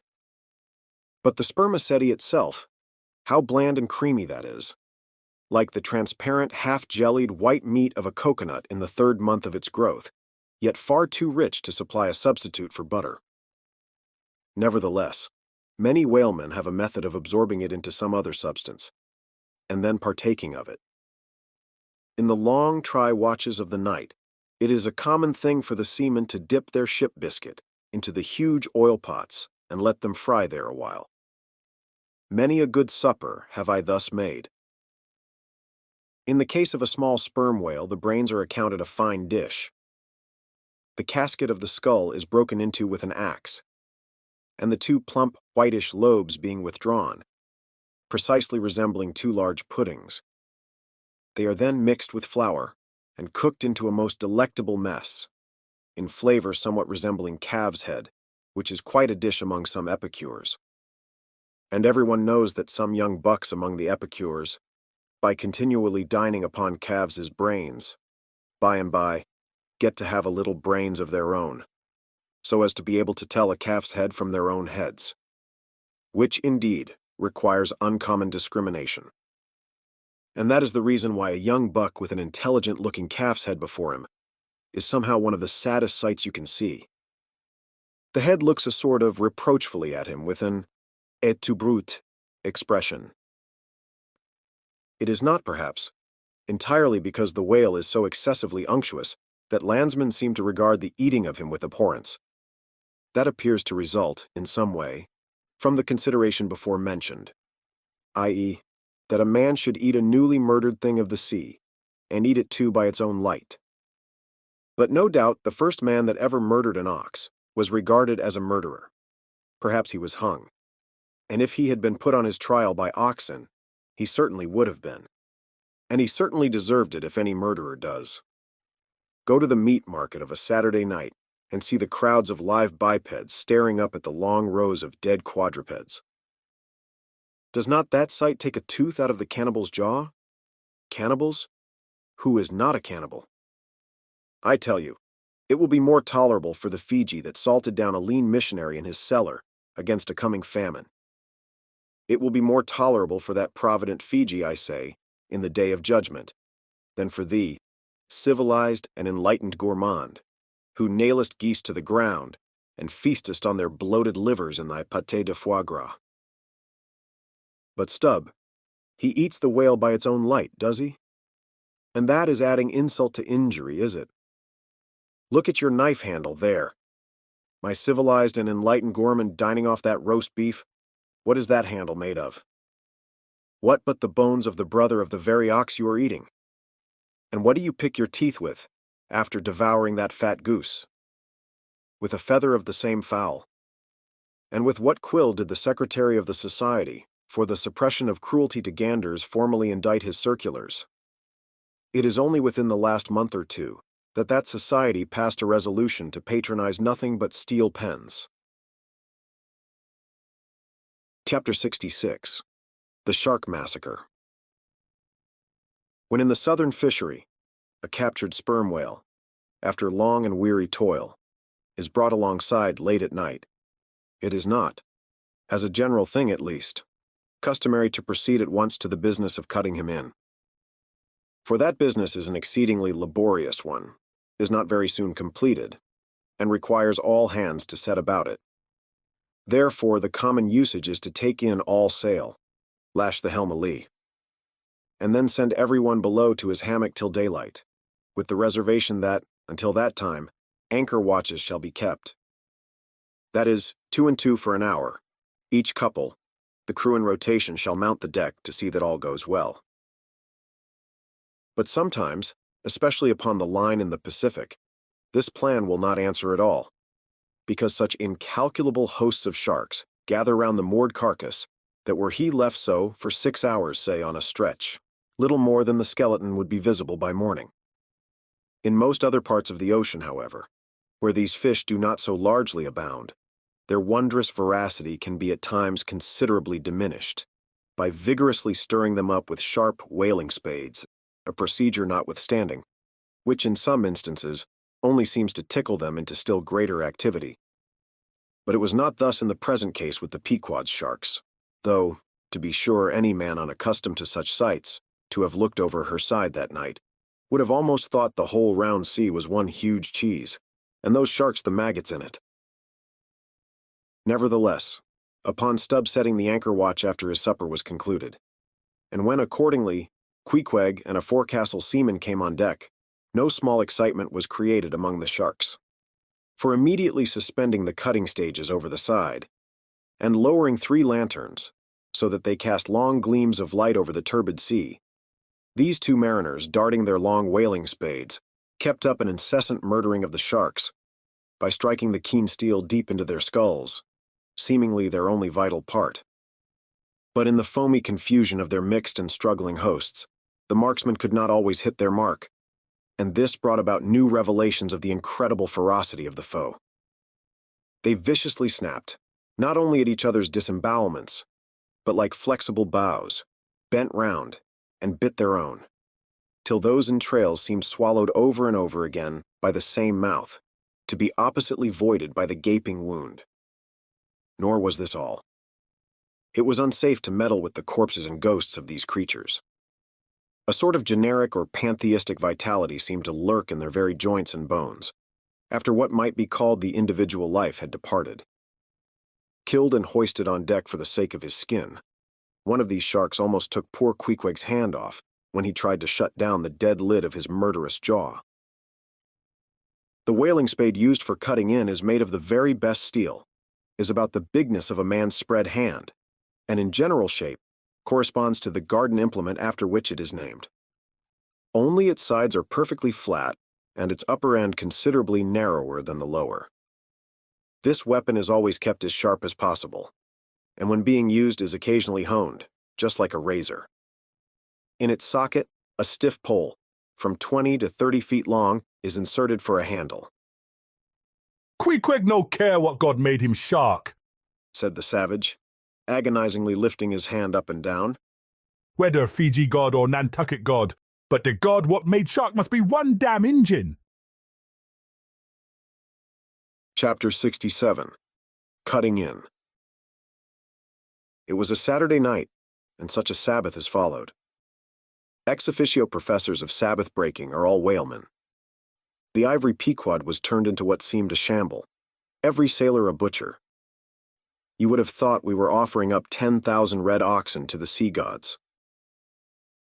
In the first place, the enormous cutting tackles, among other ponderous things comprising a cluster of blocks generally painted green, and which no single man can possibly lift. This vast bunch of grapes was swayed up to the maintop and firmly lashed to the lower masthead, the strongest point anywhere above a ship's deck. The end of the hawser-like rope winding through these intricacies was then conducted to the windlass, and the huge lower block of the tackles was swung over the whale. To this block, the great blubber hook, weighing some 100 pounds, was attached. And now suspended in stages over the side, Starbuck and Stubb, the mates, armed with their long spades, began cutting a hole in the body for the insertion of the hook just above the nearest of the two side fins.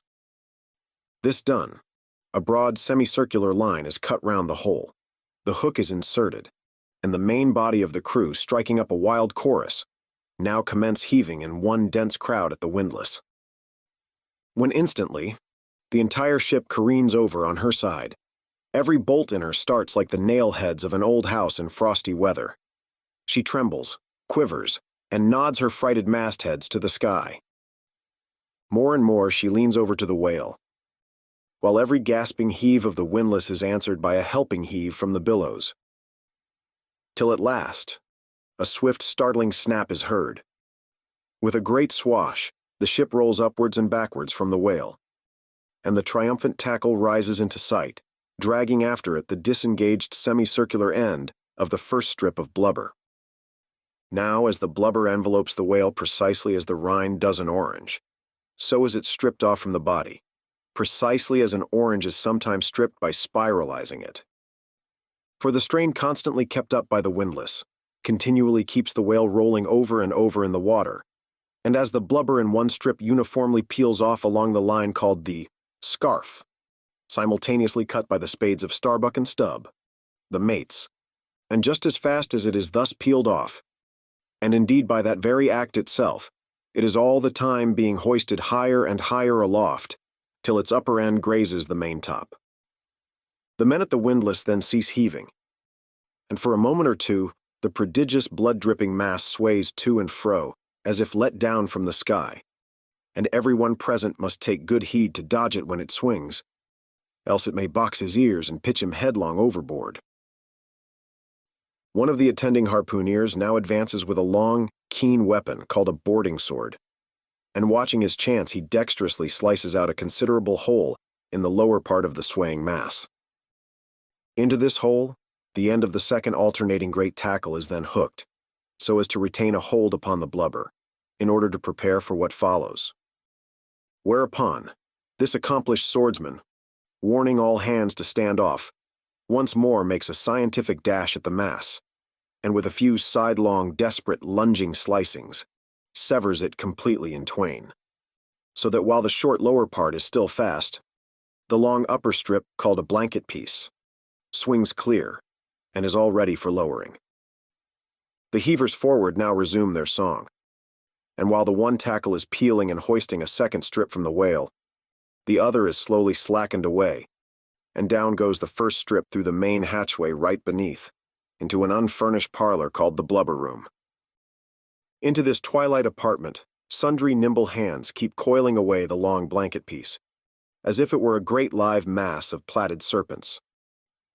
And thus the work proceeds, the two tackles hoisting and lowering simultaneously, both whale and windlass heaving, the heavers singing, the blubber room gentlemen coiling, the mates scarfing, the ship straining, and all hands swearing occasionally, by way of assuaging the general friction. Chapter 68. The Blanket. I have given no small attention to that not unvexed subject, the skin of the whale. I have had controversies about it with experienced whalemen afloat, and learned naturalists ashore. My original opinion remains unchanged, but it is only an opinion. The question is, what and where is the skin of the whale? Already you know what his blubber is. That blubber is something of the consistence of firm, close-grained beef, but tougher, more elastic and compact, and ranges from 8 or 10 to 12 and 15 inches in thickness. Now, however preposterous it may at first seem to talk of any creature's skin as being of that sort of consistence and thickness, yet in point of fact, these are no arguments against such a presumption, because you cannot raise any other dense enveloping layer from the whale's body but that same blubber, and the outermost enveloping layer of any animal, if reasonably dense, what can that be but the skin? True, from the unmarred dead body of the whale, you may scrape off with your hand an infinitely thin, transparent substance, somewhat resembling the thinnest shreds of isinglass, only it is almost as flexible and soft as satin. That is, previous to being dried, when it not only contracts and thickens, but becomes rather hard and brittle. I have several such dried bits, which I use for marks in my whale books. It is transparent, as I said before, and being laid upon the printed page, I have sometimes pleased myself with fancying it exerted a magnifying influence. At any rate, it is pleasant to read about whales through their own spectacles, as you may say. But what I am driving at here is this. That same infinitely thin isinglass substance, which I admit invests the entire body of the whale, is not so much to be regarded as the skin of the creature, as the skin of the skin, so to speak. For it were simply ridiculous to say that the proper skin of the tremendous whale is thinner and more tender than the skin of a newborn child. But no more of this.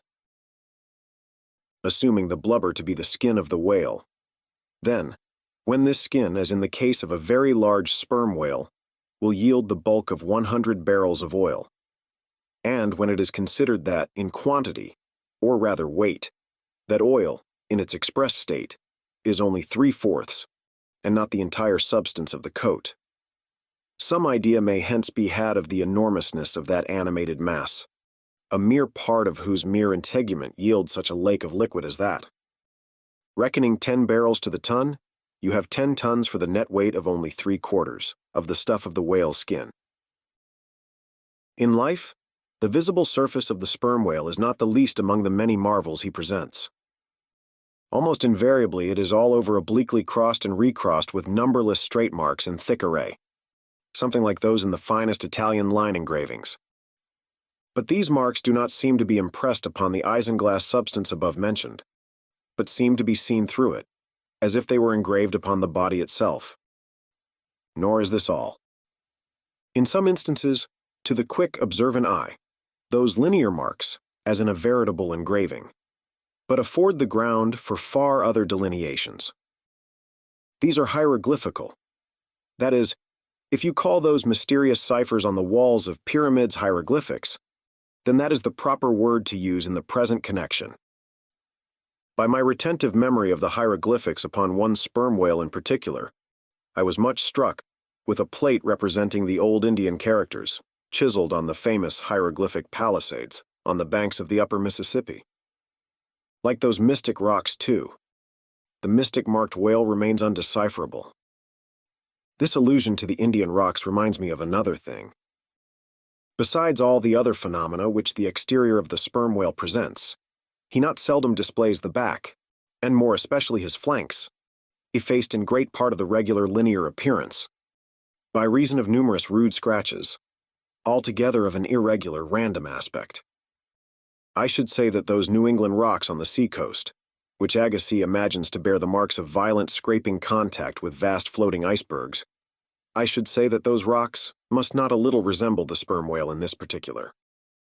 It also seems to me that such scratches in the whale are probably made by hostile contact with other whales, for I have most remarked them in the large, full-grown bulls of the species. A word or two more concerning this matter of the skin, or blubber of the whale. It has already been said that it is stripped from him in long pieces, called blanket pieces. Like most sea terms, this one is very happy and significant, for the whale is indeed wrapped up in his blubber as in a real blanket or counterpane, or still better, an Indian poncho slipped over his head and skirting his extremity. It is by reason of this cozy blanketing of his body that the whale is enabled to keep himself comfortable in all weathers, in all seas, times, and tides. What would become of a Greenland whale, say, in those shuddering icy seas of the north, if unsupplied with his cozy surtout? True, other fish are found exceedingly brisk in those Hyperborean waters, but these, be it observed, are your cold-blooded, lungless fish, whose very bellies are refrigerators. Creatures that warm themselves under the lee of an iceberg, as a traveler in winter would bask before an inn fire. Whereas, like man, the whale has lungs and warm blood. Freeze his blood, and he dies. How wonderful is it, then, except after explanation, that this great monster, to whom corporeal warmth is as indispensable as it is to man, how wonderful that he should be found at home, immersed to his lips for life in those Arctic waters, where, when seamen fall overboard, they are sometimes found, months afterwards, perpendicularly frozen into the hearts of fields of ice, as a fly is found glued in amber. But more surprising is it to know, as has been proved by experiment, that the blood of a polar whale is warmer than that of a Borneo native in summer. It does seem to me that herein we see the rare virtue of a strong individual vitality, and the rare virtue of thick walls, and the rare virtue of interior spaciousness. O man, admire and model thyself after the whale. Do thou too remain warm among ice. Do thou too live in this world without being of it. Be cool at the equator. Keep thy blood fluid at the pole.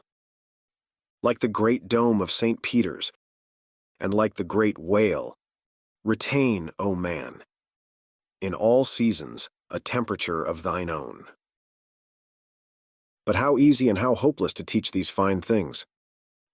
Of erections, how few are domed like St. Peter's. Of creatures, how few vast as the whale. Chapter 69. The Funeral. Haul in the chains! Let the carcass go astern! The vast tackles have now done their duty. The peeled white body of the beheaded whale flashes like a marble sepulchre. Though changed in hue, it has not perceptibly lost anything in bulk. It is still colossal. Slowly it floats more and more away, the water round it torn and splashed by the insatiate sharks, and the air above vexed with rapacious flights of screaming fowls, whose beaks are like so many insulting poniards in the whale.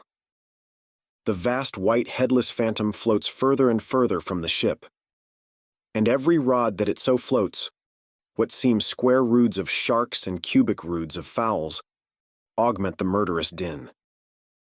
For hours and hours from the almost stationary ship that hideous sight is seen. Beneath the unclouded and mild azure sky, upon the fair face of the pleasant sea, wafted by the joyous breezes, that great mass of death floats on till lost in infinite perspectives. There's a most doleful and most mocking funeral. The sea vultures all in pious mourning, the air sharks all punctiliously in black or speckled. In life but few of them would have helped the whale, I ween, if peradventure he had needed it. But upon the banquet of his funeral they most piously do pounce.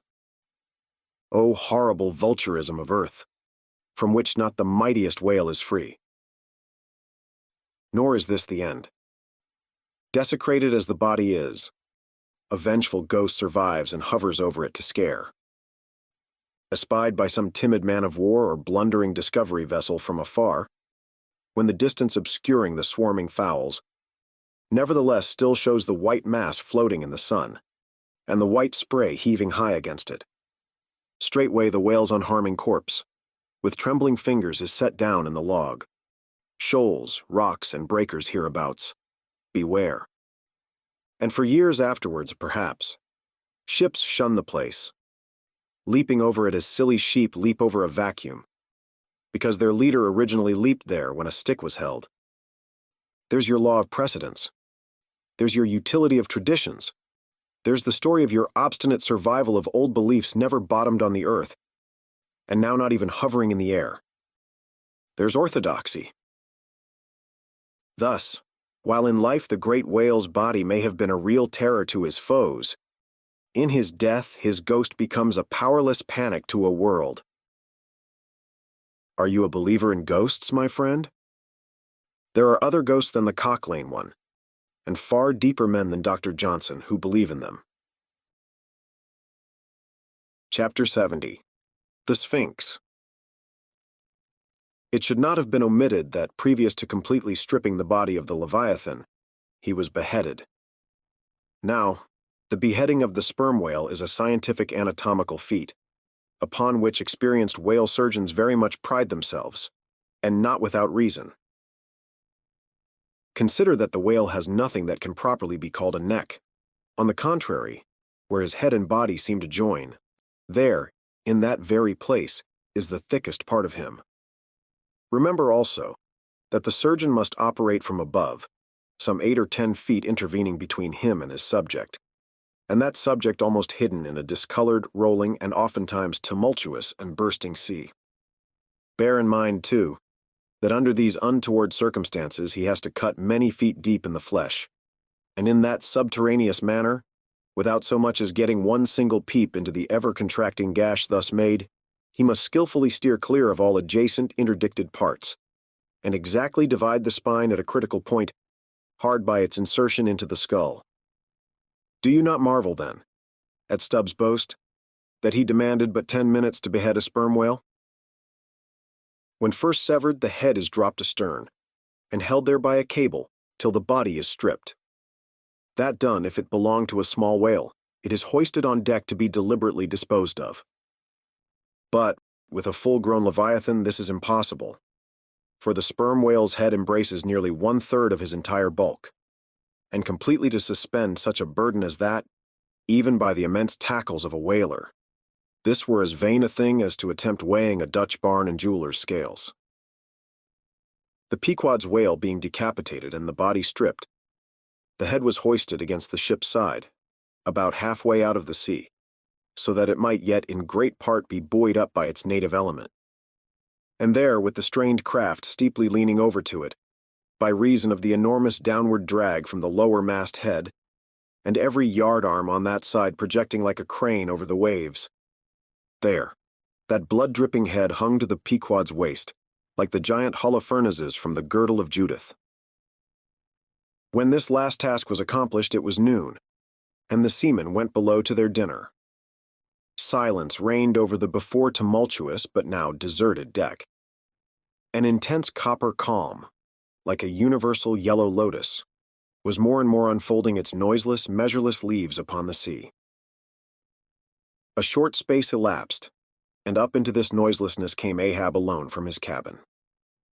Taking a few turns on the quarterdeck, he paused to gaze over the side, then slowly getting into the main chains he took Stubb's long spade, still remaining there after the whale's decapitation, and striking it into the lower part of the half-suspended mass, placed its other end crutchwise under one arm, and so stood leaning over with eyes attentively fixed on this head. It was a black and hooded head, and hanging there in the midst of so intense a calm, it seemed the Sphynxes in the desert. "Speak, thou vast and venerable head," muttered Ahab, "which though ungarnished with a beard, yet here and there lookest hoary with mosses. Speak, mighty head, and tell us the secret thing that is in thee. Of all divers thou hast dived the deepest. That head upon which the upper sun now gleams has moved amid this world's foundations, where unrecorded names and navies rust, and untold hopes and anchors rot, where in her murderous hold this frigate earth is ballasted with bones of millions of the drowned. There in that awful waterland there was thy most familiar home. Thou hast been where bell or diver never went, hast slept by many a sailor's side, where sleepless mothers would give their lives to lay them down. Thou sawest the locked lovers when leaping from their flaming ship, heart to heart they sank beneath the exulting wave, true to each other when heaven seemed false to them. Thou sawest the murdered mate when tossed by pirates from the midnight deck.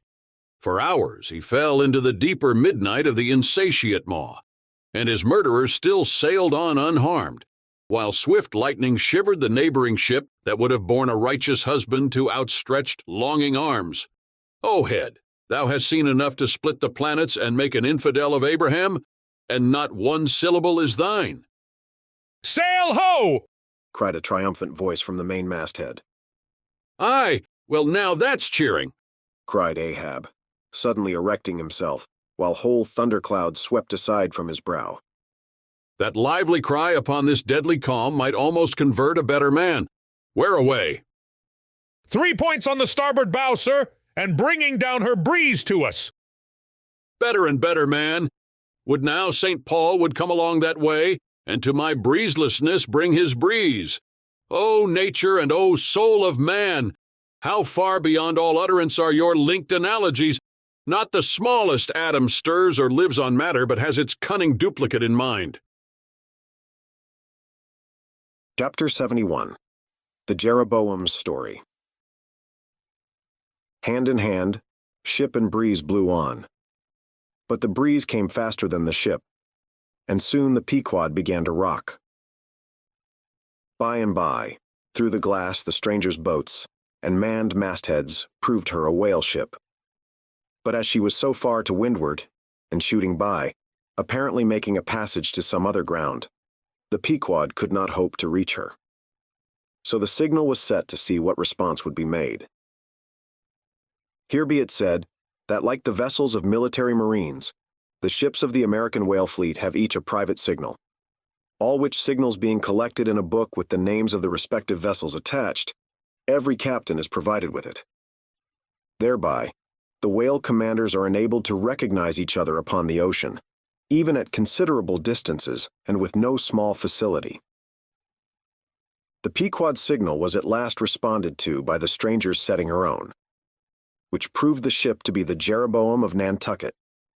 Squaring her yards, she bore down, ranged a beam under the Pequod's lee, and lowered a boat. It soon drew nigh. But, as the side ladder was being rigged by Starbuck's order to accommodate the visiting captain, the stranger in question waved his hand from his boat's stern in token of that proceeding being entirely unnecessary. It turned out that the Jeroboam had a malignant epidemic on board, and that Mayhew, her captain, was fearful of infecting the Pequod's company.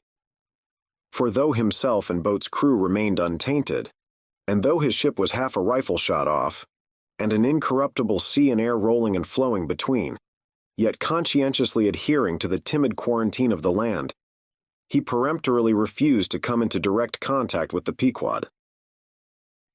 But this did by no means prevent all communications. Preserving an interval of some few yards between itself and the ship, the Jeroboam's boat, by the occasional use of its oars, contrived to keep parallel to the Pequod, as she heavily forged through the sea, for by this time it blew very fresh, with her main topsail aback, though, indeed, at times by the sudden onset of a large rolling wave, the boat would be pushed some way ahead, but would be soon skillfully brought to her proper bearings again. Subject to this, and other the like interruptions now and then, a conversation was sustained between the two parties, but at intervals, not without still another interruption of a very different sort. Pulling an oar in the Jeroboam's boat was a man of a singular appearance, even in that wild whaling life where individual notabilities make up all totalities.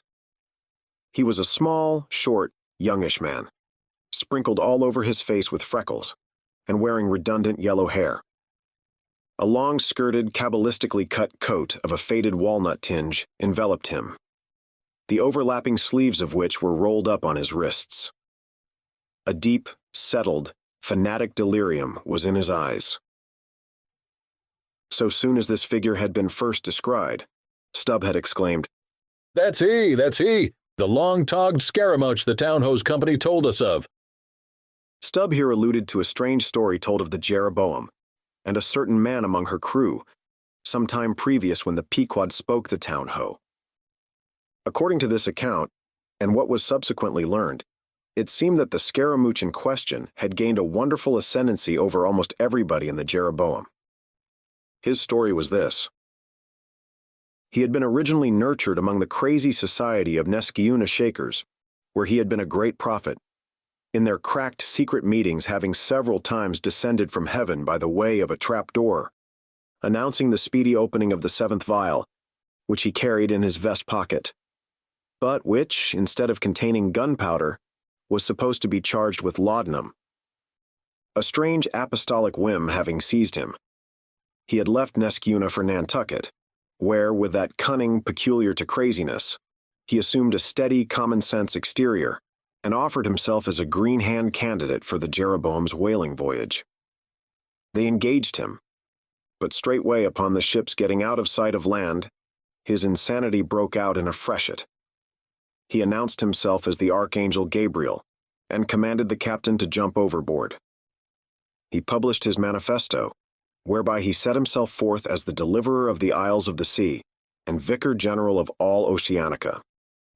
The unflinching earnestness with which he declared these things, the dark, daring play of his sleepless, excited imagination, and all the preternatural terrors of real delirium, united to invest this Gabriel in the minds of the majority of the ignorant crew with an atmosphere of sacredness. Moreover, they were afraid of him. As such a man, however, was not of much practical use in the ship, especially as he refused to work except when he pleased. The incredulous captain would fain have been rid of him. But apprised that that individual's intention was to land him in the first convenient port, the Archangel forthwith opened all his seals and vials, devoting the ship and all hands to unconditional perdition, in case this intention was carried out. So strongly did he work upon his disciples among the crew, that at last in a body they went to the captain, and told him if Gabriel was sent from the ship, not a man of them would remain. He was therefore forced to relinquish his plan.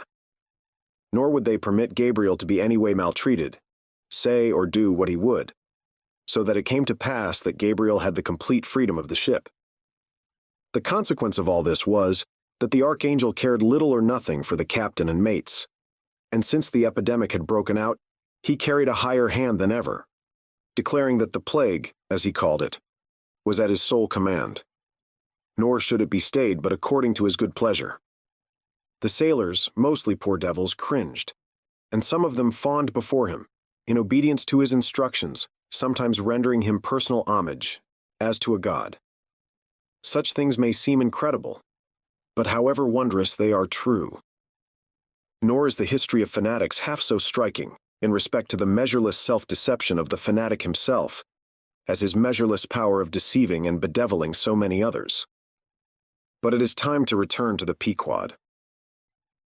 I fear not thy epidemic, man, said Ahab from the bulwarks to Captain Mayhew, who stood in the boat's stern. Come on board. But now Gabriel started to his feet. Think of the fevers, yellow and bilious. Beware of the horrible plague. Gabriel, cried Captain Mayhew. Thou must either... But that instant a headlong wave shot the boat far ahead, and its seethings drowned all speech. Hast thou seen the white whale? Demanded Ahab, when the boat drifted back. Think of thy whaleboat, stoven and sunk. Beware of the horrible tale. I tell thee again, Gabriel, that... but again the boat tore ahead as if dragged by fiends. Nothing was said for some moments, while a succession of riotous waves rolled by, which by one of those occasional caprices of the seas were tumbling, not heaving it. Meantime, the hoisted sperm whale's head jogged about very violently, and Gabriel was seen eyeing it with rather more apprehensiveness than his archangel nature seemed to warrant.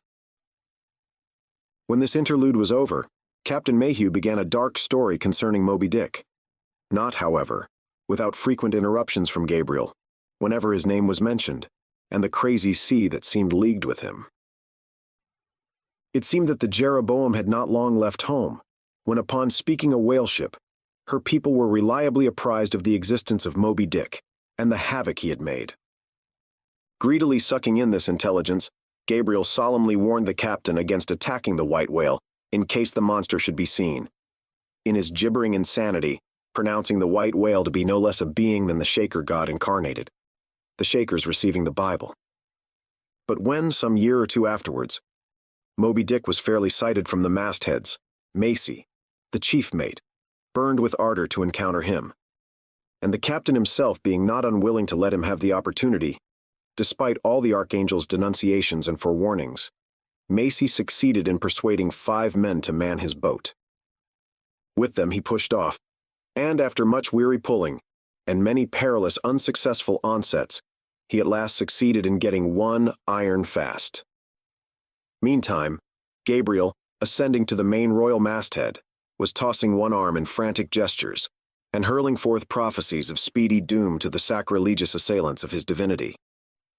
Now, while Macy, the mate, was standing up in his boat's bow, and with all the reckless energy of his tribe was venting his wild exclamations upon the whale, and essaying to get a fair chance for his poised lance, lo! A broad white shadow rose from the sea, by its quick fanning motion, temporarily taking the breath out of the bodies of the oarsmen. Next instant, the luckless mate, so full of furious life, was smitten bodily into the air, and making a long arc in his descent, fell into the sea at the distance of about 50 yards. Not a chip of the boat was harmed, nor a hair of any oarsman's head, but the mate forever sank. It is well to parenthesize here that of the fatal accidents in the sperm whale fishery, this kind is perhaps almost as frequent as any. Sometimes nothing is injured but the man who is thus annihilated.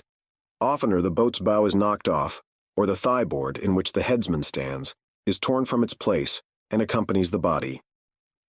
But strangest of all is the circumstance that in more instances than one, when the body has been recovered, not a single mark of violence is discernible, the man being stark dead. The whole calamity, with the falling form of Macy, was plainly descried from the ship. Raising a piercing shriek, "The vial! The vial!" Gabriel called off the terror-stricken crew from the further hunting of the whale. This terrible event clothed the archangel with added influence, because his credulous disciples believed that he had specifically foreannounced it, instead of only making a general prophecy, which anyone might have done, and so have chanced to hit one of many marks in the wide margin allowed. He became a nameless terror to the ship. Mayhew having concluded his narration, Ahab put such questions to him that the stranger captain could not forbear inquiring whether he intended to hunt the white whale, if opportunity should offer. To which Ahab answered, "Aye." Straightway then Gabriel once more started to his feet, glaring upon the old man, and vehemently exclaimed with downward pointed finger, Think of the blasphemer, dead and down there. Beware of the blasphemer's end. Ahab stolidly turned aside, then said to Mayhew, "Captain, I have just bethought me of my letter bag. There is a letter for one of thy officers, if I mistake not. Starbuck, look over the bag." Every whale ship takes out a goodly number of letters for various ships, whose delivery to the persons to whom they may be addressed depends upon the mere chance of encountering them in the 4 oceans. Thus, most letters never reach their mark, and many are only received after attaining an age of 2 or 3 years or more. Soon Starbuck returned with a letter in his hand. It was sorely tumbled, damp, and covered with a dull, spotted green mold, in consequence of being kept in a dark locker of the cabin. Of such a letter, Death himself might well have been the postboy. "Canst not read it?" cried Ahab. "Give it me, man. Aye, aye, it's but a dim scrawl. What's this?" As he was studying it out, Starbuck took a long cutting spade pole, and with his knife slightly split the end, to insert the letter there, and in that way hand it to the boat, without its coming any closer to the ship. Meantime, Ahab, holding the letter, muttered, "Mr. Har, yes, Mr. Harry. A woman's pinny hand, the man's wife, I'll wager. Aye, Mr. Harry Macy, ship Jeroboam. Why, it's Macy, and he's dead." Poor fellow, and from his wife," sighed Mayhew. "But let me have it." "Nay, keep it thyself," cried Gabriel to Ahab. "Thou art soon going that way." "Curses throttle thee!" yelled Ahab. "Captain Mayhew, stand by now to receive it." And taking the fatal missive from Starbuck's hands, he caught it in the slit of the pole and reached it over towards the boat. But as he did so, the oarsman expectantly desisted from rowing. The boat drifted a little towards the ship's stern, so that, as if by magic, the letter suddenly ranged along with Gabriel's eager hand. He clutched it in an instant, seized the boat knife, and impaling the letter on it, sent it thus loaded back into the ship. It fell at Ahab's feet. Then Gabriel shrieked out to his comrades to give way with their oars, and in that manner the mutinous boat rapidly shot away from the Pequod. As, after this interlude, the seamen resumed their work upon the jacket of the whale, many strange things were hinted in reference to this wild affair. Chapter 72. The Monkey Rope. In the tumultuous business of cutting in and attending to a whale, there is much running backwards and forwards among the crew. Now hands are wanted here, and then again hands are wanted there. There is no staying in any one place, for at one and the same time, everything has to be done everywhere. It is much the same with him who endeavors the description of the scene. We must now retrace our way a little. It was mentioned that upon first breaking ground in the whale's back, the blubber hook was inserted into the original hole there, cut by the spades of the mates. But how did so clumsy and weighty a mass as that same hook get fixed in that hole? It was inserted there by my particular friend Queequeg, whose duty it was, as harpooneer, to descend upon the monster's back for the special purpose referred to. But in very many cases, circumstances require that the harpooneer shall remain on the whale till the whole flensing or stripping operation is concluded. The whale, be it observed, lies almost entirely submerged, excepting the immediate parts operated upon. So down there, some 10 feet below the level of the deck, the poor harpooneer flounders about, half on the whale and half in the water, as the vast mass revolves like a treadmill beneath him. On the occasion in question, Queequeg figured in the Highland costume, a shirt and socks, in which, to my eyes at least, he appeared to uncommon advantage, and no one had a better chance to observe him, as will presently be seen. Being the savage's bowsman, that is, the person who pulled the bow oar in his boat, the second one from forward, it was my cheerful duty to attend upon him while taking that hardscrabble scramble upon the dead whale's back. You have seen Italian organ boys holding a dancing ape by a long cord. Just so, from the ship's steep side, did I hold Queequeg down there in the sea by what is technically called in the fishery a monkey rope, attached to a strong strip of canvas belted round his waist. It was a humorously perilous business for both of us.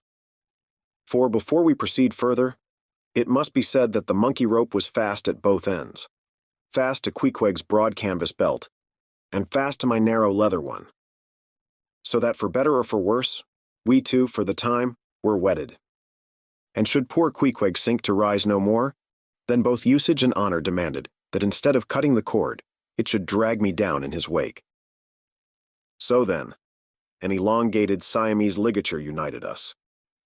Queequeg was my own inseparable twin brother, nor could I anyway get rid of the dangerous liabilities which the hempen bond entailed.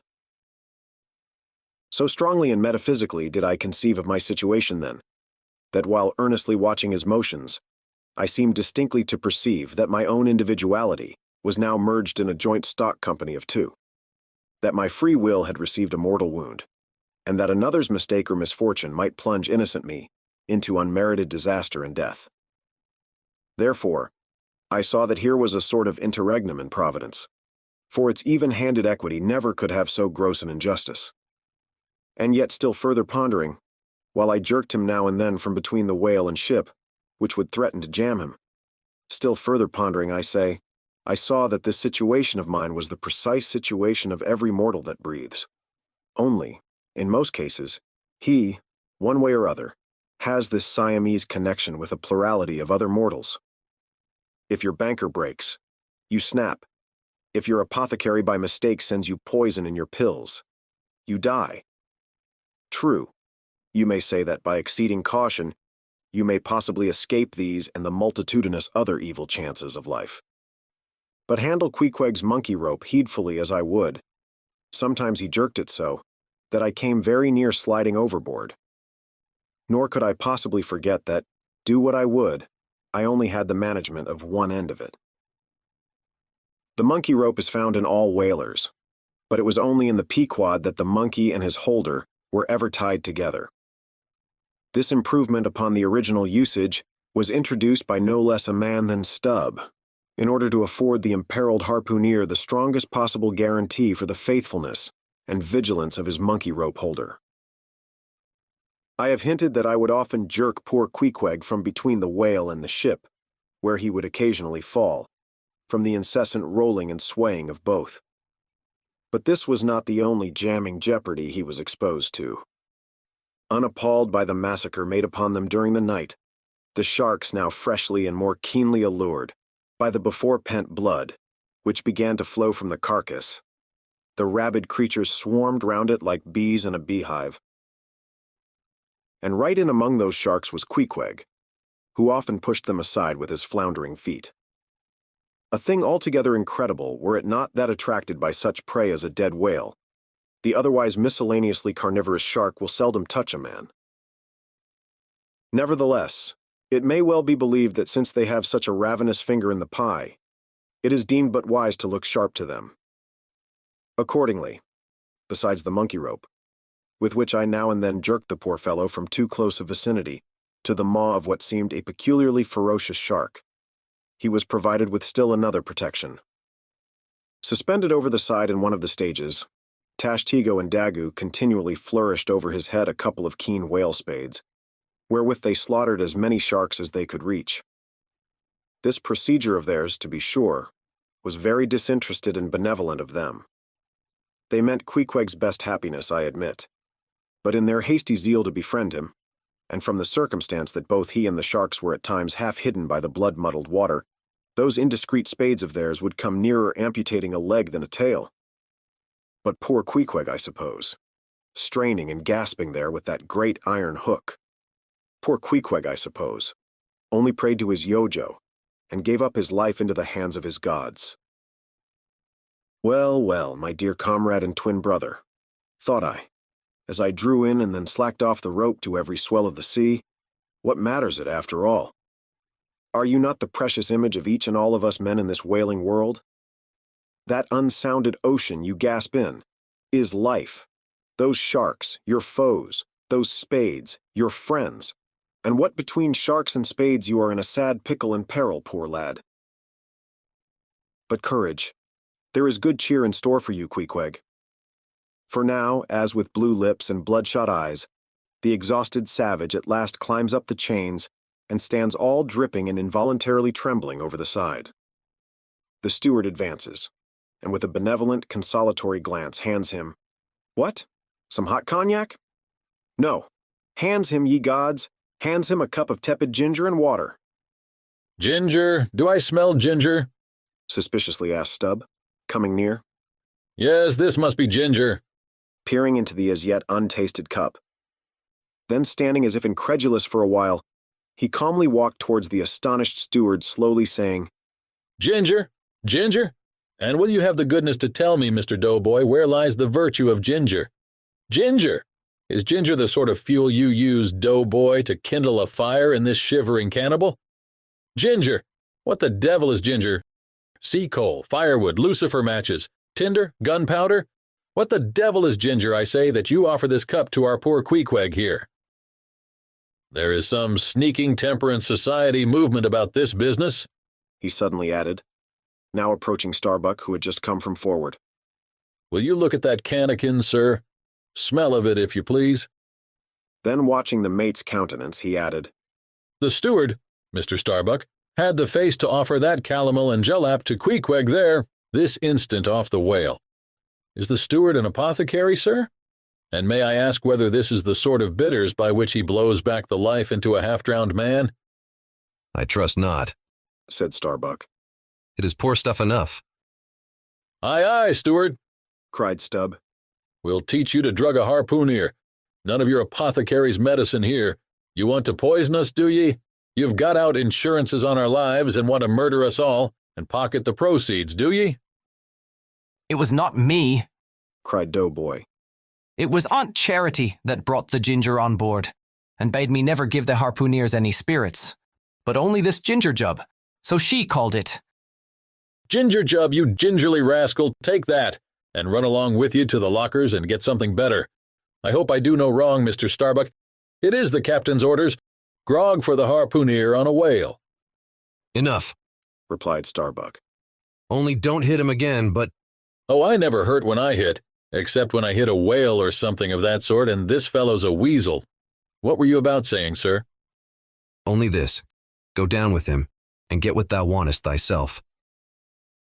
When Stubb reappeared, he came with a dark flask in one hand, and a sort of tea-caddy in the other. The first contained strong spirits, and was handed to Queequeg. The second was Aunt Charity's gift, and that was freely given to the waves. Chapter 73. Stubb and Flask kill a right whale, and then have a talk over him. It must be borne in mind that all this time, we have a sperm whale's prodigious head hanging to the Pequod's side. But we must let it continue hanging there a while till we can get a chance to attend to it. For the present, other matters press, and the best we can do now for the head is to pray heaven the tackles may hold. Now, during the past night and forenoon, the Pequod had gradually drifted into a sea, which, by its occasional patches of yellow Brit, gave unusual tokens of the vicinity of right whales, a species of the Leviathan, that but few supposed to be at this particular time lurking anywhere near.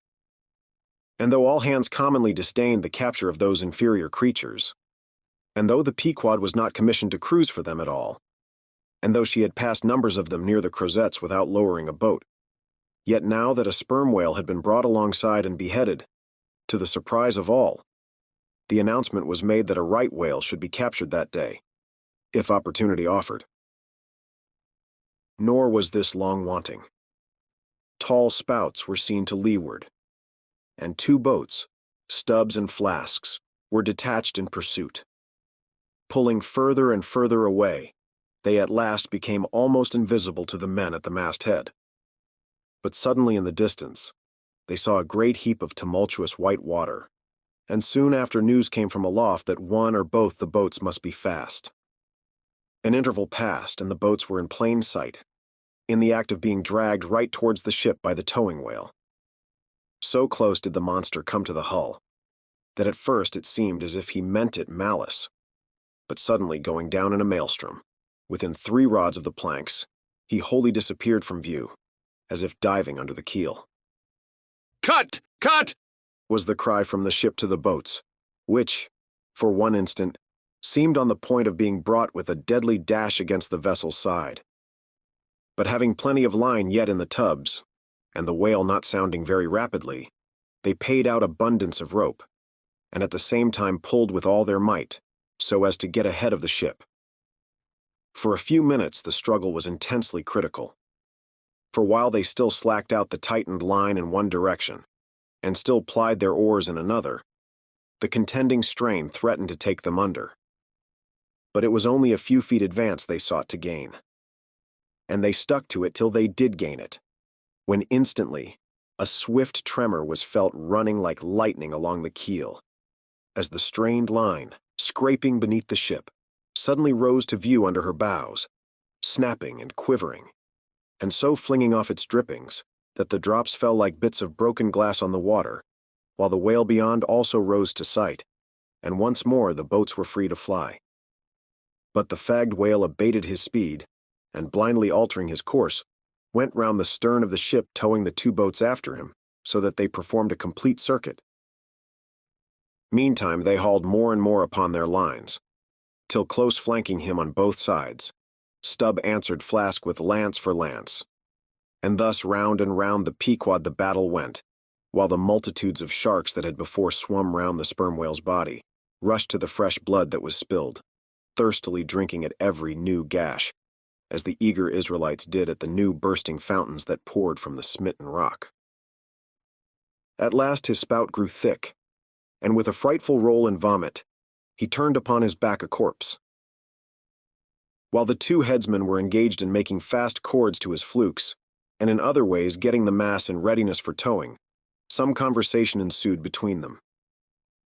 "I wonder what the old man wants with this lump of foul lard," said Stubb, not without some disgust at the thought of having to do with so ignoble a leviathan. "Wants with it?" said Flask, coiling some spare line in the boat's bow. "Did you never hear that the ship which but once has a sperm whale's head hoisted on her starboard side, and at the same time a right whale's on the larboard? Did you never hear, Stubb, that that ship can never afterwards capsize?" "Why not?" "I don't know, but I heard that gambouge ghost of a Fedallah saying so, and he seems to know all about ship's charms, but I sometimes think he'll charm the ship to no good at last. I don't half like that chap, Stubb. Did you ever notice how that tusk of his is a sort of carved into a snake's head, Stubb?" "Sink him. I never look at him at all, but if ever I get a chance of a dark night, and he standing hard by the bulwarks and no one by, look down there, Flask," pointing into the sea with a peculiar motion of both hands. "Aye, will I. Flask, I take that Fedallah to be the devil in disguise. Do you believe that cock and bull story about his having been stowed away on board ship? He's the devil, I say. The reason why you don't see his tail is because he tucks it up out of sight. He carries it coiled away in his pocket, I guess. Blast him. Now that I think of it, he's always wanting oakum to stuff into the toes of his boots." "He sleeps in his boots, don't he? He hasn't got any hammock, but I've seen him lay of nights in a coil of rigging." "No doubt, and it's because of his cursed tail. He coils it down, do you see, in the eye of the rigging." "What's the old man have so much to do with him for?" "Striking up a swap or a bargain, I suppose." "Bargain? About what?" "Why, do you see, the old man is hard bent after that white whale, and the devil there is trying to come round him and get him to swap away his silver watch, or his soul, or something of that sort, and then he'll surrender Moby Dick." "Pooh! Stubb, you are skylarking. How can Fedallah do that?" "I don't know, Flask, but the devil is a curious chap and a wicked one, I tell ye. Why, they say as how he went a-sauntering into the old flagship once, switching his tail about devilish easy and gentlemanlike, and inquiring if the old governor was at home. Well, he was at home and asked the devil what he wanted. The devil switching his hooves up and says, "I want John." "What for?" says the old governor. "What business is that of yours?" says the devil, getting mad. "I want to use him." "Take him," says the governor. And by the Lord, Flask, if the devil didn't give John the Asiatic cholera before he got through with him, I'll eat this whale in one mouthful. But look sharp, ain't you already there? Well then, pull ahead and let's get the whale alongside." "I think I remember some such story as you were telling," said Flask, when at last the two boats were slowly advancing with their burden towards the ship. "But I can't remember where." "3 Spaniards? Adventures of those 3 bloody-minded soldados? Did you read it there, Flask? I guess you did." "No, never saw such a book. Heard of it, though. But now tell me, Stubb, do you suppose that that devil you was speaking of just now was the same you say is now on board the Pequod?" "Am I the same man that helped kill this whale? Doesn't the devil live forever? Who ever heard that the devil was dead? Did you ever see any parson a-wearing mourning for the devil? And if the devil has a latchkey to get into the admiral's cabin, don't you suppose he can crawl into a porthole? Tell me that, Mr. Flask." How old do you suppose Fedallah is, Stubb? Do you see that mainmast there? Pointing to the ship. Well, that's the figure one. Now take all the hoops in the Pequod's hold and string along in a row with that mast. For aughts, do you see? Well, that wouldn't begin to be Fedallah's age. Nor all the Coopers in creation couldn't show hoops enough to make aughts enough. But see here, Stubb. I thought you a little boasted just now that you meant to give Fedallah a sea toss if you got a good chance. Now, if he's so old as all those hoops of yours come to, and if he is going to live forever, what good will it do to pitch him overboard? Tell me that. Give him a good ducking anyhow. But he'd crawl back. Duck him again and keep ducking him. Suppose he should take it into his head to duck you, though. Yes, and drown you. What then? I should like to see him try it. I'd give him such a pair of black eyes that he wouldn't dare to show his face in the Admiral's cabin again for a long while, let alone down in the orlop there, where he lives, and hereabouts on the upper decks where he sneaks so much. Damn the devil Flask. So you suppose I'm afraid of the devil? Who's afraid of him except the old governor who daresn't catch him and put him in double darbies as he deserves, but lets him go about kidnapping people? Aye, and signed a bond with him that all the people the devil kidnapped, he'd roast for him? There's a governor. Do you suppose Fedallah wants to kidnap Captain Ahab? Do I suppose it? You'll know it before long, Flask. But I am going now to keep a sharp lookout on him, and if I see anything very suspicious going on, I'll just take him by the nape of his neck and say, "Look here, Beelzebub, you don't do it." And if he makes any fuss, by the Lord, I'll make a grab into his pocket for his tail, take it to the capstan, and give him such a wrenching and heaving that his tail will come short off at the stump. Do you see? And then I rather guess when he finds himself docked in that queer fashion, he'll sneak off without the poor satisfaction of feeling his tail between his legs. And what will you do with the tail, Stubb? Do with it? Sell it for an ox whip when we get home. What else? Now, do you mean what you say and have been saying all along, Stubb? Mean or not mean, here we are at the ship. The boats were here hailed to tow the whale on the larboard side, where fluke chains and other necessaries were already prepared for securing him. Didn't I tell you so? Said Flask. Yes, you'll soon see this right whale's head hoisted up opposite that Parmacetes. In good time, Flask's saying proved true. As before, the Pequod steeply leaned over towards the sperm whale's head. Now, by the counterpoise of both heads, she regained her even keel. Though sorely strained, you may well believe. So, when on one side you hoist in Locke's head, you go over that way.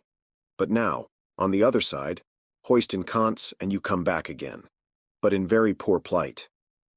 Thus, some minds forever keep trimming boat. O ye foolish, throw all these thunderheads overboard, and then you will float light and right. In disposing of the body of a right whale, when brought alongside the ship, the same preliminary proceedings commonly take place as in the case of a sperm whale. Only in the latter instance, the head is cut off whole, but in the former, the lips and tongue are separately removed and hoisted on deck, with all the well-known black bone attached to what is called the crown piece. But nothing like this, in the present case, had been done. The carcasses of both whales had dropped astern, and the head-laden ship not a little resembled a mule carrying a pair of overburdening panniers. Meantime, Fedallah was calmly eyeing the right whale's head, and ever and anon glancing from the deep wrinkles there to the lines in his own hand. And Ahab chanced so to stand, that the Parsee occupied his shadow, while if the Parsee's shadow was there at all, it seemed only to blend with and lengthen Ahab's. As the crew toiled on, Laplandish speculations were bandied among them concerning all these passing things. Chapter 74. The Sperm Whale's Head. Contrasted View. Here, now, are two great whales, laying their heads together. Let us join them, and lay together our own. Of the grand order of folio leviathans, the sperm whale and the right whale are by far the most noteworthy. They are the only whales regularly hunted by man. To the Nantucketer, they present the two extremes of all the known varieties of the whale. as the external difference between them is mainly observable in their heads, and as ahead of each is this moment hanging from the Pequod's side, and as we may freely go from one to the other, by merely stepping across the deck. Where, I should like to know, will you obtain a better chance to study practical cetology than here? In the first place, you are struck by the general contrast between these heads.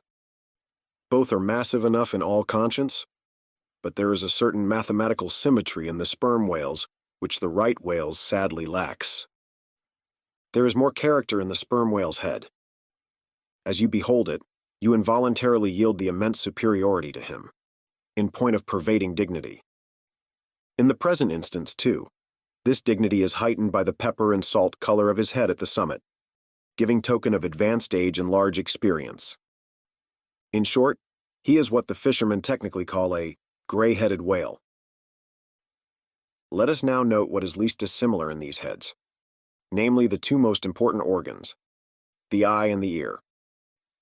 Far back on the side of the head, and low down, near the angle of either whale's jaw, if you narrowly search, you will at last see a lashless eye, which you would fancy to be a young colt's eye. So out of all proportion is it to the magnitude of the head. Now, from this peculiar sideway position of the whale's eyes, it is plain that he can never see an object which is exactly ahead, no more than he can one exactly astern.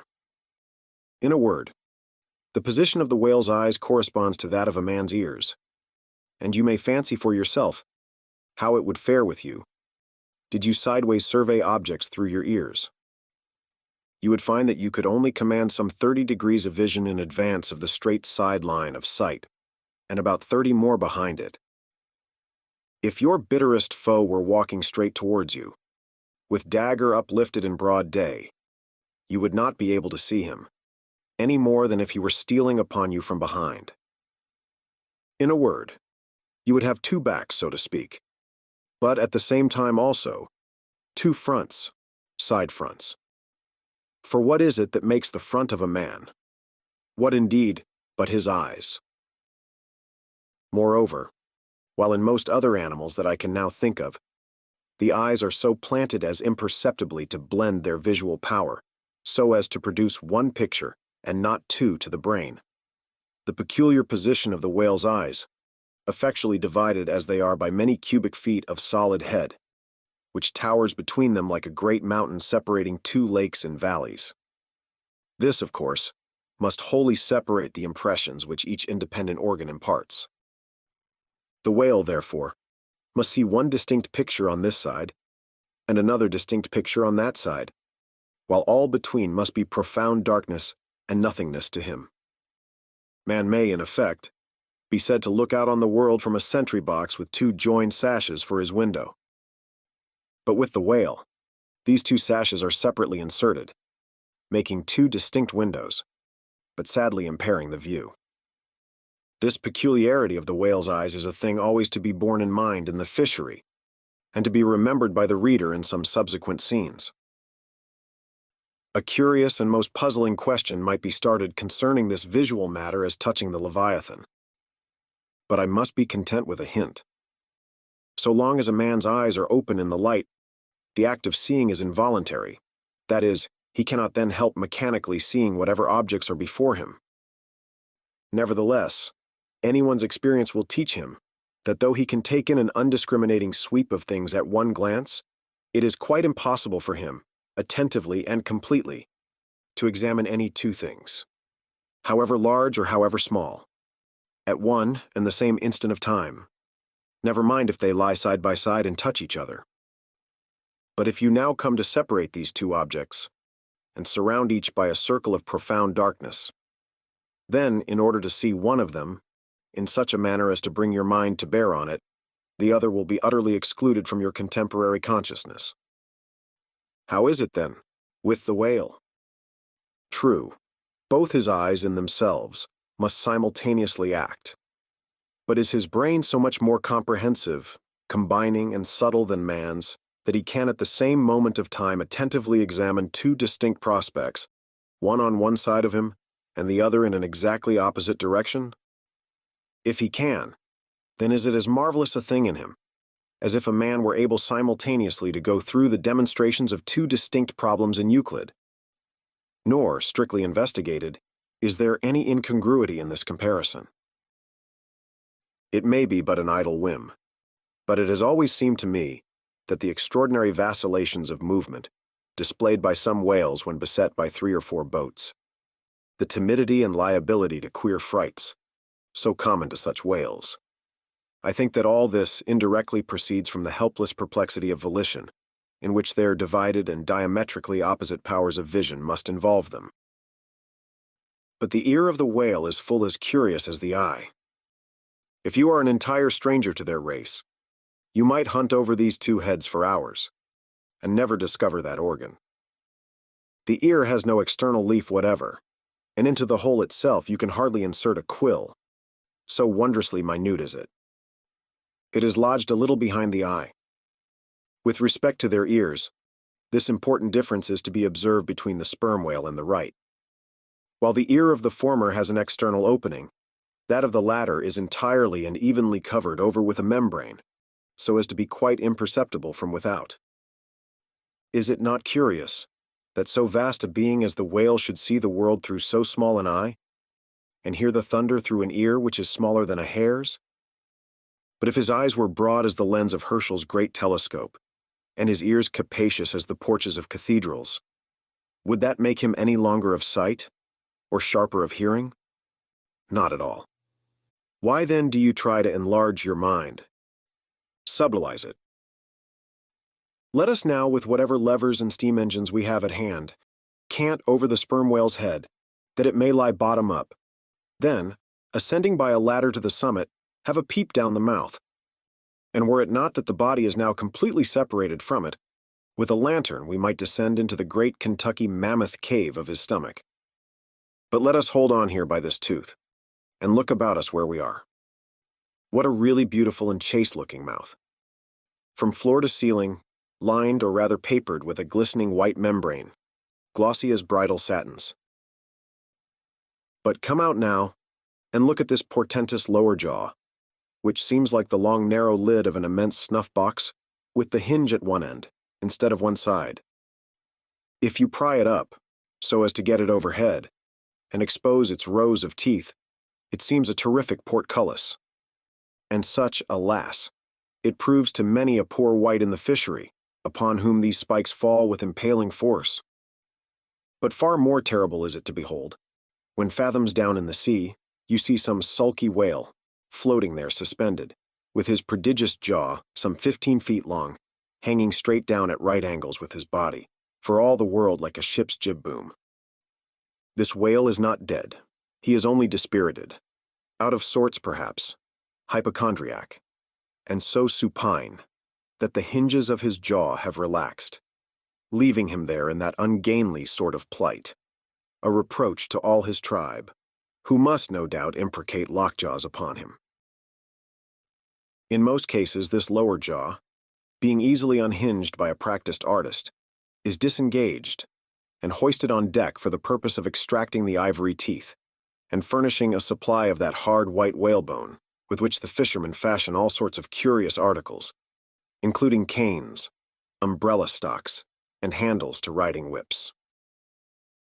With a long, weary hoist, the jaw is dragged on board, as if it were an anchor, and when the proper time comes, some few days after the other work, Queequeg, Daggoo, and Tashtego, being all accomplished dentists, are set to drawing teeth. With a keen cutting spade, Queequeg lances the gums. Then the jaw is lashed down to ring bolts, and a tackle being rigged from aloft, they drag out these teeth, as Michigan oxen drag stumps of old oaks out of wild woodlands. There are generally 42 teeth in all, in old whales, much worn down, but undecayed, nor filled after our artificial fashion. The jaw is afterwards sawn into slabs, and piled away like joists for building houses. Chapter 75. The Right Whale's Head. Contrasted View. Crossing the deck, let us now have a good long look at the right whale's head. As in general shape, the noble sperm whale's head may be compared to a Roman war chariot especially in front where it is so broadly rounded. So, at a broad view, the right whale's head bears a rather inelegant resemblance to a gigantic galliot-toed shoe. 200 years ago, an old Dutch voyager likened its shape to that of a shoemaker's last. And in this same last or shoe, that old woman of the nursery tale, with the swarming brood, might very comfortably be lodged, she and all her progeny. But as you come nearer to this great head, it begins to assume different aspects, according to your point of view. If you stand on its summit and look at these two F-shaped spout holes, you would take the whole head for an enormous bass viol, and these spiracles, the apertures in its sounding board. Then, again, if you fix your eye upon this strange, crested, comb-like incrustation on the top of the mass, this green, barnacled thing, which the Greenlanders call the crown, and the southern fishers the bonnet of the right whale, fixing your eyes solely on this, you would take the head for the trunk of some huge oak, with a bird's nest in its crotch. At any rate, when you watch those live crabs that nestle here on this bonnet, such an idea will be almost sure to occur to you. Unless, indeed, your fancy has been fixed by the technical term, crown, also bestowed upon it, in which case you will take great interest in thinking how this mighty monster is actually a diademed king of the sea, whose green crown has been put together for him in this marvelous manner. But if this whale be a king, he is a very sulky-looking fellow to grace a diadem. Look at that hanging lower lip. What a huge sulcan pout is there. A sulcan pout, by carpenter's measurement, about 20 feet long and 5 feet deep. A sulcan pout that will yield you some 500 gallons of oil and more. A great pity, now, that this unfortunate whale should be hair-lipped. The fissure is about a foot across. Probably the mother, during an important interval, was sailing down the Peruvian coast, when earthquakes caused the beach to gape. Over this lip, as over a slippery threshold, we now slide into the mouth. Upon my word, were I at Mackinac, I should take this to be the inside of an Indian wigwam. Good Lord, is this the road that Jonah went? The roof is about 12 feet high, and runs to a pretty sharp angle, as if there were a regular ridgepole there, while these ribbed, arched, hairy sides present us with those wondrous, half-vertical, scimitar-shaped slats of whalebone, say 300 on a side, which, depending from the upper part of the head or crown bone, form those Venetian blinds which have elsewhere been cursorily mentioned. The edges of these bones are fringed with hairy fibers, through which the right whale strains the water, and in whose intricacies he retains the small fish. When open-mouthed, he goes through the seas of Brit in feeding time. In the central blinds of bone, as they stand in their natural order, there are certain curious marks, curves, hollows, and ridges, whereby some whalemen calculate the creature's age, as the age of an oak by its circular rings. Though the certainty of this criterion is far from demonstrable, yet it has the savor of analogical probability. At any rate, if we yield to it, we must grant a far greater age to the right whale than at first glance will seem reasonable. In old times, there seem to have prevailed the most curious fancies concerning these blinds. One voyager in Purchas calls them the wondrous whiskers inside of the whale's mouth. Another, hog's bristles. A third old gentleman in Hacklight uses the following elegant language. There are about 250 fins growing on each side of his upper chop, which arch over his tongue on each side of his mouth. This reminds us that the right whale really has a sort of whisker, or rather a mustache, consisting of a few scattered white hairs on the upper part of the outer end of the lower jaw. Sometimes these tufts impart a rather brigandish expression to his otherwise solemn countenance.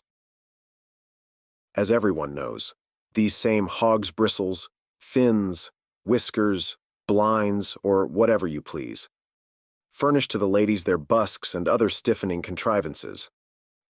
But in this particular, the demand has long been on the decline. It was in Queen Anne's time that the bone was in its glory, the farthingale being then all the fashion. And as those ancient dames moved about gaily, though in the jaws of the whale, as you may say, even so, in a shower, with the like thoughtlessness, Do we nowadays fly under the same jaws for protection, the umbrella being a tent spread over the same bone? But now forget all about blinds and whiskers for a moment, and standing in the right whale's mouth, look around you afresh. Seeing all these colonnades of bones so methodically ranged about, would you not think you were inside of the great Harlem organ and gazing upon its 1,000 pipes? For a carpet to the organ we have a rug of the softest turkey, the tongue, which is glued as it were to the floor of the mouth. It is very fat and tender, and apt to tear in pieces in hoisting it on deck. This particular tongue now before us, at a passing glance I should say it was a 6-barreler. That is, it will yield you about that amount of oil. This, you must have plainly seen the truth of what I started with, that the sperm whale and the right whale have almost entirely different heads. To sum up then, in the right whales there is no great well of sperm, no ivory teeth at all, no long, slender mandible of a lower jaw like the sperm whales. Nor in the sperm whale are there any of those blinds of bone, no huge lower lip, and scarcely anything of a tongue. Again, the right whale has 2 external spout holes, the sperm whale only 1. Look your last now, on these venerable hooded heads, while they yet lie together. For one will soon sink, unrecorded, in the sea. The other will not be very long in following. Can you catch the expression of the sperm whales there? It is the same he died with, only some of the longer wrinkles in the forehead seem now faded away. I think his broad brow to be full of a prairie-like placidity, born of a speculative indifference as to death. But mark the other head's expression. See that amazing lower lip, pressed by accident against the vessel's side, so as firmly to embrace the jaw. Does not this whole head seem to speak of an enormous practical resolution in facing death? This right whale I take to have been a Stoic. The sperm whale, a Platonian, who might have taken up Spinoza in his latter years. Chapter 76. The Battering-Ram. Ere quitting, for the nonce, the sperm whale's head, I would have you, as a sensible physiologist, simply, particularly remark its front aspect in all its compacted collectedness. I would have you investigate it now, with the sole view of forming to yourself some unexaggerated intelligent estimate of whatever battering-ram power may be lodged there. Here is a vital point, for you must either satisfactorily settle this matter with yourself, or forever remain an infidel as to one of the most appalling, but not the less true events, perhaps anywhere to be found in all recorded history. You observe that in the ordinary swimming position of the sperm whale, the front of his head presents an almost wholly vertical plane to the water. You observe that the lower part of that front slopes considerably backwards, so as to furnish more of a retreat for the long socket which receives the boom-like lower jaw. You observe that the mouth is entirely under the head, much in the same way, indeed as though your own mouth were entirely under your chin. Moreover, you observe that the whale has no external nose, and that what nose he has, his spout hole, is on the top of his head.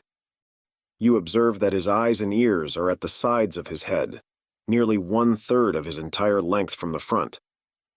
Wherefore, you must now have perceived that the front of the sperm whale's head is a dead, blind wall, without a single organ or tender prominence of any sort whatsoever.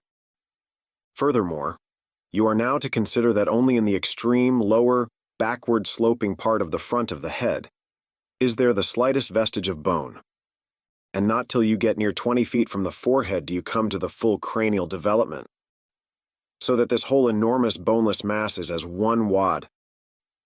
Finally, though, as will soon be revealed, its contents partly comprise the most delicate oil. Yet you are now to be apprised of the nature of the substance, which so impregnably invests all that apparent effeminacy. In some previous place, I have described to you how the blubber wraps the body of the whale, as the rind wraps an orange. Just so with the head, but with this difference. About the head this envelope, though not so thick as of a boneless toughness, inestimable by any man who has not handled it. The severest pointed harpoon, the sharpest lance darted by the strongest human arm, impotently rebounds from it, It is as though the forehead of the sperm whale were paved with horses' hooves. I do not think that any sensation lurks in it. Bethink yourself also of another thing. When two large loaded Indiamen chance to crowd and crush towards each other in the docks, what do the sailors do? They do not suspend between them, at the point of coming contact, any merely hard substance, like iron or wood. No, they hold there a large round wad of tow and cork, enveloped in the thickest and toughest of oxhide. That bravely and uninjured takes the jam which would have snapped all their oaken handspikes and iron crowbars. By itself, this sufficiently illustrates the obvious fact I drive at. But supplementary to this, it has hypothetically occurred to me that as ordinary fish possess what is called a swimming bladder in them, capable at will of distension or contraction, and as the sperm whale, as far as I know, has no such provision in him. Considering, too, the otherwise inexplicable manner in which he now depresses his head altogether beneath the surface, and anon swims with it high elevated out of the water. Considering the unobstructed elasticity of its envelope, considering the unique interior of his head, it has hypothetically occurred to me, I say, that those mystical lung-celled honeycombs there may possibly have some hitherto unknown and unsuspected connection with the outer air, so as to be susceptible to atmospheric distension and contraction. If this be so, fancy the irresistibleness of that might, to which the most impalpable and destructive of all elements contributes. Now, mark. Unerringly impelling this dead, impregnable, uninjurable wall, and this most buoyant thing within, there swims behind it all a mass of tremendous life, only to be adequately estimated as piled wood is by the cord, and all obedient to one volition, as the smallest insect. So that when I shall hereafter detail to you all the specialities and concentrations of potency everywhere lurking in this expansive monster, when I shall show you some of his more inconsiderable braining feats, I trust you will have renounced all ignorant incredulity, and be ready to abide by this, that though the sperm whale stove a passage through the Isthmus of Darien, and mixed the Atlantic with the Pacific, you would not elevate one hair of your eyebrow. For unless you own the whale, you are but a provincial and sentimentalist in truth. But clear truth is a thing for salamander giants only to encounter. How small the chances for the provincials then? What befell the weakling youth, lifting the dread goddess's veil it lies? Chapter 77. The Great Heidelburgh Tun. Now comes the bailing of the case. But to comprehend it aright, you must know something of the curious internal structure of the thing operated upon. Regarding the sperm whale's head as a solid oblong, you may, on an inclined plane, sideways divide it into two coins, whereof the lower is the bony structure, forming the cranium and jaws, and the upper an unctuous mass wholly free from bones, its broad forward end, forming the expanded vertical apparent forehead of the whale. At the middle of the forehead horizontally subdivide this upper coin, and then you have two almost equal parts, which before were naturally divided by an internal wall of a thick, tendinous substance. Coin is not a Euclidean term. It belongs to the pure nautical mathematics. I know not that it has been defined before. A coin is a solid which differs from a wedge in having its sharp end formed by the steep inclination of one side, instead of the mutual tapering of both sides. The lower subdivided part, called the junk, is one immense honeycomb of oil formed by the crossing and recrossing into 10,000 infiltrated cells of tough elastic white fibers throughout its whole extent. The upper part, known as the case, may be regarded as the great Heidelburgh tun of the sperm whale. And as that famous great tierce is mystically carved in front, so the whale's vast plaited forehead forms innumerable strange devices for the emblematical adornment of his wondrous tun. Moreover, as that of Heidelburgh was always replenished with the most excellent of the wines of the Rhenish valleys, so the tun of the whale contains by far the most precious of all his oily vintages, namely the highly prized spermaceti, in its absolutely pure, limpid, and odoriferous state. Nor is this precious substance found unalloyed in any other part of the creature. Though in life it remains perfectly fluid, yet upon exposure to the air after death, it soon begins to concrete, sending forth beautiful crystalline shoots, as when the first thin, delicate ice is just forming in water. A large whale's case generally yields about 500 gallons of sperm, though from unavoidable circumstances, considerable of it is spilled, leaks, and dribbles away, or is otherwise irrevocably lost in the ticklish business of securing what you can.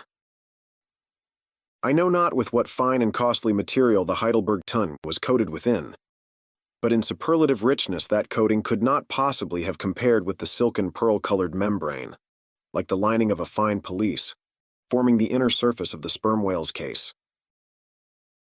It will have been seen that the Heidelburgh tun of the sperm whale embraces the entire length of the entire top of the head, and since, as has been elsewhere set forth, the head embraces 1/3 of the whole length of the creature, then setting that length down at 80 feet for a good-sized whale, you have more than 26 feet for the depth of the tun, when it is lengthwise hoisted up and down against a ship's side.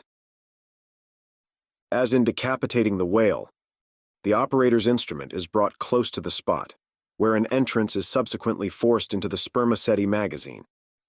He has, therefore, to be uncommonly heedful, lest a careless, untimely stroke should invade the sanctuary and wastingly let out its invaluable contents.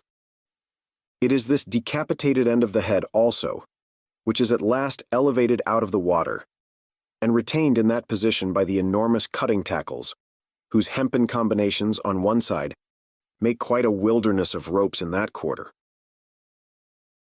Thus much being said, attend now, I pray you, to that marvelous and, in this particular instance, almost fatal operation, whereby the sperm whale's great Heidelburgh tun is tapped.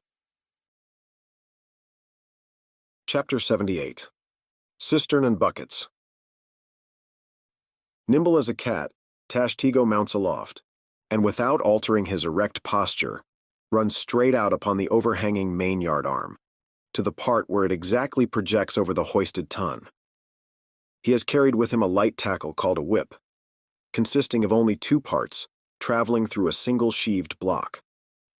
Securing this block so that it hangs down from the yard arm, he swings one end of the rope till it is caught and firmly held by a hand on deck. Then, hand over hand, down the other part the Indian drops through the air, till dexterously he lands on the summit of the head. There, still high elevated above the rest of the company, to whom he vivaciously cries. He seems some Turkish muezzin calling the good people to prayers from the top of a tower. A short-handled sharp spade being sent up to him, he diligently searches for the proper place to begin breaking into the tun. In this business he proceeds very heedfully, like a treasure hunter in some old house, sounding the walls to find where the gold is masoned in. By the time this cautious search is over, a stout iron-bound bucket, precisely like a well bucket, has been attached to one end of the whip, while the other end, being stretched across the deck, is there held by 2 or 3 alert hands. These last now hoist the bucket within grasp of the Indian, to whom another person has reached up a very long pole. Inserting this pole into the bucket, Tashtego downward guides the bucket into the tun, till it entirely disappears. Then giving the word to the seaman at the whip, up comes the bucket again, all bubbling like a dairymaid's pail of new milk. Carefully lowered from its height, the full freighted vessel is caught by an appointed hand and quickly emptied into a large tub. Then remounting aloft, it again goes through the same round until the deep cistern will yield no more. Towards the end, Tashtego has to ram his long pole harder and harder, and deeper into the tun, until some 20 feet of the pole have gone down. Now the people of the Pequot had been bailing some time in this way. Several tubs had been filled with the fragrant sperm, when all at once a queer accident happened. Whether it was that Tashtego, that wild Indian, was so heedless and reckless as to let go for a moment, his one-handed hold on the great cabled tackles suspending the head, or whether the place where he stood was so treacherous and oozy, or whether the evil one himself would have it to fall out so, without stating his particular reasons. How it was exactly, there is no telling now. But, on a sudden, as the 80th or 90th bucket came suckingly up, my God, poor Tashtego, like the twin reciprocating bucket in a veritable well, dropped head foremost down into this great ton of Heidelburgh, and with a horrible oily gurgling, went clean out of sight. "Man overboard!" cried Dagu, who amid the general consternation first came to his senses. "Swing the bucket this way!" And putting one foot into it, so as the better to secure his slippery handhold on the whip itself, the hoisters ran him high up to the top of the head, almost before Tashtego could have reached its interior bottom. Meantime, there was a terrible tumult. Looking over the side, they saw the before lifeless head throbbing and heaving just below the surface of the sea, as if that moment seized with some momentous idea, whereas it was only the poor Indian, unconsciously revealing by those struggles the perilous depth to which he had sunk. At this instant, while Dagu, on the summit of the head, was clearing the whip, which had somehow got foul of the great cutting tackles, a sharp cracking noise was heard, and to the unspeakable horror of all, one of the two enormous hooks suspending the head tore out, and with a vast vibration, the enormous mass sideways swung, till the drunk ship reeled and shook as if smitten by an iceberg. The one remaining hook, upon which the entire strain now depended, seemed every instant to be on the point of giving way, an event still more likely from the violent motions of the head. "Come down! Come down!" yelled the seaman to Dagu, but with one hand holding onto the heavy tackles, so that if the head should drop, he would still remain suspended. Dagu, having cleared the foul line, rammed down the bucket into the now collapsed well, meaning that the buried harpooner should grasp it, and so be hoisted out. "In heaven's name, man!" cried Stubb. "Are you ramming home a cartridge there? Avast! How will that help him? Jamming that iron-bound bucket on top of his head? Avast, will ye?" "Stand clear of the tackle!" cried a voice like the bursting of a rocket. Almost in the same instant, with a thunder boom, the enormous mass dropped into the sea, like Niagara's table rock into the whirlpool. The suddenly relieved hull rolled away from it, to far down her glittering copper, and all caught their breath as half swinging, now over the sailors' heads, and now over the water. Dagu, through a thick mist of spray, was dimly beheld clinging to the pendulous tackles, while poor, buried alive Tashtego was sinking utterly down to the bottom of the sea. But hardly had the blinding vapor cleared away, when a naked figure with a boarding sword in his hand was for one swift moment seen hovering over the bulwarks. The next, a loud splash announced that my brave Queequeg had dived to the rescue. One packed rush was made to the side, and every eye counted every ripple, as moment followed moment, and no sign of either the sinker or the diver could be seen. Some hands now jumped into a boat alongside, and pushed a little off from the ship. "Ha ha!" cried Dagu, all at once, from his now quiet swinging perch overhead, and looking further off from the side, we saw an arm thrust upright from the blue waves, a sight strange to see, as an arm thrust forth from the grass over a grave. "Both! Both! It is both!" cried Dagu again with a joyful shout. And soon after, Queequeg was seen boldly striking out with one hand, and with the other clutching the long hair of the Indian. Drawn into the waiting boat, they were quickly brought to the deck, but Tashtego was long in coming to, and Queequeg did not look very brisk. Now how had this noble rescue been accomplished? Why, diving after the slowly descending head, Queequeg with his keen sword had made side lunges near its bottom, so as to scuttle a large hole there. Then, dropping his sword, had thrust his long arm far inwards and upwards, and so hauled out poor Tash by the head. He averred that upon first thrusting in for him, a leg was presented, but well knowing that that was not as it ought to be, and might occasion great trouble, he had thrust back the leg, and by a dexterous heave and toss, had wrought a somerset upon the Indian, so that with the next trial, he came forth in the good old way, head foremost. As for the great head itself, that was doing as well as could be expected, and thus, through the courage and great skill in obstetrics of Queequeg, the deliverance, or rather delivery of Tashtego, was successfully accomplished in the teeth, too, of the most untoward and apparently hopeless impediments, which is a lesson by no means to be forgotten. Midwifery should be taught in the same course with fencing and boxing, riding and rowing. I know that this queer adventure of the gay-headers will be sure to seem incredible to some landsmen, though they themselves may have either seen or heard of someone's falling into a cistern ashore, an accident which not seldom happens, and with much less reason too than the Indians, considering the exceeding slipperiness of the curb of the sperm whale's well. But, peradventure, it may be sagaciously urged, how is this? We thought the tissued, infiltrated head of the sperm whale was the lightest and most corky part about him, and yet thou makest it sink in an element of a far greater specific gravity than itself. We have thee there. Not at all, but I have ye. For at the time poor Tash fell in, the case had been nearly emptied of its lighter contents, leaving little but the dense tendinous wall of the well, a double-welded, hammered substance, as I have before said, much heavier than the sea water, and a lump of which sinks in it like lead almost. But the tendency to rapid sinking in the substance was in the present instance materially counteracted by the other parts of the head remaining undetached from it, so that it sank very slowly and deliberately indeed, affording Queequeg a fair chance for performing his agile obstetrics on the run, as you may say. Yes, it was a running delivery. So it was. Now, had Tashtego perished in that head, it had been a very precious perishing, smothered in the very whitest and daintiest of fragrant spermaceti, coffined, hearsed, and tombed in the secret inner chamber and sanctum sanctorum of the whale.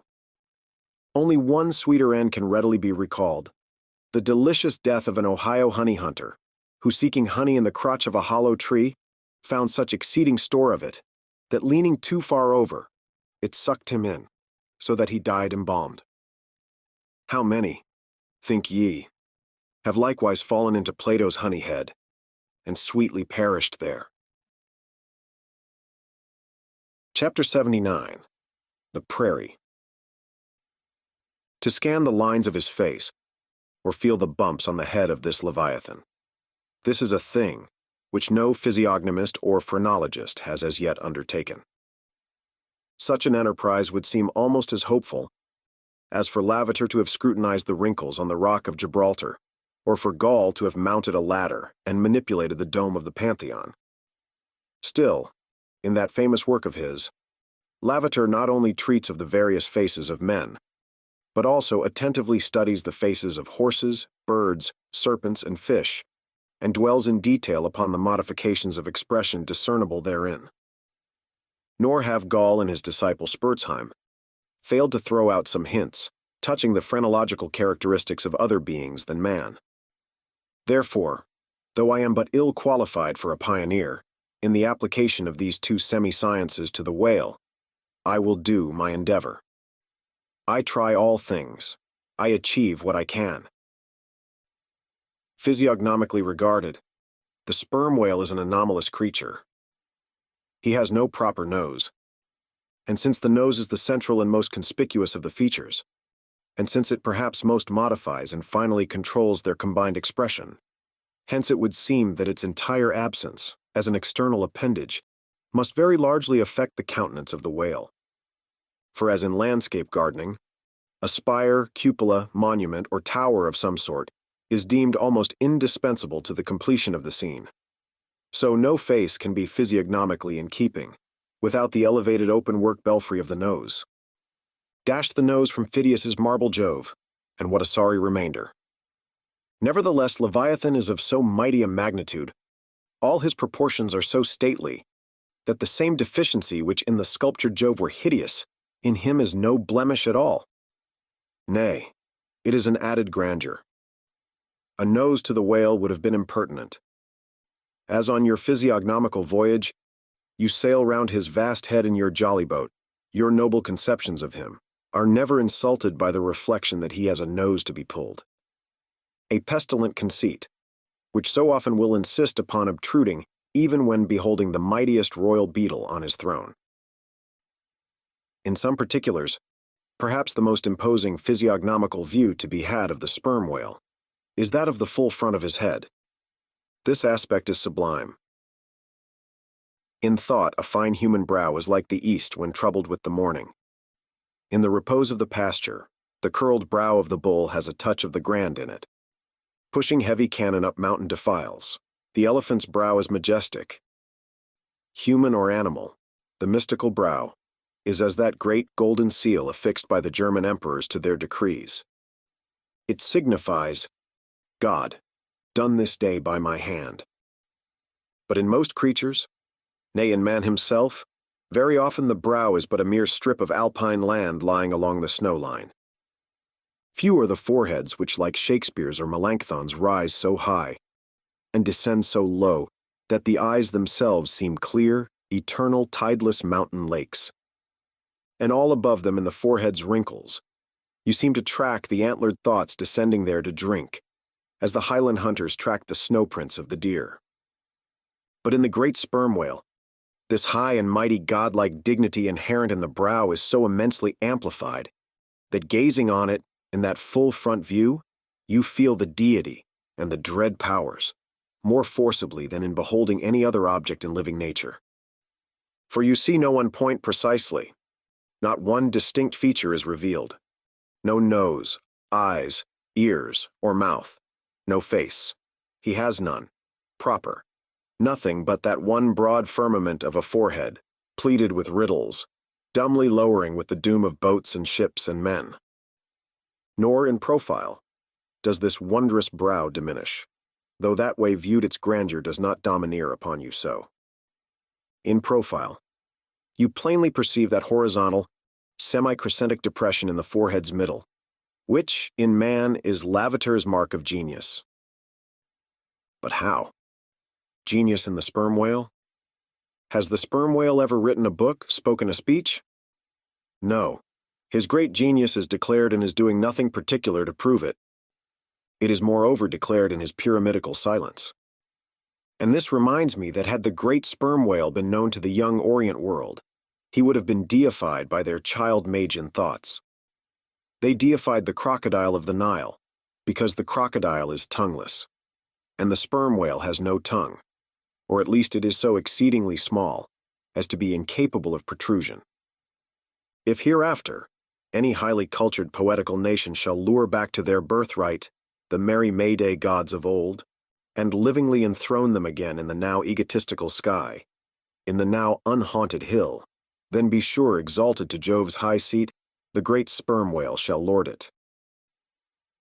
Champollion deciphered the wrinkled granite hieroglyphics, but there is no Champollion to decipher the Egypt of every man's and every being's face. Physiognomy, like every other human science, is but a passing fable. If then, Sir William Jones, who read in 30 languages, could not read the simplest peasant's face in its profounder and more subtle meanings, how may unlettered Ishmael hope to read the awful Chaldee of the sperm whale's brow? I but put that brow before you. Read it if you can. Chapter 80. The Nut. If the sperm whale be physiognomically a sphinx, to the phrenologist his brain seems that geometrical circle, which it is impossible to square. In the full-grown creature, the skull will measure at least 20 feet in length. Unhinge the lower jaw, and the side view of this skull is as the side of a moderately inclined plane, resting throughout on a level base.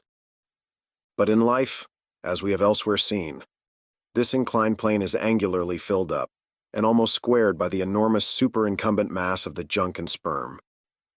At the high end, the skull forms a crater to bed that part of the mass, while under the long floor of this crater, in another cavity seldom exceeding 10 inches in length and as many in depth, reposes the mere handful of this monster's brain.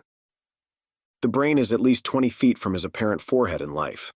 It is hidden away behind its vast outworks, like the innermost citadel within the amplified fortifications of Quebec. So like a choice casket is it secreted in him, that I have known some whalemen, who peremptorily deny that the sperm whale has any other brain than that palpable semblance of one, formed by the cubic yards of his sperm magazine. Lying in strange folds, courses, and convolutions to their apprehensions, it seems more in keeping with the idea of his general might to regard that mystic part of him as the seat of his intelligence. It is plain, then, that phrenologically the head of this Leviathan, in the creature's living intact state, is an entire delusion. As for his true brain, you can then see no indications of it, nor feel any. The whale, like all things that are mighty, wears a false brow to the common world. If you unload his skull of its spermy heaps, and then take a rear view of its rear end, which is the high end, you will be struck by its resemblance to the human skull, beheld in the same situation, and from the same point of view. Indeed, place this reversed skull, scaled down to the human magnitude, among a plate of men's skulls, and you would involuntarily confound it with them. And remarking the depressions on one part of its summit, in phrenological phrase you would say, "This man had no self-esteem and no veneration." And by those negations, considered along with the affirmative fact of his prodigious bulk and power, you can best form to yourself the truest, though not the most exhilarating conception of what the most exalted potency is. But if from the comparative dimensions of the whale's proper brain, you deem it incapable of being adequately charted, then I have another idea for you.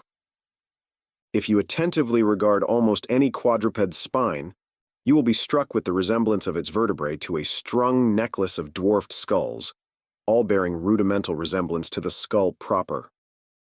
It is a German conceit that the vertebrae are absolutely undeveloped skulls.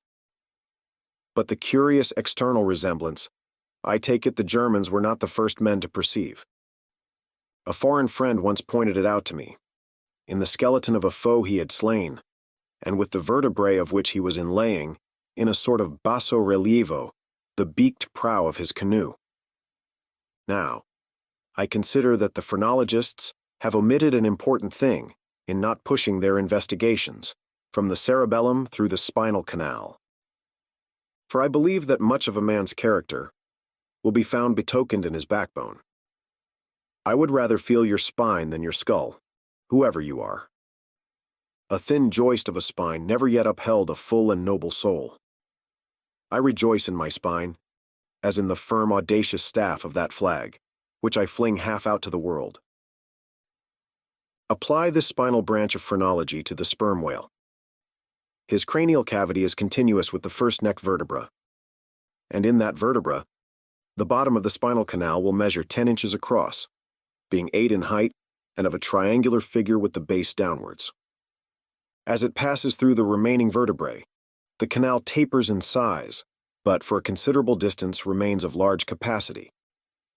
Now, of course, this canal is filled with much the same strangely fibrous substance, the spinal cord, as the brain, and directly communicates with the brain. And what is still more, for many feet after emerging from the brain's cavity, the spinal cord remains of an undecreasing girth, almost equal to that of the brain. Under all these circumstances, would it be unreasonable to survey and map out the whale's spine phrenologically?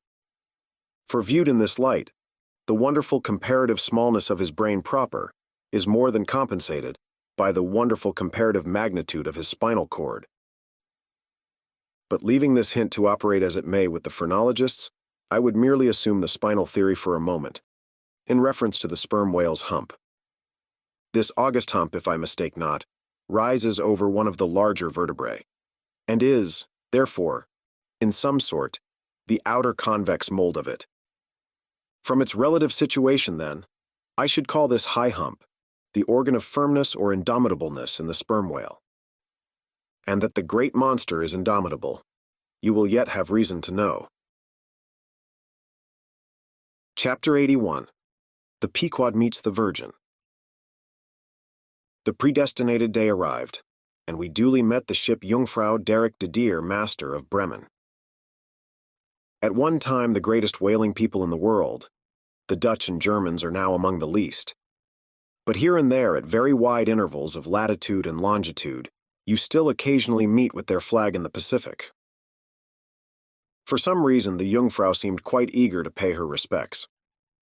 While yet some distance from the Pequod, she rounded to, and dropping a boat, her captain was impelled towards us, impatiently standing in the bows instead of the stern.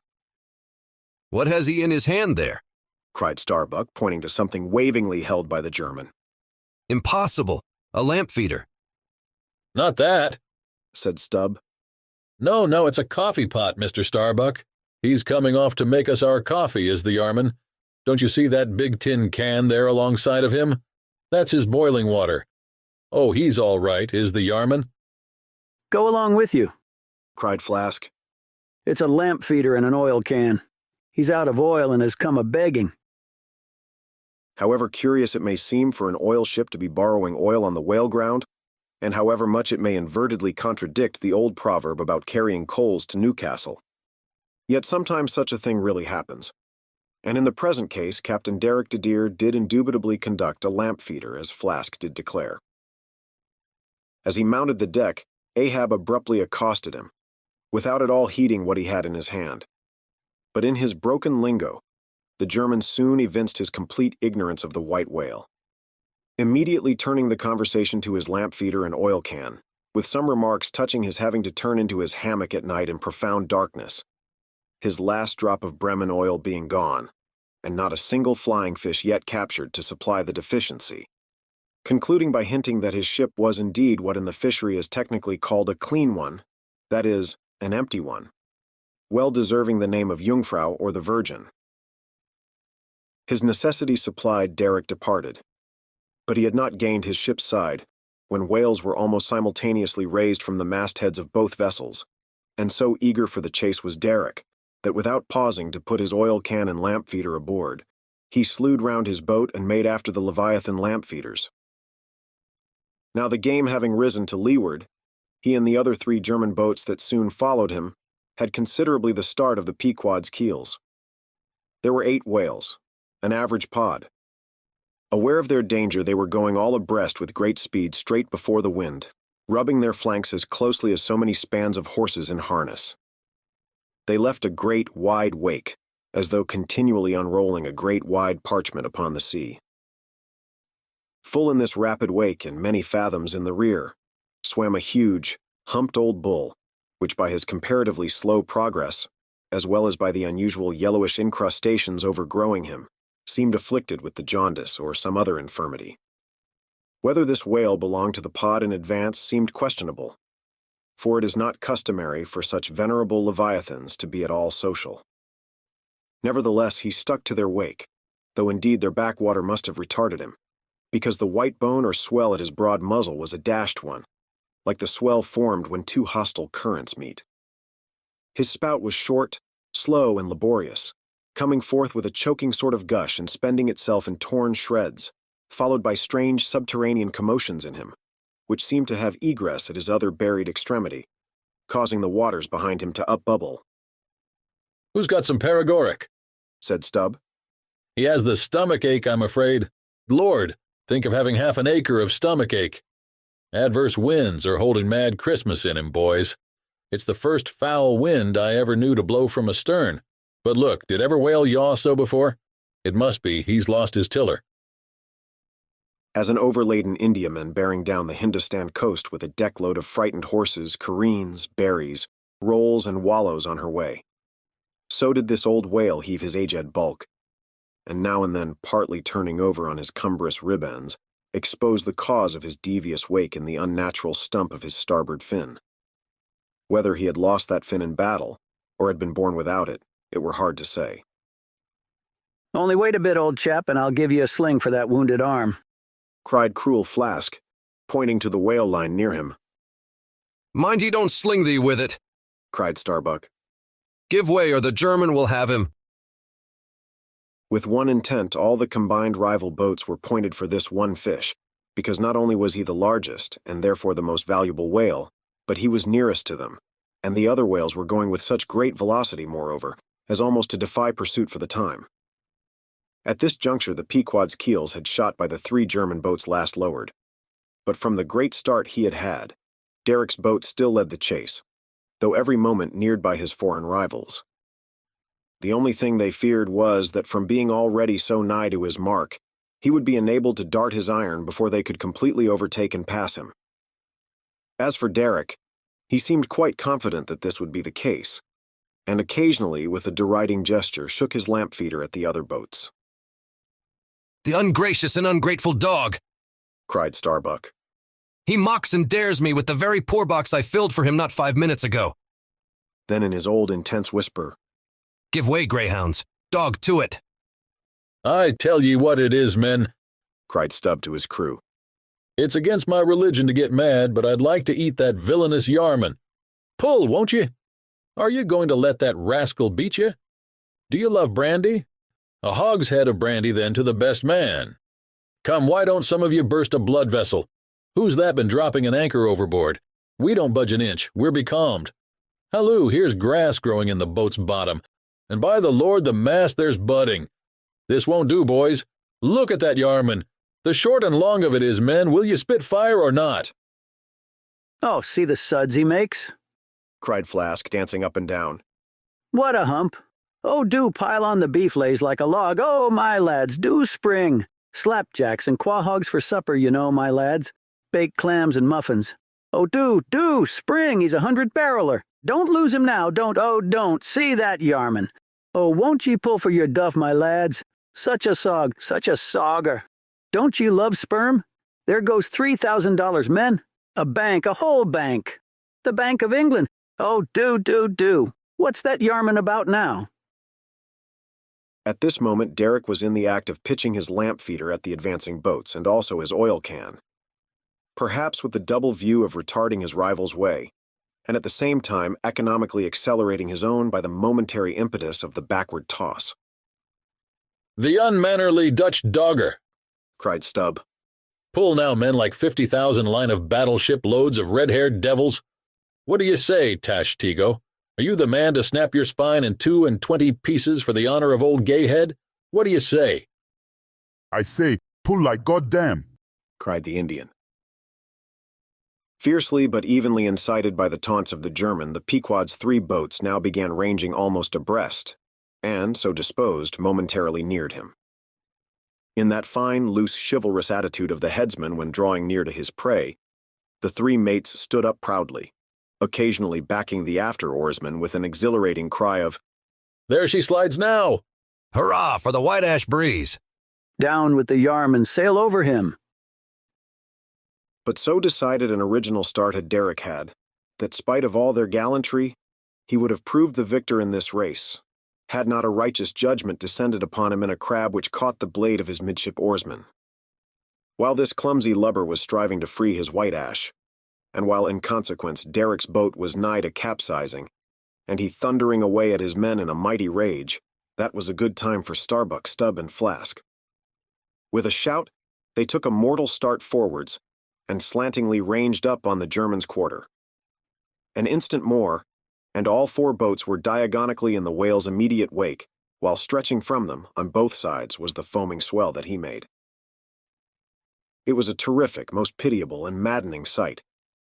The whale was now going head out, and sending his spout before him in a continual tormented jet, while his one poor fin beat his side in an agony of fright. Now to this hand, now to that, he yawed in his faltering flight, and still at every billow that he broke, he spasmodically sank in the sea, or sideways rolled towards the sky his one beating fin. So have I seen a bird with clipped wing making affrighted broken circles in the air, vainly striving to escape the piratical hawks. But the bird has a voice, and with plaintive cries will make known her fear. But the fear of this vast dumb brute of the sea was chained up and enchanted in him. He had no voice save that choking respiration through his spiracle, and this made the sight of him unspeakably pitiable, while still, in his amazing bulk, portcullis jaw, and omnipotent tail, there was enough to appall the stoutest man who so pitied. Seeing now that but a very few moments more would give the Pequod's boats the advantage, and rather than be thus foiled of his game, Derek chose to hazard what to him must have seemed a most unusually long dart, ere the last chance would forever escape. But no sooner did his harpooner stand up for the stroke than all 3 tigers, Queequeg, Tashtego, Daggoo, instinctively sprang to their feet, and standing in a diagonal row, simultaneously pointed their barbs, and darted over the head of the German harpooner. Their 3 Nantucket irons entered the whale. Blinding vapors of foam and white fire. The 3 boats, in the first fury of the whale's headlong rush, bumped the Germans aside with such force that both Derrick and his baffled harpooner were spilled out and sailed over by the 3 flying keels. "Don't be afraid, my butterboxes," cried Stubb, casting a passing glance upon them as he shot by. "You'll be picked up presently. All right, I saw some sharks astern. St. Bernard's dogs, you know, relieve distressed travelers.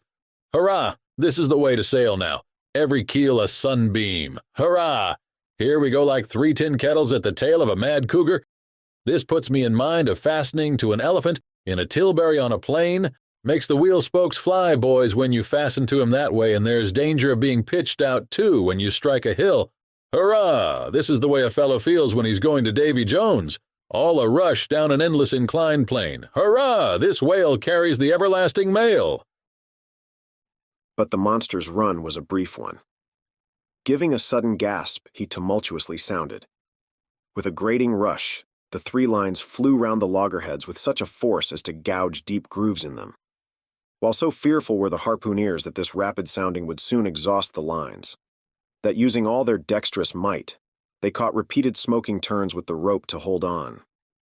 Till at last, owing to the perpendicular strain from the lead-lined chocks of the boats, whence the 3 ropes went straight down into the blue, the gunwales of the bows were almost even with the water, while the 3 sterns tilted high in the air. And the whale soon ceasing to sound, for some time they remained in that attitude, fearful of expending more line, though the position was a little ticklish. But though boats have been taken down and lost in this way, yet it is this holding on, as it is called. This hooking up by the sharp barbs of his live flesh from the back. This it is that often torments the Leviathan into soon rising again to meet the sharp lance of his foes. Yet not to speak of the peril of the thing, it is to be doubted whether this course is always the best. For it is but reasonable to presume that the longer the stricken whale stays under water, the more he is exhausted. Because owing to the enormous surface of him, in a full-grown sperm whale something less than 2,000 square feet, the pressure of the water is immense. We all know what an astonishing atmospheric weight we ourselves stand up under. Even here, above ground, in the air. How vast, then, the burden of a whale, bearing on his back a column of 200 fathoms of ocean. It must at least equal the weight of 50 atmospheres. One whaleman has estimated it at the weight of 20 line-of-battle ships, with all their guns and stores and men on board. As the 3 boats lay there on that gently rolling sea, gazing down into its eternal blue noon, and as not a single groan or cry of any sort, nay, not so much as a ripple or a bubble came up from its depths, what landsman would have thought that beneath all that silence and placidity the utmost monster of the seas was writhing and wrenching in agony? Not 8 inches of perpendicular rope were visible at the bows. Seems it credible that by 3 such thin threads the great Leviathan was suspended like the big weight to an 8-day clock. Suspended? And to what? To 3 bits of board. Is this the creature of whom it was once so triumphantly said, "Canst thou fill his skin with barbed irons, or his head with fish spears? The sword of him that layeth at him cannot hold, the spear, the dart, nor the habergeon. He esteemeth iron as straw, the arrow cannot make him flee. Darts are counted as stubble, he laugheth at the shaking of a spear." This the creature? This he? Oh, that unfulfillments should follow the prophets. For with the strength of 1,000 thighs in his tail, Leviathan had run his head under the mountains of the sea to hide him from the Pequod's fish spears. In that sloping afternoon sunlight, the shadows that the 3 boats sent down beneath the surface must have been long enough and broad enough to shade half Xerxes' army. Who can tell how appalling to the wounded whale must have been such huge phantoms flitting over his head? "Stand by, men, he stirs!" cried Starbuck, as the 3 lines suddenly vibrated in the water, distinctly conducting upwards to them, as by magnetic wires, the life and death throbs of the whale, so that every oarsman felt them in his seat. The next moment, relieved in great part from the downward strain at the bows, The boats gave a sudden bounce upwards, as a small ice field will, when a dense herd of white bears are scared from it into the sea. Haul in! Haul in! Cried Starbuck again. He's rising! The lines of which hardly an instant before, not one hand's breadth could have been gained, were now in long, quick coils flung back all dripping into the boats, and soon the whale broke water within 2 ships' lengths of the hunters. His motions plainly denoted his extreme exhaustion. In most land animals there are certain valves or floodgates in many of their veins, whereby when wounded, the blood is in some degree at least instantly shut off in certain directions. Not so with the whale, one of whose peculiarities it is to have an entire non-valvular structure of the blood vessels, so that when pierced even by so small a point as a harpoon, a deadly drain is at once begun upon his whole arterial system, and when this is heightened by the extraordinary pressure of water at a great distance below the surface, his life may be said to pour from him in incessant streams. Yet so vast is the quantity of blood in him, and so distant and numerous its interior fountains, that he will keep thus bleeding and bleeding for a considerable period, even as in a drought a river will flow, whose source is in the well springs of far-off and undiscernible hills. Even now, when the boats pulled upon this whale, and perilously drew over his swaying flukes, and the lances were darted into him, they were followed by steady jets from the new-made wound, which kept continually playing, while the natural spout hole in his head was only at intervals, however rapid, sending its affrighted moisture into the air. From this last vent no blood yet came, because no vital part of him had thus far been struck. His life, as they significantly call it, was untouched. As the boats now more closely surrounded him, the whole upper part of his form, with much of it that is ordinarily submerged, was plainly revealed. His eyes, or rather the places where his eyes had been, were beheld. As strange misgrown masses gather in the knot-holes of the noblest oaks when prostrate, so from the points which the whale's eyes had once occupied, now protruded blind bulbs, horribly pitiable to see. But pity there was none. For all his old age, and his one arm and his blind eyes, he must die the death and be murdered, in order to light the gay bridals and other merrymakings of men, and also to illuminate the solemn churches that preach unconditional inoffensiveness by all to all. Still rolling in his blood, at last he partially disclosed a strangely discolored bunch or protuberance, the size of a bushel, low down on the flank. A nice spot, cried Flask. Just let me prick him there once. Avast, cried Starbuck. There's no need of that. But humane Starbuck was too late. At the instant of the dart, an ulcerous jet shot from this cruel wound, and goaded by it into more than sufferable anguish, the whale, now spouting thick blood, with swift fury blindly darted at the craft, bespattering them and their glorying crews all over with showers of gore, capsizing Flask's boat and marring the bows. It was his death stroke. For by this time so spent was he by loss of blood that he helplessly rolled away from the wreck he had made, lay panting on his side, impotently flapped with his stumped fin, then over and over slowly revolved like a waning world, turned up the white secrets of his belly, lay like a log and died. It was most piteous, that last expiring spout. As when by unseen hands the water is gradually drawn off from some mighty fountain, and with half-stifled melancholy gurglings the spray column lowers and lowers to the ground, so the last long dying spout of the whale. Soon, while the crews were awaiting the arrival of the ship, the body showed symptoms of sinking with all its treasures unrifled. Immediately, by Starbuck's orders, lines were secured to it at different points, so that ere long every boat was a buoy, the sunken whale being suspended a few inches beneath them by the cords. By very heedful management, when the ship drew nigh, the whale was transferred to her side, and was strongly secured there by the stiffest fluke chains, for it was plain that unless artificially upheld, the body would at once sink to the bottom. It so chanced that almost upon first cutting into him with the spade, the entire length of a corroded harpoon was found embedded in his flesh, on the lower part of the bunch before described. But as the stumps of harpoons are frequently found in the dead bodies of captured whales, with the flesh perfectly healed around them, and no prominence of any kind to denote their place, therefore, There must needs have been some other unknown reason in the present case fully to account for the ulceration alluded to. But still more curious was the fact of a lance head of stone being found in him, not far from the buried iron, the flesh perfectly firm about it. Who had darted that stone lance? And when? It might have been darted by some Norwest Indian long before America was discovered. What other marvels might have been rummaged out of this monstrous cabinet, there is no telling. But a sudden stop was put to further discoveries, by the ships being unprecedentedly dragged over sideways to the sea, owing to the body's immensely increasing tendency to sink. However, Starbuck, who had the ordering of affairs, hung on to it to the last. Hung on to it so resolutely indeed that when at length the ship would have been capsized, if still persisting in locking arms with the body. Then when the command was given to break clear from it, such was the immovable strain upon the timber heads to which the fluke chains and cables were fastened, that it was impossible to cast them off. Meantime, everything in the Pequod was aslant. To cross to the other side of the deck was like walking up the steep, gabled roof of a house. The ship groaned and gasped.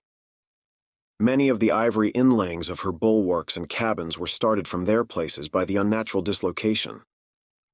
In vain handspikes and crows were brought to bear upon the immovable fluke chains, to pry them adrift from the timberheads, and so low had the whale now settled that the submerged ends could not be at all approached, while every moment whole tons of ponderosity seemed added to the sinking bulk, and the ship seemed on the point of going over.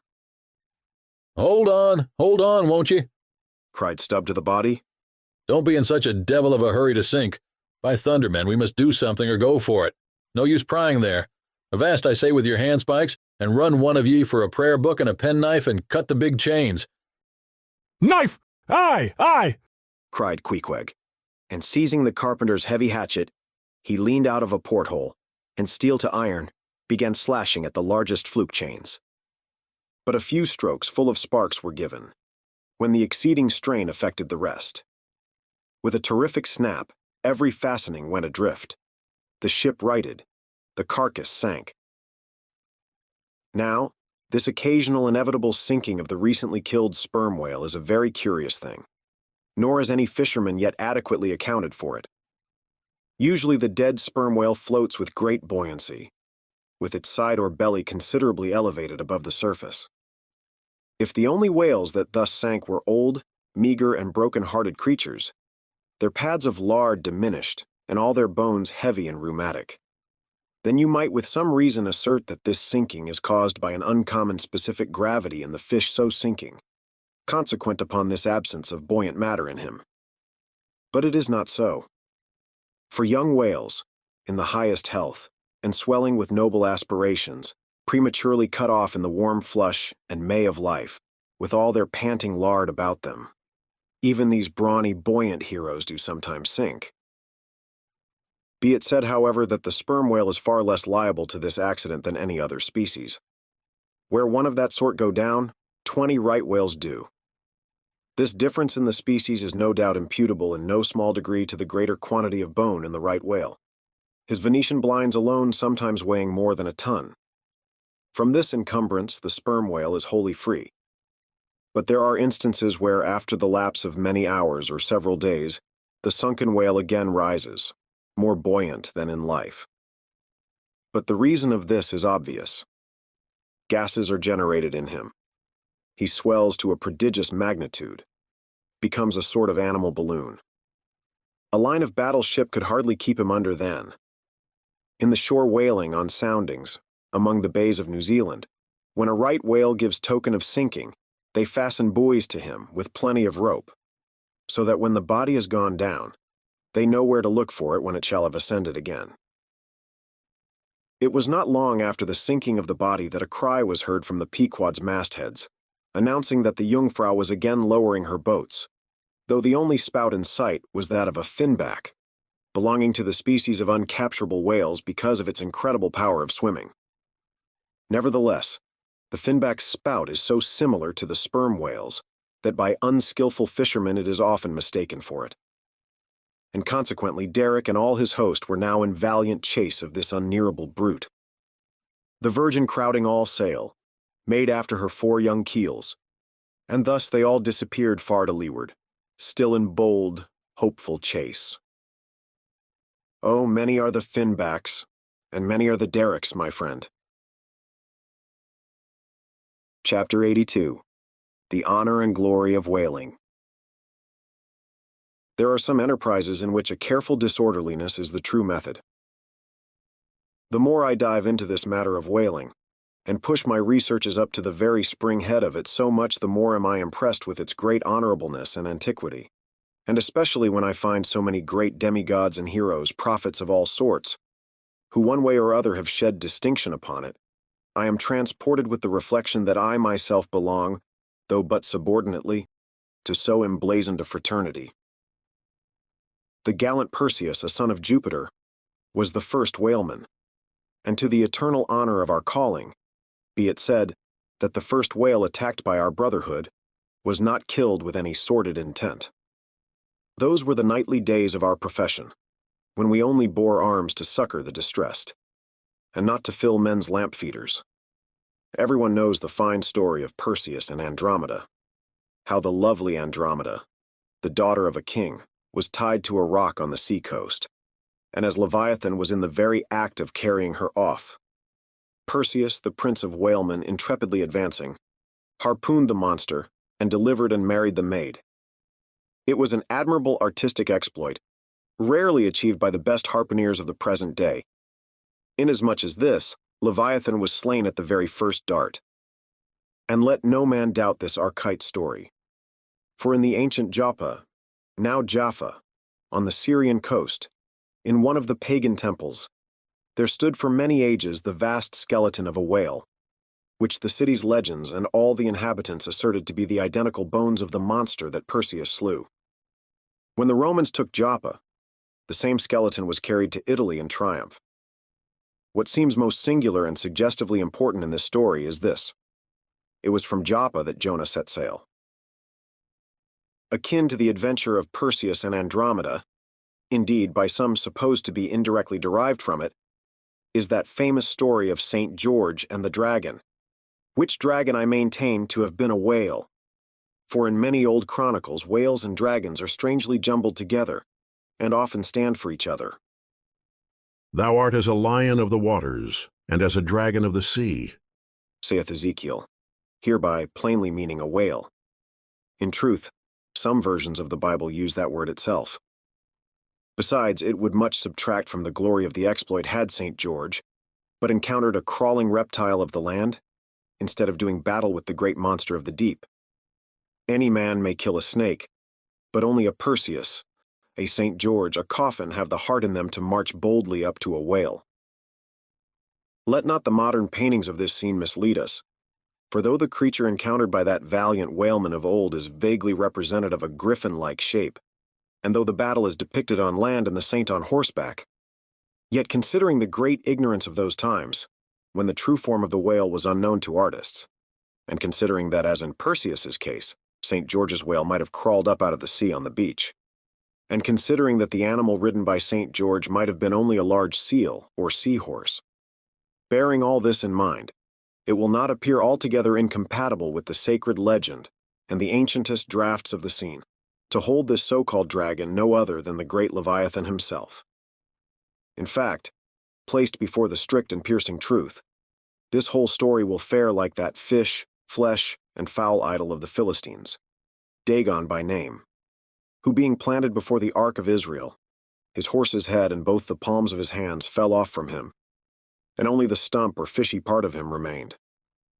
Thus, then, one of our own noble stamp, even a whaleman, is the tutelary guardian of England, and by good rights, we harpooneers of Nantucket should be enrolled in the most noble order of St. George. And therefore, let not the knights of that honorable company, none of whom, I venture to say, have ever had to do with a whale like their great patron, let them never eye a Nantucketer with disdain, since even in our woolen frocks and tarred trousers, we are much better entitled to St. George's decoration than they. Whether to admit Hercules among us or not, concerning this, I long remained dubious. For though according to the Greek mythologies, that antique Crockett and Kit Carson, that brawny doer of rejoicing good deeds, was swallowed down and thrown up by a whale. Still, whether that strictly makes a whaleman of him, that might be mooted. It nowhere appears that he ever actually harpooned his fish, unless indeed from the inside. Nevertheless, he may be deemed a sort of involuntary whaleman. At any rate, the whale caught him, if he did not the whale. I claim him for one of our clan. But by the best contradictory authorities, this Grecian story of Hercules and the whale is considered to be derived from the still more ancient Hebrew story of Jonah and the whale, and vice versa. Certainly they are very similar. If I claim the demigod, then why not the prophet? Nor do heroes, saints, demigods, and prophets alone comprise the whole roll of our order. Our Grand Master is still to be named, for like royal kings of old times, we find the headwaters of our fraternity in nothing short of the great gods themselves. That wondrous Oriental story is now to be rehearsed from the Shastar, which gives us the dread Vishnu, one of the three persons in the Godhead of the Hindus, gives us this divine Vishnu himself for our Lord, Vishnu who by the first of his 10 earthly incarnations has forever set apart and sanctified the whale. When Brahma, or the god of gods, Seth the Shastar, resolved to recreate the world after one of its periodical dissolutions, he gave birth to Vishnu to preside over the work. But the Vedas, or mystical books, whose perusal would seem to have been indispensable to Vishnu before beginning the creation, and which therefore must have contained something in the shape of practical hints to young architects, these Vedas were lying at the bottom of the waters, so Vishnu became incarnate in a whale, and sounding down in him to the uttermost depths, rescued the sacred volumes. Was not this Vishnu a whaleman, then? Even as a man who rides a horse is called a horseman? Perseus, St. George, Hercules, Jonah, and Vishnu. There's a member roll for you. What club but the whaleman's can head off like that? Chapter 83. Jonah historically regarded. Reference was made to the historical story of Jonah and the whale in the preceding chapter. Now some Nantucketers rather distrust this historical story of Jonah and the whale. But then there were some skeptical Greeks and Romans, who, standing out from the orthodox pagans of their times, equally doubted the story of Hercules and the whale, and Arion and the dolphin. And yet their doubting those traditions did not make those traditions one whit the less facts for all that. One old Sag Harbor whaleman's chief reason for questioning the Hebrew story was this. He had one of those quaint old-fashioned Bibles, embellished with curious, unscientific plates, one of which represented Jonah's whale with 2 spouts in his head, a peculiarity only true with respect to a species of the Leviathan, the right whale and the varieties of that order, concerning which the fishermen have this saying, "A penny roll would choke him. His swallow is so very small." But to this, Bishop Jebb's anticipative answer is ready. It is not necessary, hints the bishop, that we consider Jonah as tombed in the whale's belly, but as temporarily lodged in some part of his mouth. And this seems reasonable enough in the good bishop, for truly the right whale's mouth would accommodate a couple of whist tables and comfortably seat all the players. Possibly, too, Jonah might have ensconced himself in a hollow tooth. But on second thoughts, the right whale is toothless. Another reason which Sag Harbor, he went by that name, urged for his want of faith in this matter of the prophet was something obscurely in reference to his incarcerated body and the whale's gastric juices. But this objection likewise falls to the ground, because a German exegetist supposes that Jonah must have taken refuge in the floating body of a dead whale, even as the French soldiers in the Russian campaign turned their dead horses into tents and crawled into them. Besides, it has been divined by other continental commentators that when Jonah was thrown overboard from the Joppa ship, he straightway effected his escape to another vessel nearby, some vessel with a whale for a figurehead. And I would add, possibly called the whale, as some craft are nowadays christened the shark, the gull, the eagle. Nor have there been wanting learned exegetists who have opined that the whale mentioned in the book of Jonah merely meant a life preserver, an inflated bag of wind, which the endangered prophet swam to, and so was saved from a watery doom. Poor Sag Harbor, therefore, seems worsted all round. But he had still another reason for his want of faith. It was this, if I remember right. Jonah was swallowed by the whale in the Mediterranean Sea, and after 3 days he was vomited up somewhere within 3 days' journey of Nineveh, a city on the Tigris, very much more than 3 days' journey across from the nearest point of the Mediterranean coast. How is that? But was there no other way for the whale to land the prophet within that short distance of Nineveh? Yes. He might have carried him round by the way of the Cape of Good Hope. But not to speak of the passage through the whole length of the Mediterranean, and another passage up the Persian Gulf and Red Sea, such a supposition would involve the complete circumnavigation of all Africa in 3 days, not to speak of the Tigris waters near the site of Nineveh, being too shallow for any whale to swim in. Besides, this idea of Jonah's weathering the Cape of Good Hope at so early a day would wrest the honor of the discovery of that great headland from Bartholomew Diaz, its reputed discoverer, and so make modern history a liar. But all these foolish arguments of old Sag Harbor only evinced his foolish pride of reason, a thing still more reprehensible in him, seeing that he had but little learning except what he had picked up from the sun and the sea. I say it only shows his foolish, impious pride and abominable devilish rebellion against the reverend clergy. For by a Portuguese Catholic priest, this very idea of Jonah's going to Nineveh via the Cape of Good Hope was advanced as a signal magnification of the general miracle. And so it was. Besides, to this day, the highly enlightened Turks devoutly believe in the historical story of Jonah. And some 3 centuries ago, an English traveler in old Harris's Voyages speaks of a Turkish mosque built in honor of Jonah, in which mosque was a miraculous lamp that burnt without any oil.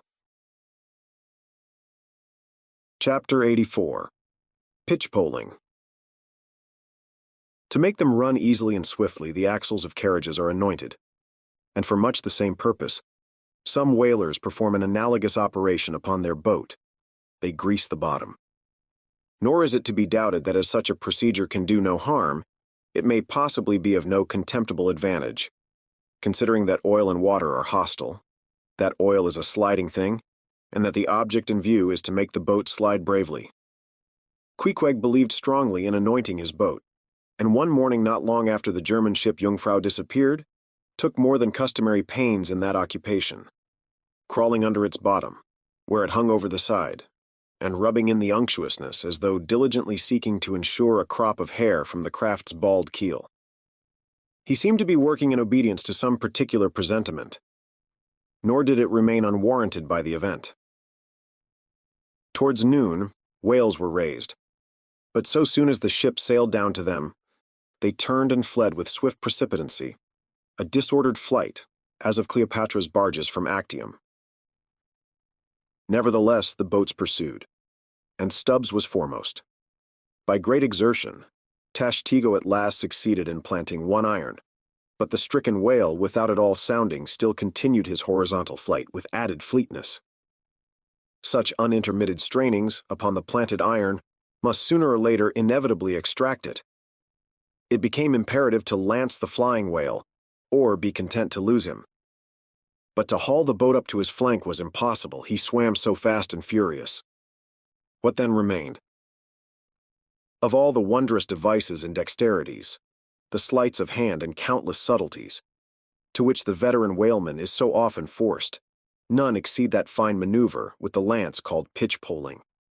Small sword or broadsword, in all its exercises, boasts nothing like it. It is only indispensable with an inveterate running whale. Its grand fact and feature is the wonderful distance to which the long lance is accurately darted from a violently rocking, jerking boat under extreme headway. Steel and wood included, the entire spear is some 10 or 12 feet in length. The staff is much slighter than that of the harpoon, and also of a lighter material pine. It is furnished with a small rope called a warp of considerable length, by which it can be hauled back to the hand after darting. But before going further, it is important to mention here that though the harpoon may be pitch-poled in the same way with the lance, yet it is seldom done, and when done, is still less frequently successful, on account of the greater weight and inferior length of the harpoon as compared with the lance, which in effect become serious drawbacks. As a general thing, therefore, you must first get fast to a whale before any pitch-poling comes into play. Look now at Stubb, a man who from his humorous, deliberate coolness and equanimity in the direst emergencies was specially qualified to excel in pitch-poling. Look at him. He stands upright in the tossed bow of the flying boat. Wrapped in fleecy foam, the towing whale is 40 feet ahead. Handling the long lance lightly, glancing twice or thrice along its length to see if it be exactly straight, Stubb whistlingly gathers up the coil of the warp in one hand, so as to secure its free end in his grasp, leaving the rest unobstructed. Then, holding the lance full before his waistband's middle, he levels it at the whale. When covering him with it, he steadily depresses the butt end in his hand, thereby elevating the point till the weapon stands fairly balanced upon his palm, 15 feet in the air. He minds you somewhat of a juggler, balancing a long staff on his chin. Next moment, with a rapid, nameless impulse and a superb, lofty arch, the bright steel spans the foaming distance and quivers in the life spot of the whale. Instead of sparkling water, he now spouts red blood. That drove the spigot out of him, cried Stubb. 'Tis July's immortal 4th. All fountains must run wine today. Would now it were old Orleans whiskey, or old Ohio, or unspeakable old Monongahela. Then Tashtego, lad, I'd have ye hold a cannikin to the jet, and we'd drink round it. Yea, verily, hearts alive, we'd brew choice punch in the spread of his spout hole there, and from that live punch bowl quaff the living stuff. Again and again to such gamesome talk, the dexterous dart is repeated, the spear returning to its master like a greyhound held in skillful leash. The agonized whale goes into his flurry. The tow line is slackened, and the pitch-poler dropping astern, folds his hands, and mutely watches the monster die. Chapter 85. The Fountain. That for 6,000 years, and no one knows how many millions of ages before, the great whales should have been spouting all over the sea, and sprinkling and mystifying the gardens of the deep, as with so many sprinkling or mystifying pots, and that for some centuries back, thousands of hunters should have been close by the fountain of the whale, watching these sprinklings and spoutings. That all this should be, and yet that down to this blessed minute, 15 1/4 minutes past 1 o'clock p.m. of this 16th day of December, A.D. 1851, it should still remain a problem, whether these spoutings are after all really water or nothing but vapor. This is surely a noteworthy thing. Let us then look at this matter, along with some interesting items contingent. Everyone knows that by the peculiar cunning of their gills, the finny tribes in general breathe the air which at all times is combined with the element in which they swim. Hence a herring or a cod might live a century, and never once raise its head above the surface. But owing to his marked internal structure, which gives him regular lungs, like a human being's, the whale can only live by inhaling the disengaged air in the open atmosphere. Wherefore the necessity for his periodical visits to the upper world. But he cannot in any degree breathe through his mouth, for, in his ordinary attitude, the sperm whale's mouth is buried at least 8 feet beneath the surface. And what is still more, his windpipe has no connection with his mouth. No, he breathes through his spiracle alone, and this is on the top of his head. If I say that in any creature breathing is only a function indispensable to vitality, inasmuch as it withdraws from the air a certain element, which being subsequently brought into contact with the blood, imparts to the blood its vivifying principle, I do not think I shall err, though I may possibly use some superfluous scientific words. Assume it, and it follows that if all the blood in a man could be aerated with one breath, he might then seal up his nostrils and not fetch another for a considerable time. That is to say, he would then live without breathing. Anomalous as it may seem, this is precisely the case with the whale, who systematically lives by intervals, his full hour and more, when at the bottom, without drawing a single breath, or so much as in any way inhaling a particle of air. For remember, he has no gills. How is this? Between his ribs and on each side of his spine, he is supplied with a remarkable involved Cretan labyrinth of vermicelli-like vessels, which vessels, when he quits the surface, are completely distended with oxygenated blood. So that for an hour or more, 1,000 fathoms in the sea, he carries a surplus stock of vitality in him, just as the camel crossing the waterless desert carries a surplus supply of drink for future use in its 4 supplementary stomachs. The anatomical fact of this labyrinth is indisputable, and that the supposition founded upon it is reasonable and true, seems the more cogent to me, when I consider the otherwise inexplicable obstinacy of that Leviathan in having his spoutings out, as the fishermen phrase it. This is what I mean. If unmolested upon rising to the surface, the sperm whale will continue there for a period of time exactly uniform with all his other unmolested risings. Say he stays 11 minutes and jets 70 times, that is, respires 70 breaths. Then whenever he rises again, he will be sure to have his 70 breaths over again to a minute.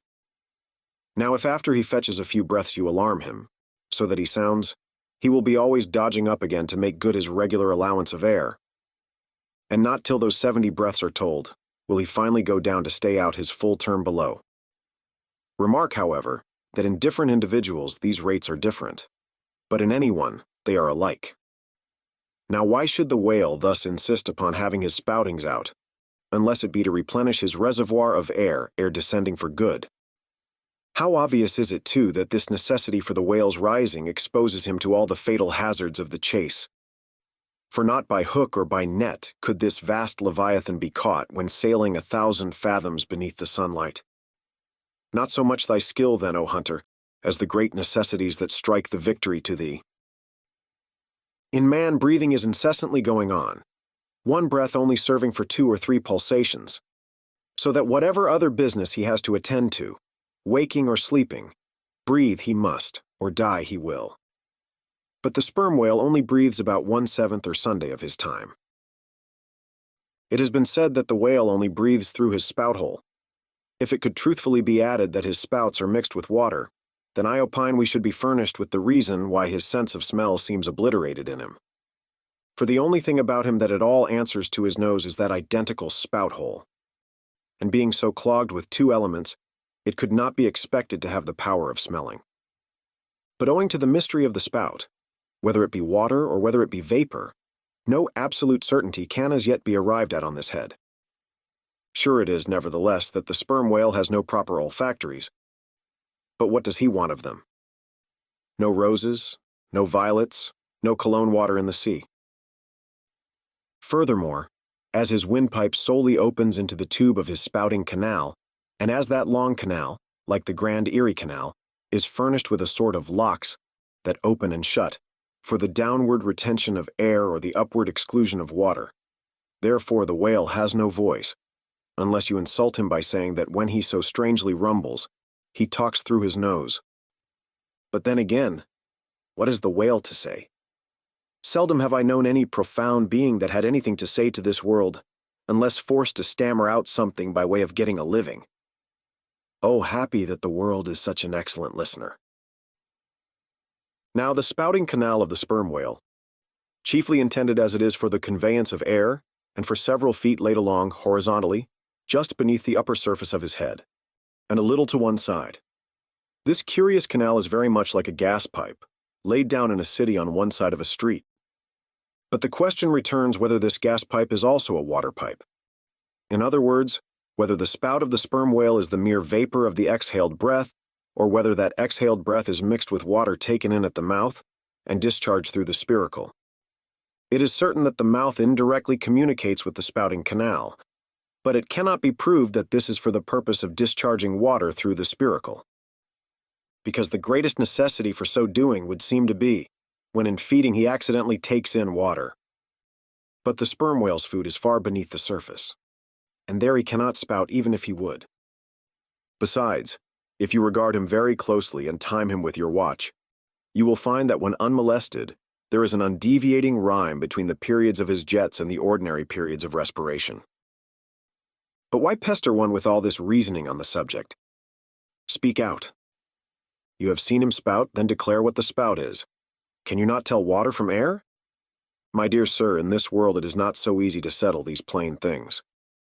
I have ever found your plain things the knottiest of all. And as for this whale spout, you might almost stand in it, and yet be undecided as to what it is precisely. The central body of it is hidden in the snowy sparkling mist enveloping it, and how can you certainly tell whether any water falls from it, when, always, when you are close enough to a whale to get a close view of his spout, he is in a prodigious commotion, the water cascading all around him. And if at such times you should think that you really perceived drops of moisture in the spout, how do you know that they are not merely condensed from its vapor? Or how do you know that they are not those identical drops, superficially lodged in the spout-hole fissure, which is countersunk into the summit of the whale's head? For even when tranquilly swimming through the midday sea in a calm, with his elevated hump sun-dried as a dromedary's in the desert, even then, the whale always carries a small basin of water on his head, as under a blazing sun you will sometimes see a cavity in a rock filled up with rain. Nor is it at all prudent for the hunter to be over-curious touching the precise nature of the whale spout.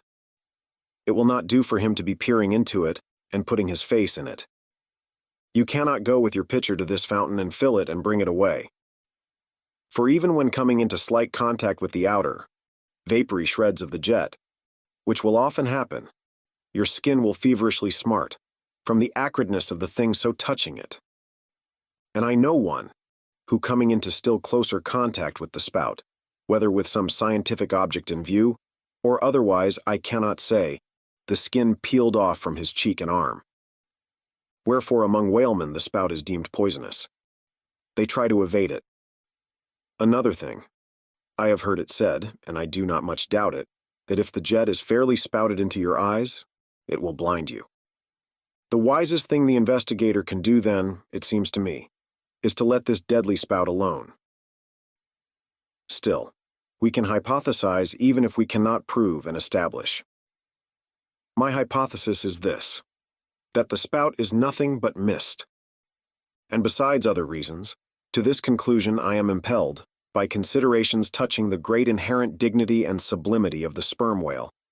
I account him no common, shallow being, inasmuch as it is an undisputed fact that he is never found on soundings or near shores. All other whales sometimes are. He is both ponderous and profound, and I am convinced that from the heads of all ponderous, profound beings, such as Plato, Pyrrho, the devil, Jupiter, Dante, and so on, there always goes up a certain semi-visible steam, while in the act of thinking deep thoughts. While composing a little treatise on eternity, I had the curiosity to place a mirror before me, and ere long saw, reflected there, a curious involved worming and undulation in the atmosphere over my head. The invariable moisture of my hair while plunged in deep thought, after 6 cups of hot tea in my thin shingled attic, of an August noon. This seems an additional argument for the above supposition. And how nobly it raises our conceit of the mighty, misty monster, to behold him solemnly sailing through a calm tropical sea. His vast, mild head overhung by a canopy of vapor, engendered by his incommunicable contemplations, and that vapor, as you will sometimes see it, glorified by a rainbow, as if heaven itself had put its seal upon his thoughts. For do ye see rainbows do not visit the clear air, they only irradiate vapor. And so, through all the thick mists of the dim doubts in my mind, divine intuitions now and then shoot, enkindling my fog with a heavenly ray. And for this I thank God, for all have doubts, many deny, but doubts or denials, few along with them have intuitions. Doubts of all things earthly and intuitions of some things heavenly. This combination makes neither believer nor infidel, but makes a man who regards them both with equal eye. Chapter 86. The Tale. Other poets have warbled the praises of the soft eye of the antelope, and the lovely plumage of the bird that never alights. Less celestial, I celebrate a tale. Reckoning the largest-sized sperm whale's tail to begin at that point of the trunk, where it tapers to about the girth of a man, it comprises upon its upper surface alone an area of at least 50 square feet.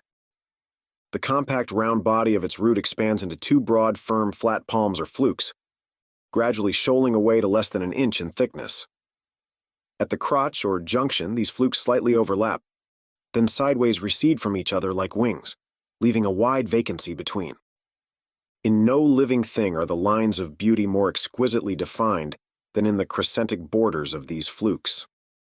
At its utmost expansion in the full-grown whale, the tail will considerably exceed 20 feet across.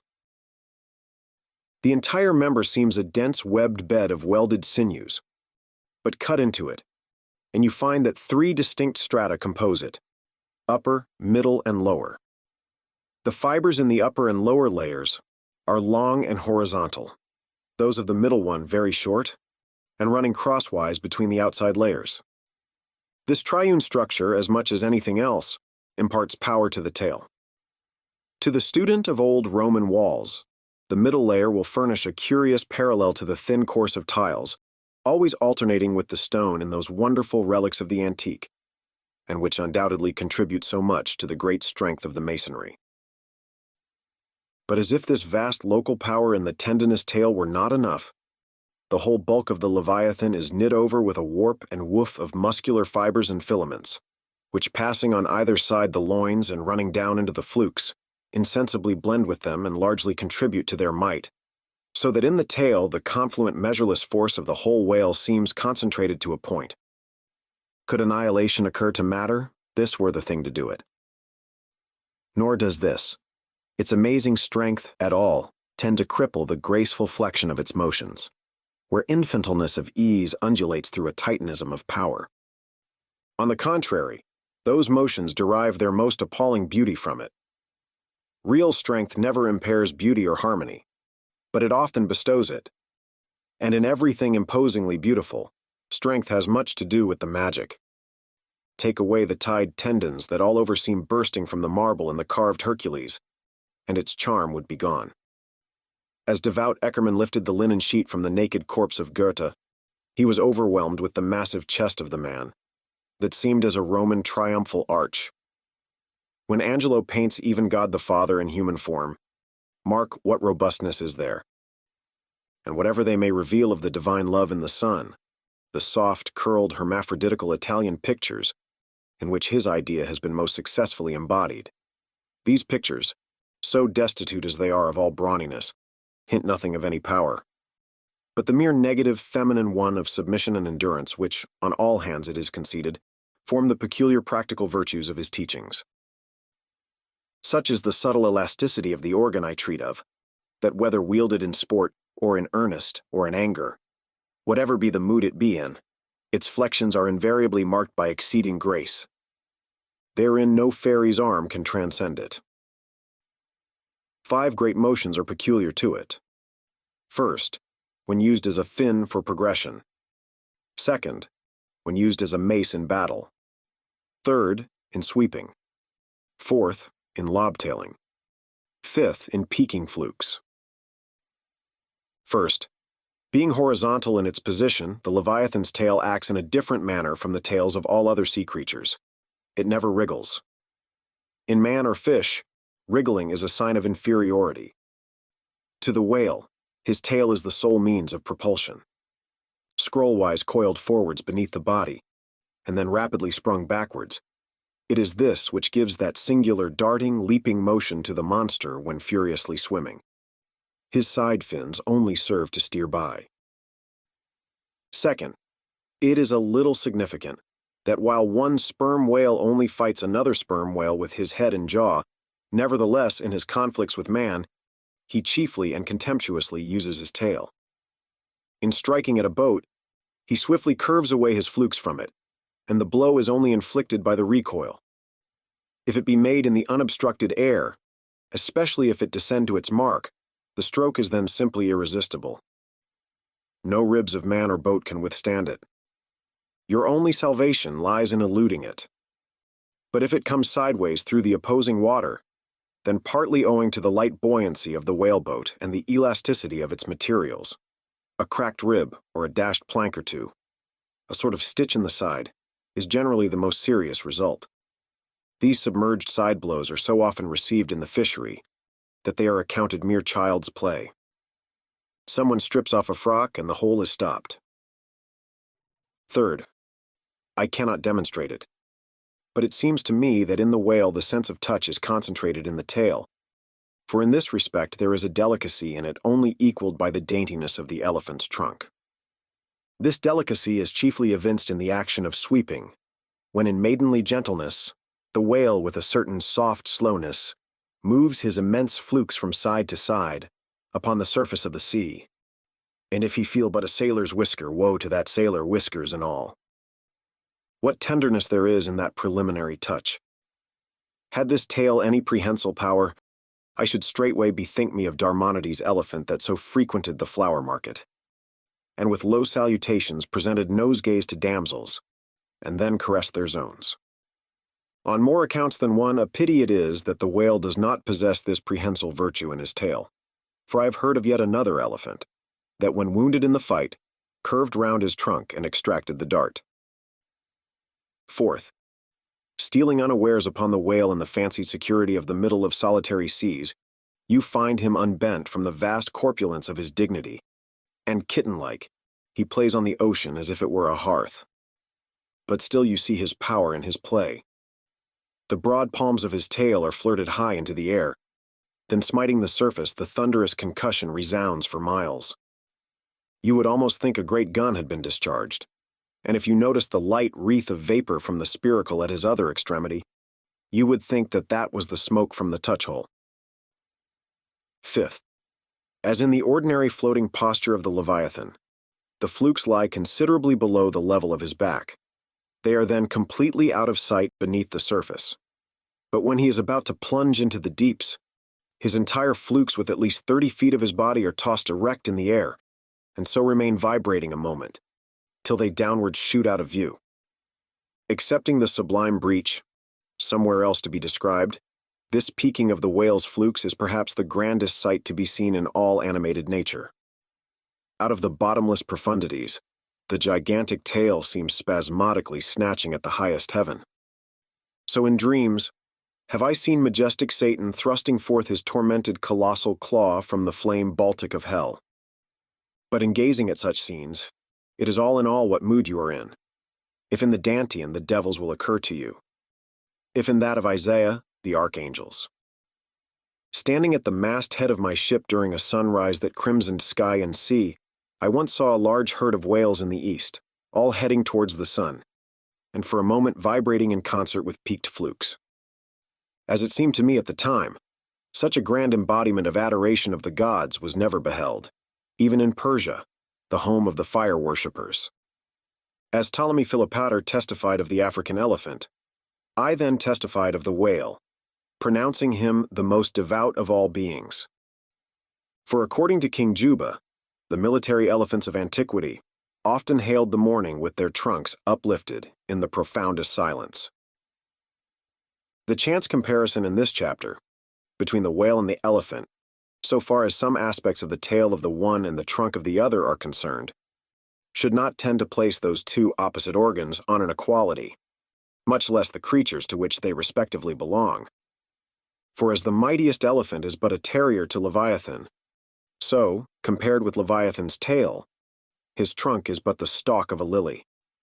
The most direful blow from the elephant's trunk, whereas the playful tap of a fan, compared with the measureless crush and crash of the sperm whale's ponderous flukes, which, in repeated instances, have one after the other hurled entire boats, with all their oars and crews into the air, very much as an Indian juggler tosses his balls.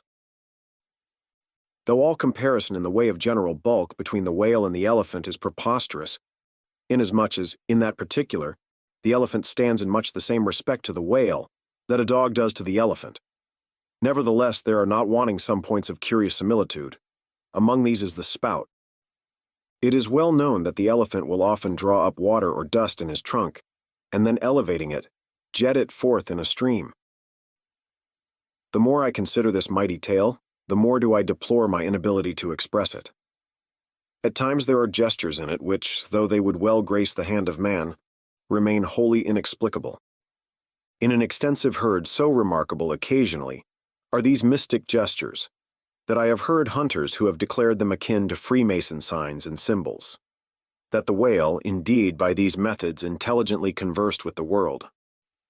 Nor are there wanting other motions of the whale in his general body, full of strangeness and unaccountable to his most experienced assailant. Dissect him how I may, then I but go skin deep. I know him not, and never will. But if I know not even the tail of this whale, how understand his head? Much more, how comprehend his face, when face he has none? Thou shalt see my back parts, my tail, he seems to say, but my face shall not be seen. But I cannot completely make out his back parts, and hint what he will about his face. I say again he has no face. Chapter 87. The Grand Armada. The long and narrow peninsula of Malacca, extending southeastward from the territories of Burma, forms the most southerly point of all Asia. In a continuous line from that peninsula stretch the long islands of Sumatra, Java, Bali, and Timor, which with many others form a vast mole, or rampart, lengthwise connecting Asia with Australia, and dividing the long unbroken Indian Ocean from the thickly studded Oriental archipelagos. This rampart is pierced by several sally ports for the convenience of ships and whales, conspicuous among which are the Straits of Sunda and Malacca.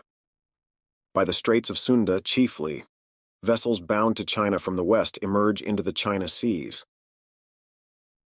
Those narrow Straits of Sunda divide Sumatra from Java, and standing midway in that vast rampart of islands, buttressed by that bold green promontory, known to seamen as Java Head, they not a little correspond to the central gateway opening into some vast walled empire.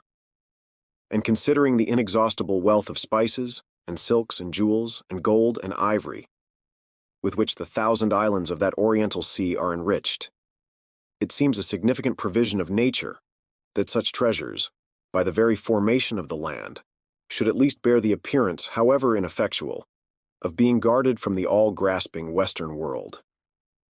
The shores of the Straits of Sunda are unsupplied with those domineering fortresses which guard the entrances to the Mediterranean, the Baltic, and the Propontis.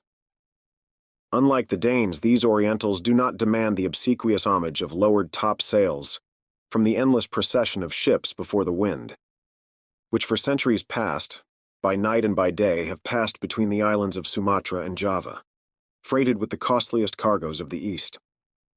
But while they freely waive a ceremonial like this, they do by no means renounce their claim to more solid tribute. Time out of mind, the piratical proas of the Malays, lurking among the low-shaded coves and islets of Sumatra, have sallied out upon the vessels sailing through the straits, fiercely demanding tribute at the point of their spears. Though by the repeated bloody chastisements they have received at the hands of European cruisers, the audacity of these corsairs has of late been somewhat repressed. Yet even at the present day we occasionally hear of English and American vessels, which in those waters have been remorselessly boarded and pillaged.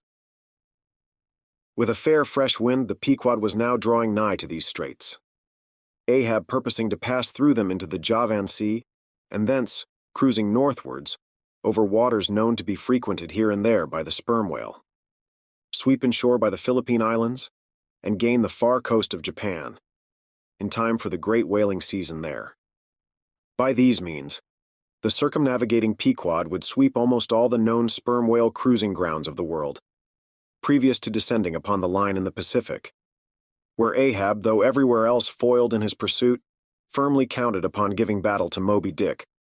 In the sea he was most known to frequent, and at a season when he might most reasonably be presumed to be haunting it. But how now? In this zoned quest does Ahab touch no land? Does his crew drink air? Surely he will stop for water. Nay. For a long time now the circus-running sun has raced within his fiery ring, and needs no sustenance but what's in himself. So Ahab. Mark this too in the whaler. While other hulls are loaded down with alien stuff, to be transferred to foreign wharves, the world-wandering whale ship carries no cargo but herself and crew, their weapons and their wants. She has a whole lake's contents bottled in her ample hold. She is ballasted with utilities, not altogether with unusable pig-lead and kentlage. She carries years' water in her. Clear old prime Nantucket water, which, when 3 years afloat, the Nantucketer, in the Pacific, prefers to drink before the brackish fluid, but yesterday rafted off in casks from the Peruvian or Indian streams. Hence it is that while other ships may have gone to China from New York, and back again touching at a score of ports, the whale ship in all that interval may not have sighted 1 grain of soil, her crew having seen no man but floating seamen like themselves. So that did you carry them the news that another flood had come, they would only answer, "Well, boys, here's the Ark." Now, as many sperm whales had been captured off the western coast of Java, in the near vicinity of the Straits of Sunda. Indeed, as most of the ground, roundabout, was generally recognized by the fishermen as an excellent spot for cruising. Therefore, as the Pequod gained more and more upon Java Head, the lookouts were repeatedly hailed and admonished to keep wide awake. But though the green palmy cliffs of the land soon loomed on the starboard bow, and with delighted nostrils the fresh cinnamon was snuffed in the air, yet not a single jet was descried. Almost renouncing all thought of falling in with any game hereabouts, the ship had well nigh entered the straits, when the customary cheering cry was heard from aloft, and ere long a spectacle of singular magnificence saluted us. But here be it premised, that owing to the unwearied activity with which of late they have been hunted over all 4 oceans, the sperm whales, instead of almost invariably sailing in small detached companies, as in former times, are now frequently met with in extensive herds, sometimes embracing so great a multitude that it would almost seem as if numerous nations of them had sworn solemn league and covenant for mutual assistance and protection. To this aggregation of the sperm whale into such immense caravans may be imputed the circumstance that even in the best cruising grounds, you may now sometimes sail for weeks and months together, without being greeted by a single spout, and then be suddenly saluted by what sometimes seems thousands on thousands. Broad on both bows at the distance of some 2 or 3 miles, and forming a great semicircle, embracing 1/2 of the level horizon, a continuous chain of whale jets were up-playing and sparkling in the noonday air. Unlike the straight perpendicular twin jets of the right whale, which dividing at top fall over in 2 branches, like the cleft drooping boughs of a willow, the single forward slanting spout of the sperm whale presents a thick-curled bush of white mist, continually rising and falling away to leeward.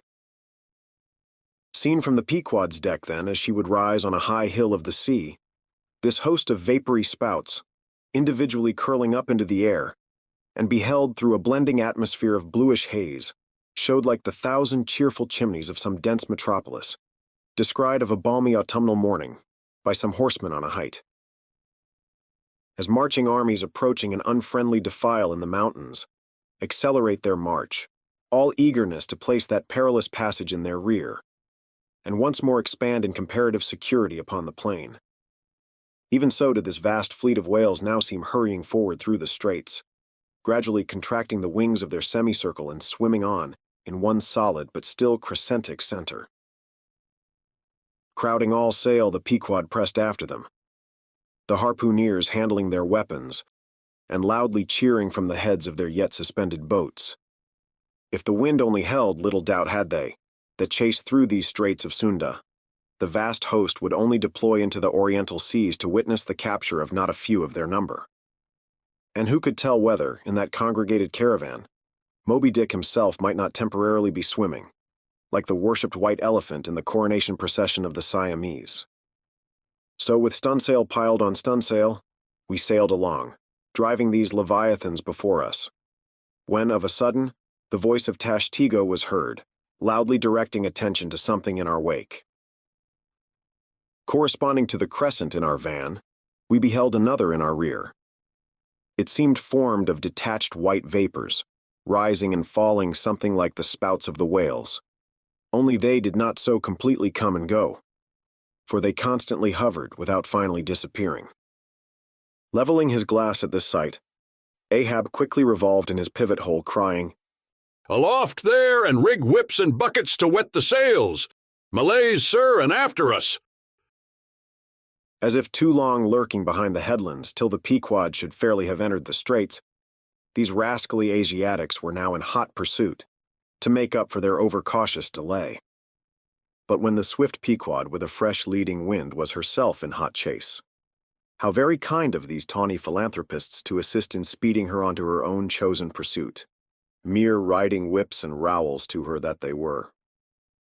As with glass under arm, Ahab to and fro paced the deck, in his forward turn beholding the monsters he chased, and in the after one the bloodthirsty pirates chasing him. Some such fancy as the above seemed his. And when he glanced upon the green walls of the watery defile in which the ship was then sailing, and bethought him that through that gate lay the route to his vengeance, and beheld how that through that same gate he was now both chasing and being chased to his deadly end. And not only that, but a herd of remorseless wild pirates and inhuman atheistical devils were infernally cheering him on with their curses. When all these conceits had passed through his brain, Ahab's brow was left gaunt and ribbed, like the black sand beach after some stormy tide has been gnawing it, without being able to drag the firm thing from its place. But thoughts like these troubled very few of the reckless crew, and when, after steadily dropping the pirates astern, the Pequod at last shot by the vivid green cockatoo point on the Sumatra side, emerging at last upon the broad waters beyond, then the harpooneers seemed more to grieve that the swift whales had been gaining upon the ship, than to rejoice that the ship had so victoriously gained upon the Malays. But still driving on in the wake of the whales, at length they seemed abating their speed. Gradually the ship neared them, and the wind now dying away, word was passed to spring to the boats.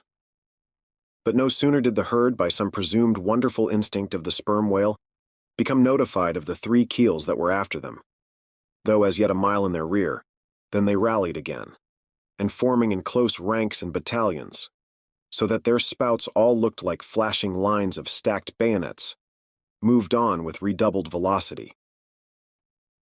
Stripped to our shirts and drawers, we sprang to the white ash, and after several hours pulling were almost disposed to renounce the chase, when a general pausing commotion among the whales gave animating token that they were now at last under the influence of that strange perplexity of inert irresolution, which, when the fishermen perceive it in the whale, they say he is gallied. The compact martial columns in which they had been hitherto rapidly and steadily swimming were now broken up in one measureless rout, and like King Porus's elephants in the Indian battle with Alexander, they seemed going mad with consternation.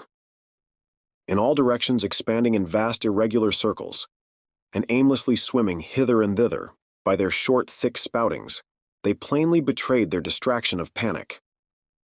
This was still more strangely evinced by those of their number, who, completely paralyzed as it were, helplessly floated like waterlogged, dismantled ships on the sea. Had these leviathans been but a flock of simple sheep, pursued over the pasture by 3 fierce wolves, they could not possibly have evinced such excessive dismay. But this occasional timidity is characteristic of almost all herding creatures. Though banding together in tens of thousands, the lion-man buffaloes of the West have fled before a solitary horseman. Witness, too, all human beings how, when herded together in the sheepfold of a theater's pit, they will at the slightest alarm of fire rush helter-skelter for the outlets, crowding, trampling, jamming, and remorselessly dashing each other to death. Best, therefore, withhold any amazement at the strangely gallied whales before us, for there is no folly of the beasts of the earth which is not infinitely outdone by the madness of men. Though many of the whales, as has been said, were in violent motion, yet it is to be observed that as a whole the herd neither advanced nor retreated, but collectively remained in one place. As is customary in those cases, the boats at once separated, each making for some one lone whale on the outskirts of the shoal. In about 3 minutes' time, Queequeg's harpoon was flung. The stricken fish darted blinding spray in our faces, and then running away with us like light, steered straight for the heart of the herd. Though such a movement on the part of the whale struck under such circumstances is in no wise unprecedented, and indeed is almost always more or less anticipated, yet does it present one of the more perilous vicissitudes of the fishery. For as the swift monster drags you deeper and deeper into the frantic shoal, You bid adieu to circumspect life and only exist in a delirious throb. As blind and deaf, the whale plunged forward, as if by sheer power of speed to rid himself of the iron leech that had fastened to him. As we thus tore a white gash in the sea, on all sides menaced as we flew, by the crazed creatures to and fro rushing about us. Our beset boat was like a ship mobbed by ice isles in a tempest, and striving to steer through their complicated channels and straits, knowing not at what moment it may be locked in and crushed. But not a bit daunted, Queequeg steered us manfully, now sheering off from this monster directly across our route in advance, now edging away from that, whose colossal flukes were suspended overhead, while all the time, Starbuck stood up in the bows, lance in hand, pricking out of our way whatever whales he could reach by short darts, for there was no time to make long ones. Nor were the oarsmen quite idle, though their wonted duty was now altogether dispensed with. They chiefly attended to the shouting part of the business. "Out of the way, Commodore!" cried one to a great dromedary that of a sudden rose bodily to the surface and for an instant threatened to swamp us. "Hard down with your tail there!" cried a second to another, which, close to our gunwale, seemed calmly cooling himself with his own fan-like extremity. All whaleboats carry certain curious contrivances, originally invented by the Nantucket Indians, called drugs. Two thick squares of wood of equal size are stoutly clenched together, so that they cross each other's grain at right angles. A line of considerable length is then attached to the middle of this block, and the other end of the line being looped, it can in a moment be fastened to a harpoon. It is chiefly among gallied whales that this drug is used. For then, more whales are close round you than you can possibly chase at one time. But sperm whales are not every day encountered. While you may then, you must kill all you can. And if you cannot kill them all at once, you must wing them, so that they can be afterwards killed at your leisure. Hence it is that at times like these, the drug comes into requisition.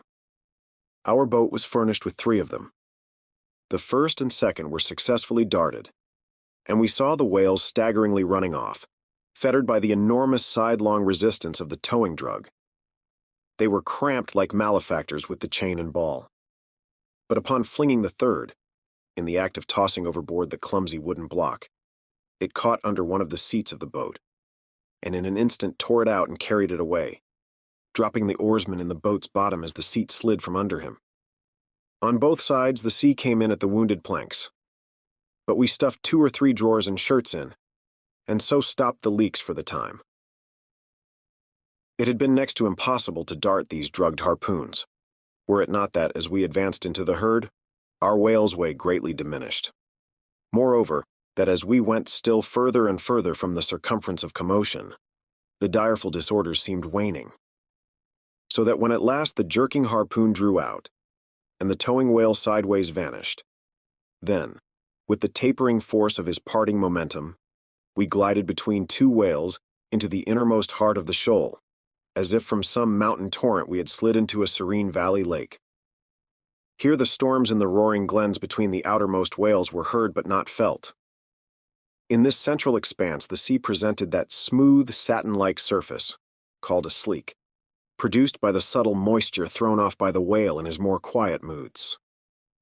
Yes, we were now in that enchanted calm which they say lurks at the heart of every commotion. And still in the distracted distance we beheld the tumults of the outer concentric circles, and saw successive pods of whales, 8 or 10 in each, swiftly going round and round like multiplied spans of horses in a ring, and so closely shoulder to shoulder that a titanic circus rider might easily have overarched the middle ones, and so have gone round on their backs. Owing to the density of the crowd of reposing whales, more immediately surrounding the embayed axis of the herd, no possible chance of escape was at present afforded us. We must watch for a breach in the living wall that hemmed us in, the wall that had only admitted us in order to shut us up.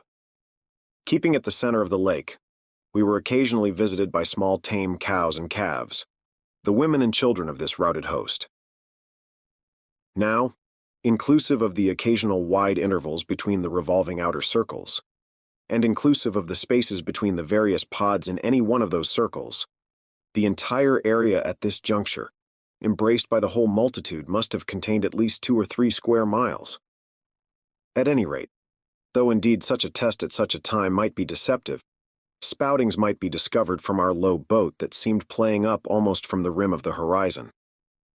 I mention this circumstance because, as if the cows and calves had been purposely locked up in this innermost fold, and as if the wide extent of the herd had hitherto prevented them from learning the precise cause of its stopping, or possibly being so young, unsophisticated, and every way innocent and inexperienced. However it may have been, these smaller whales, now and then visiting our becalmed boat from the margin of the lake, evinced a wondrous fearlessness and confidence, or else a still becharmed panic, which it was impossible not to marvel at. Like household dogs, they came snuffling round us right up to our gunwales and touching them, till it almost seemed that some spell had suddenly domesticated them. Queequeg patted their foreheads. Starbuck scratched their backs with his lance, but fearful of the consequences, for the time refrained from darting it. But far beneath this wondrous world upon the surface, another and still stranger world met our eyes as we gazed over the side. For, suspended in those watery vaults, floated the forms of the nursing mothers of the whales, and those that by their enormous girth seemed shortly to become mothers. The lake, as I have hinted, was to a considerable depth exceedingly transparent, and as human infants while suckling will calmly and fixedly gaze away from the breast, as if leading 2 different lives at the time, and while yet drawing mortal nourishment, be still spiritually feasting upon some unearthly reminiscence. Even so did the young of these whales seem looking up towards us, but not at us, as if we were but a bit of gulfweed in their newborn sight. Floating on their sides, the mothers also seemed quietly eyeing us. One of these little infants, that from certain queer tokens seemed hardly a day old, might have measured some 14 feet in length, and some 6 feet in girth. He was a little frisky, though as yet his body seemed scarce yet recovered from that irksome position it had so lately occupied in the maternal reticule, where, tail to head and all ready for the final spring, the unborn whale lies bent like a Tartar's bow. The delicate side fins, and the palms of his flukes, still freshly retained the plaited crumpled appearance of a baby's ears newly arrived from foreign parts. "Line! Line!" cried Queequeg, looking over the gunwale. "Him fast! Him fast! Who line him? Who struck? 2 whale, 1 big, 1 little." "What ails you, man?" cried Starbuck. "Looky here," said Queequeg, pointing down.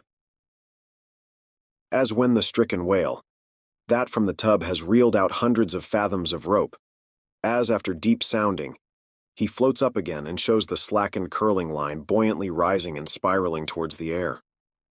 So now Starbuck saw long coils of the umbilical cord of Madame Leviathan, by which the young cub seemed still tethered to its dam.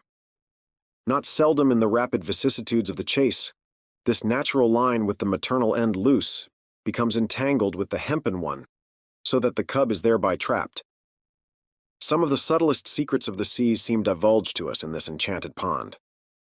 We saw young Leviathan amours in the deep.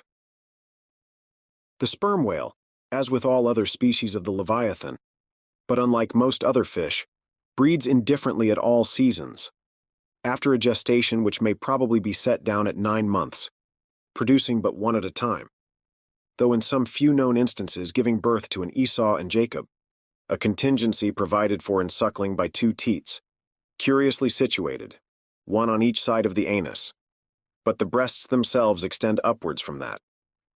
When by chance these precious parts in a nursing whale are cut by the hunter's lance, the mothers pouring milk and blood rivalingly discolor the sea for rods. The milk is very sweet and rich. It has been tasted by man. It might do well with strawberries. When overflowing with mutual esteem, the whales salute more hominum. And thus, though surrounded by circle upon circle of consternations and affrights, did these inscrutable creatures at the center freely and fearlessly indulge in all peaceful concernments, yea, serenely reveled in dalliance and delight. But even so, amid the tornadoed Atlantic of my being, do I myself still forever centrally disport in mute calm, And while ponderous planets of unwaning woe revolve round me, deep down and deep inland there, I still bathe me in eternal mildness of joy. Meanwhile, as we thus lay entranced, the occasional sudden frantic spectacles in the distance evinced the activity of the other boats, still engaged in drugging the whales on the frontier of the host, or possibly carrying on the war within the first circle, where abundance of room and some convenient retreats were afforded them. But the sight of the enraged, drugged whales, now and then blindly darting to and fro across the circles, was nothing to what at last met our eyes. It is sometimes the custom, when fast to a whale, more than commonly powerful and alert, to seek to hamstring him, as it were, by sundering or maiming his gigantic tail tendon. It is done by darting a short-handled cutting spade, to which is attached a rope for hauling it back again. A whale wounded, as we afterwards learned in this part, but not effectually, as it seemed, had broken away from the boat, carrying along with him half of the harpoon line, and in the extraordinary agony of the wound, he was now dashing among the revolving circles like the lone mounted desperado Arnold at the Battle of Saratoga, carrying dismay wherever he went. But agonizing as was the wound of this whale, and an appalling spectacle enough anyway, yet the peculiar horror with which he seemed to inspire the rest of the herd was owing to a cause which at first the intervening distance obscured from us. But at length we perceived that by one of the unimaginable accidents of the fishery, this whale had become entangled in the harpoon line that he towed. He had also run away with the cutting spade in him, and while the free end of the rope attached to that weapon had permanently caught in the coils of the harpoon line round his tail, the cutting spade itself had worked loose from his flesh. So that tormented to madness he was now churning through the water, violently flailing with his flexible tail, and tossing the keen spade about him, wounding and murdering his own comrades. This terrific object seemed to recall the whole herd from their stationary fright. First, the whales forming the margin of our lake began to crowd a little, and tumble against each other, as if lifted by half-spent billows from afar. Then the lake itself began faintly to heave and swell. The submarine bridal chambers and nurseries vanished. In more and more contracting orbits, the whales in the more central circles began to swim in thickening clusters. Yes, the long calm was departing.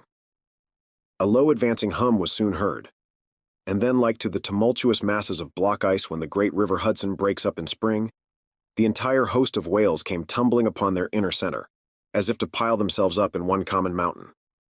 Instantly Starbuck and Queequeg changed places, Starbuck taking the stern. "Oars! Oars!" he intensely whispered, seizing the helm. "Gripe your oars and clutch your souls now. My God, men, stand by. Shove him off, you Queequeg. The whale there. Prick him, hit him. Stand up, and stay so. Spring, men, pull, men. Never mind their backs. Scrape them, scrape away." The boat was now all but jammed between two vast black bulks, leaving a narrow Dardanelles between their long lengths. But by desperate endeavor we at last shot into a temporary opening, then giving way rapidly and at the same time earnestly watching for another outlet. After many similar hair-breadth escapes, we at last swiftly glided into what had just been one of the outer circles, but now crossed by random whales, all violently making for one center. This lucky salvation was cheaply purchased by the loss of Queequeg's hat, who, while standing in the bows to prick the fugitive whales, had his hat taken clean from his head by the air eddy made by the sudden tossing of a pair of broad flukes close by. Riotous and disordered as the universal commotion now was, it soon resolved itself into what seemed a systematic movement. For having clumped together at last in one dense body, they then renewed their onward flight with augmented fleetness. Further pursuit was useless, but the boat still lingered in their wake to pick up what drugged whales might be dropped astern, and likewise to secure one which Flask had killed and waifed. The waif is a pennant pole, 2 or 3 of which are carried by every boat, and which, when additional game is at hand, are inserted upright into the floating body of a dead whale, both to mark its place on the sea and also as token of prior possession, should the boats of any other ship draw near. The result of this lowering was somewhat illustrative of that sagacious saying in the fishery, "The more whales, the less fish." Of all the drugged whales, only one was captured. The rest contrived to escape for the time, but only to be taken, as will hereafter be seen, by some other craft than the Pequod. Chapter 88. Schools and Schoolmasters. The previous chapter gave account of an immense body or herd of sperm whales, and there was also then given the probable cause inducing those vast aggregations. Now, though such great bodies are at times encountered, yet, as must have been seen, even at the present day, small detached bands are occasionally observed, embracing from 20 to 50 individuals each. Such bands are known as schools. They generally are of two sorts, those composed almost entirely of females, and those mustering none but young vigorous males, or bulls, as they are familiarly designated.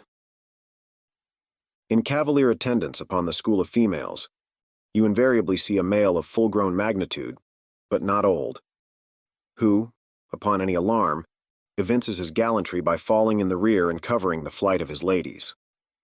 In truth, this gentleman is a luxurious ottoman, swimming about over the watery world, surroundingly accompanied by all the solaces and endearments of the harem.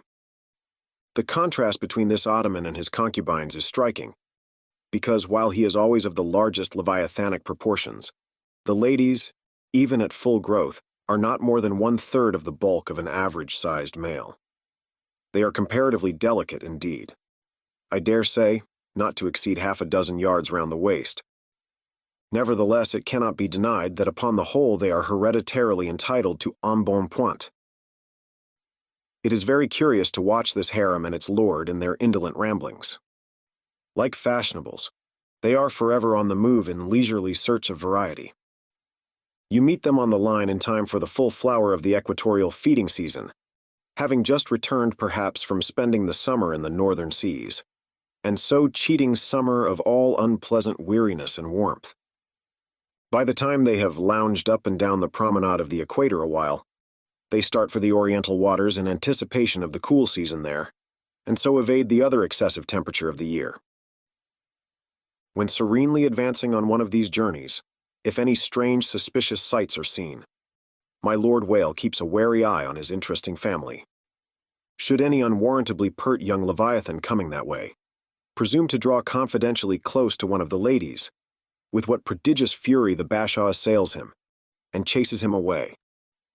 High times indeed if unprincipled young rakes like him are to be permitted to invade the sanctity of domestic bliss. Though do what the Bashaw will, he cannot keep the most notorious Lothario out of his bed. For, alas, all fish bed in common. As ashore, the ladies often cause the most terrible duels among their rival admirers. Just so with the whales, who sometimes come to deadly battle, and all for love. They fence with their long lower jaws, sometimes locking them together, and so striving for the supremacy like elks that warringly interweave their antlers. Not a few are captured having the deep scars of these encounters, furrowed heads, broken teeth, scalloped fins, and in some instances, wrenched and dislocated mouths. But supposing the invader of domestic bliss to betake himself away at the first rush of the harem's lord, then is it very diverting to watch that lord. Gently he insinuates his vast bulk among them again, and revels there a while, still in tantalizing vicinity to young Lothario, like pious Solomon devoutly worshipping among his 1,000 concubines. Granting other whales to be in sight, the fisherman will seldom give chase to one of these Grand Turks, for these Grand Turks are too lavish of their strength, and hence their unctuousness is small. As for the sons and the daughters they beget, why, those sons and daughters must take care of themselves, at least with only the maternal help. For like certain other omnivorous roving lovers that might be named, my Lord Whale has no taste for the nursery, however much for the bower, and so, being a great traveler, he leaves his anonymous babies all over the world, every baby an exotic. In good time, nevertheless, as the ardor of youth declines, as years and dumps increase, as reflection lends her solemn pauses, in short, as a general lassitude overtakes the sated Turk, then a love of ease and virtue supplants the love for maidens. Our Ottoman enters upon the impotent, repentant, admonitory stage of life, forswears, disbands the harem, and grown to an exemplary, sulky old soul, goes about all alone among the meridians and parallels saying his prayers, and warning each young Leviathan from his amorous errors. Now, as the harem of whales is called by the fishermen a school, so is the lord and master of that school technically known as the schoolmaster. It is therefore not in strict character, however admirably satirical, that after going to school himself, he should then go abroad inculcating not what he learned there, but the folly of it. His title, schoolmaster, would very naturally seem derived from the name bestowed upon the harem itself, but some have surmised that the man who first thus entitled this sort of Ottoman whale must have read the memoirs of Vidocq, and informed himself what sort of a country schoolmaster that famous Frenchman was in his younger days, and what was the nature of those occult lessons he inculcated into some of his pupils. The same secludedness and isolation to which the schoolmaster whale betakes himself in his advancing years is true of all aged sperm whales. Almost universally, a lone whale, as a solitary leviathan is called, proves an ancient one. Like venerable moss-bearded Daniel Boone, he will have no one near him but nature herself, and her he takes to wife in the wilderness of waters, and the best of wives she is, though she keeps so many moody secrets. The schools composing none but young and vigorous males, previously mentioned, offer a strong contrast to the harem schools. For while those female whales are characteristically timid, the young males, or 40-barrel bulls as they call them, are by far the most pugnacious of all leviathans, and proverbially the most dangerous to encounter, excepting those wondrous gray-headed grizzled whales sometimes met, and these will fight you like grim fiends exasperated by a penal gout. The 40-barrel bull schools are larger than the harem schools. Like a mob of young collegians, they are full of fight, fun, and wickedness, tumbling round the world at such a reckless, rollicking rate that no prudent underwriter would insure them any more than he would a riotous lad at Yale or Harvard. They soon relinquish this turbulence, though, and when about 3/4 grown, break up, and separately go about in quest of settlements, that is, harems. Another point of difference between the male and female schools is still more characteristic of the sexes. Say you strike a 40-barrel bull, poor devil. All his comrades quit him. But strike a member of the harem school, and her companions swim around her with every token of concern, sometimes lingering so near her and so long as themselves to fall a prey. Chapter 89. Fast Fish and Loose Fish. The allusion to the waif and waif poles in the last chapter but one necessitates some account of the laws and regulations of the whale fishery, of which the waif may be deemed the grand symbol and badge. It frequently happens that when several ships are cruising in company, a whale may be struck by one vessel, then escape, and be finally killed and captured by another vessel. And herein are indirectly comprised many minor contingencies, all partaking of this one grand feature. For example, after a weary and perilous chase and capture of a whale, the body may get loose from the ship by reason of a violent storm, and drifting far away to leeward, be retaken by a second whaler who in a calm snugly tows it alongside without risk of life or line. Thus, the most vexatious and violent disputes would often arise between the fishermen, were there not some written or unwritten, universal, undisputed law applicable to all cases. Perhaps the only formal whaling code authorized by legislative enactment was that of Holland. It was decreed by the States General in A.D. 1695. But though no other nation has ever had any written whaling law, yet the American fishermen have been their own legislators and lawyers in this matter. They have provided a system which for terse comprehensiveness surpasses Justinian's Pandex and the bylaws of the Chinese Society for the suppression of meddling with other people's business. Yes, these laws might be engraven on a Queen Anne's farthing, or the barb of a harpoon, and worn round the neck, so small are they. 1. A fast fish belongs to the party fast to it. 2. A loose fish is fair game for anybody who can soonest catch it. But what plays the mischief with this masterly code is the admirable brevity of it, which necessitates a vast volume of commentaries to expound it. First, what is a fast fish? Alive or dead, a fish is technically fast when it is connected with an occupied ship or boat, by any medium at all controllable by the occupant or occupants. a mast, an oar, a 9-inch cable, a telegraph wire, or a strand of cobweb. It is all the same. Likewise, a fish is technically fast when it bears a waif, or any other recognized symbol of possession, so long as the party waifing it plainly evince their ability at any time to take it alongside, as well as their intention so to do. These are scientific commentaries, but the commentaries of the whalemen themselves sometimes consist in hard words and harder knocks. The Cokopon Littleton of the fist. True, among the more upright and honorable whalemen, allowances are always made for peculiar cases, where it would be an outrageous moral injustice for one party to claim possession of a whale previously chased or killed by another party. But others are by no means so scrupulous. Some 50 years ago, there was a curious case of whale trover litigated in England, wherein the plaintiffs set forth that after a hard chase of a whale in the northern seas, and when indeed they, the plaintiffs, had succeeded in harpooning the fish, they were at last, through peril of their lives, obliged to forsake not only their lines, but their boat itself. Ultimately, the defendants, the crew of another ship, came up with the whale, struck, killed, seized, and finally appropriated it before the very eyes of the plaintiffs. And when those defendants were remonstrated with, their captain snapped his fingers in the plaintiffs' teeth and assured them that by way of doxology to the deed he had done, he would now retain their line, harpoons, and boat, which had remained attached to the whale at the time of the seizure. Wherefore the plaintiffs now sued for the recovery of the value of their whale, line, harpoons, and boat. Mr. Erskine was counsel for the defendants. Lord Ellenborough was the judge.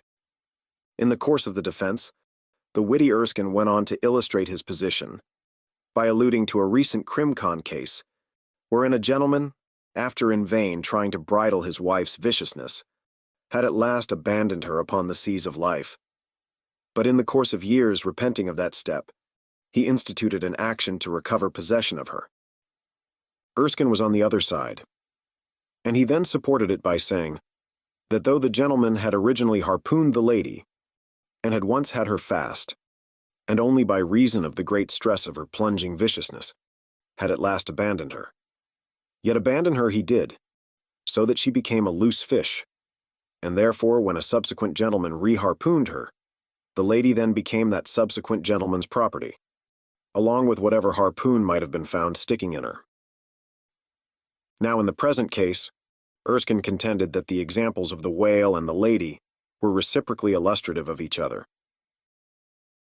These pleadings and the counter-pleadings being duly heard, the very learned judge in set terms decided, to wit, that as for the boat, he awarded it to the plaintiffs, because they had merely abandoned it to save their lives, but that with regard to the controverted whale, harpoons, and line, they belonged to the defendants.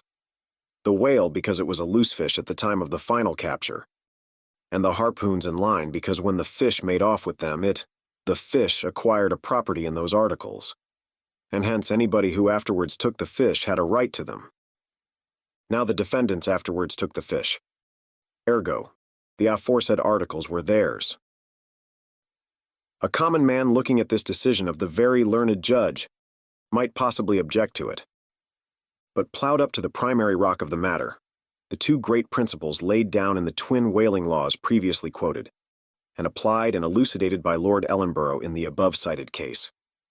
These two laws touching fast fish and loose fish, I say, will, on reflection, be found the fundamentals of all human jurisprudence. For notwithstanding its complicated tracery of sculpture, the temple of the law, like the temple of the Philistines, has but two props to stand on. Is it not a saying in everyone's mouth, possession is half of the law? That is, regardless of how the thing came into possession? But often, possession is the whole of the law. What are the sinews and souls of Russian serfs and Republican slaves but fast fish, whereof possession is the whole of the law? What to the rapacious landlord is the widow's last mite but a fast fish? What is yonder undetected villain's marble mansion with a doorplate for a waif? What is that but a fast fish? What is the ruinous discount which Mordecai the broker gets from poor Wobegon the bankrupt, on a loan to keep Wobegon's family from starvation, What is that ruinous discount but a fast fish? What is the Archbishop of Save Souls' income?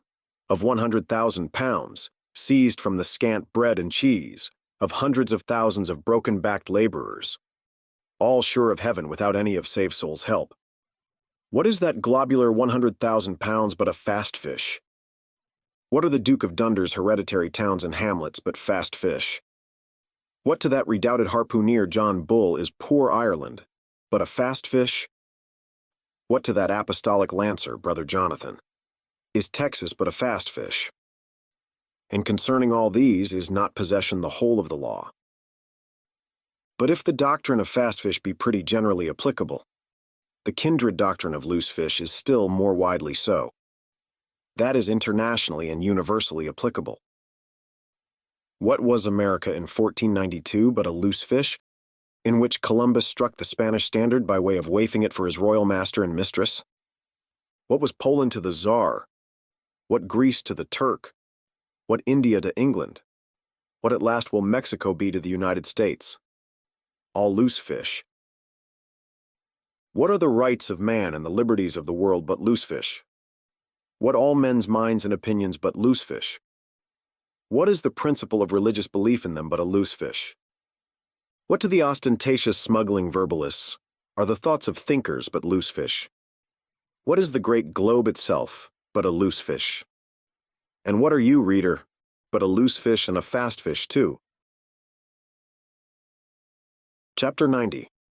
Heads or Tails. De balena vero sufficit si rex habeat caput et regina caudam. Bracton. Book 3. Chapter 3. Latin from the books of the laws of England, which taken along with the context means that of all whales captured by anybody on the coast of that land, the king, as honorary grand harpooneer, must have the head, and the queen be respectfully presented with the tail. A division which in the whale is much like having an apple. There is no intermediate remainder. Now as this law, under a modified form, is to this day in force in England, and as it offers in various respects a strange anomaly, touching the general law of fast and loose fish, it is here treated of in a separate chapter, on the same courteous principle that prompts the English railways to be at the expense of a separate car, specially reserved for the accommodation of royalty. In the first place, in curious proof of the fact that the above-mentioned law is still in force, I proceed to lay before you a circumstance that happened within the last 2 years. It seems that some honest mariners of Dover or Sandwich, or someone of the Cinque Ports, had after a hard chase, succeeded in killing and beaching a fine whale, which they had originally descried afar off from the shore. Now the Cinque Ports are partially or somehow under the jurisdiction of a sort of policeman or beadle, called a Lord Warden, holding the office directly from the Crown, I believe. All the royal emoluments incident to the Cinque Port territories become by assignment his. By some writers this office is called a sinecure. But not so, because the Lord Warden is busily employed at times in fobbing his perquisites, which are his chiefly by virtue of that same fobbing of them. Now when these poor sunburnt mariners, barefooted, and with their trousers rolled high up on their eely legs, had wearily hauled their fat fish high and dry, promising themselves a good 150 pounds from the precious oil and bone, and in fantasy sipping rare tea with their wives and good ale with their cronies, upon the strength of their respective shares. Up steps a very learned and most Christian and charitable gentleman, with a copy of Blackstone under his arm, and laying it upon the whale's head, he says, "Hands off! This fish, my master's, is a fast fish. I seize it as the Lord Warden's." Upon this the poor mariners in their respectful consternation, so truly English, knowing not what to say, fall to vigorously scratching their heads all round, meanwhile ruefully glancing from the whale to the stranger. But that did in no wise mend the matter, or at all soften the hard heart of the learned gentleman with the copy of Blackstone. At length one of them, after long scratching about for his ideas, made bold to speak. "Please, sir, who is the Lord Warden?" "The Duke." "But the Duke had nothing to do with taking this fish." "It is his." "We have been at great trouble and peril and some expense, And is all that to go to the Duke's benefit? We getting nothing at all for our pains but our blisters? It is his. Is the Duke so very poor as to be forced to this desperate mode of getting a livelihood? It is his. I thought to relieve my old bedridden mother by part of my share of this whale. It is his. Won't the Duke be content with a quarter or half? It is his. In a word, the whale was seized and sold, and His Grace the Duke of Wellington received the money. Thinking that viewed in some particular lights, the case might by a bare possibility in some small degree be deemed, under the circumstances, a rather hard one, an honest clergyman of the town respectfully addressed a note to His Grace, begging him to take the case of those unfortunate mariners into full consideration. To which my Lord Duke in substance replied, both letters were published, that he had already done so, and received the money, and would be obliged to the reverend gentleman if for the future he, the reverend gentleman, would decline meddling with other people's business. Is this the still militant old man, standing at the corners of the three kingdoms, on all hands coercing alms of beggars? It will readily be seen that in this case the alleged right of the Duke to the whale was a delegated one from the sovereign. We must needs inquire then on what principle the sovereign is originally invested with that right. The law itself has already been set forth, but Plowden gives us the reason for it. Says Plowden, "The whale so caught belongs to the king and queen, because of its superior excellence." And by the soundest commentators this has ever been held a cogent argument in such matters. But why should the king have the head, and the queen the tail? A reason for that, ye lawyers. In his treatise on Queen Gold or Queen Pin Money, an old King's Bench author, one William Prynne, thus discourseth, "Your tail is ye queen's, that ye queen's wardrobe may be supplied with ye whalebone." Now this was written at a time when the black limber bone of the Greenland or right whale was largely used in ladies' bodices. But this same bone is not in the tail, it is in the head, which is a sad mistake for a sagacious lawyer like Prynne. But is the queen a mermaid to be presented with a tail? An allegorical meaning may lurk here.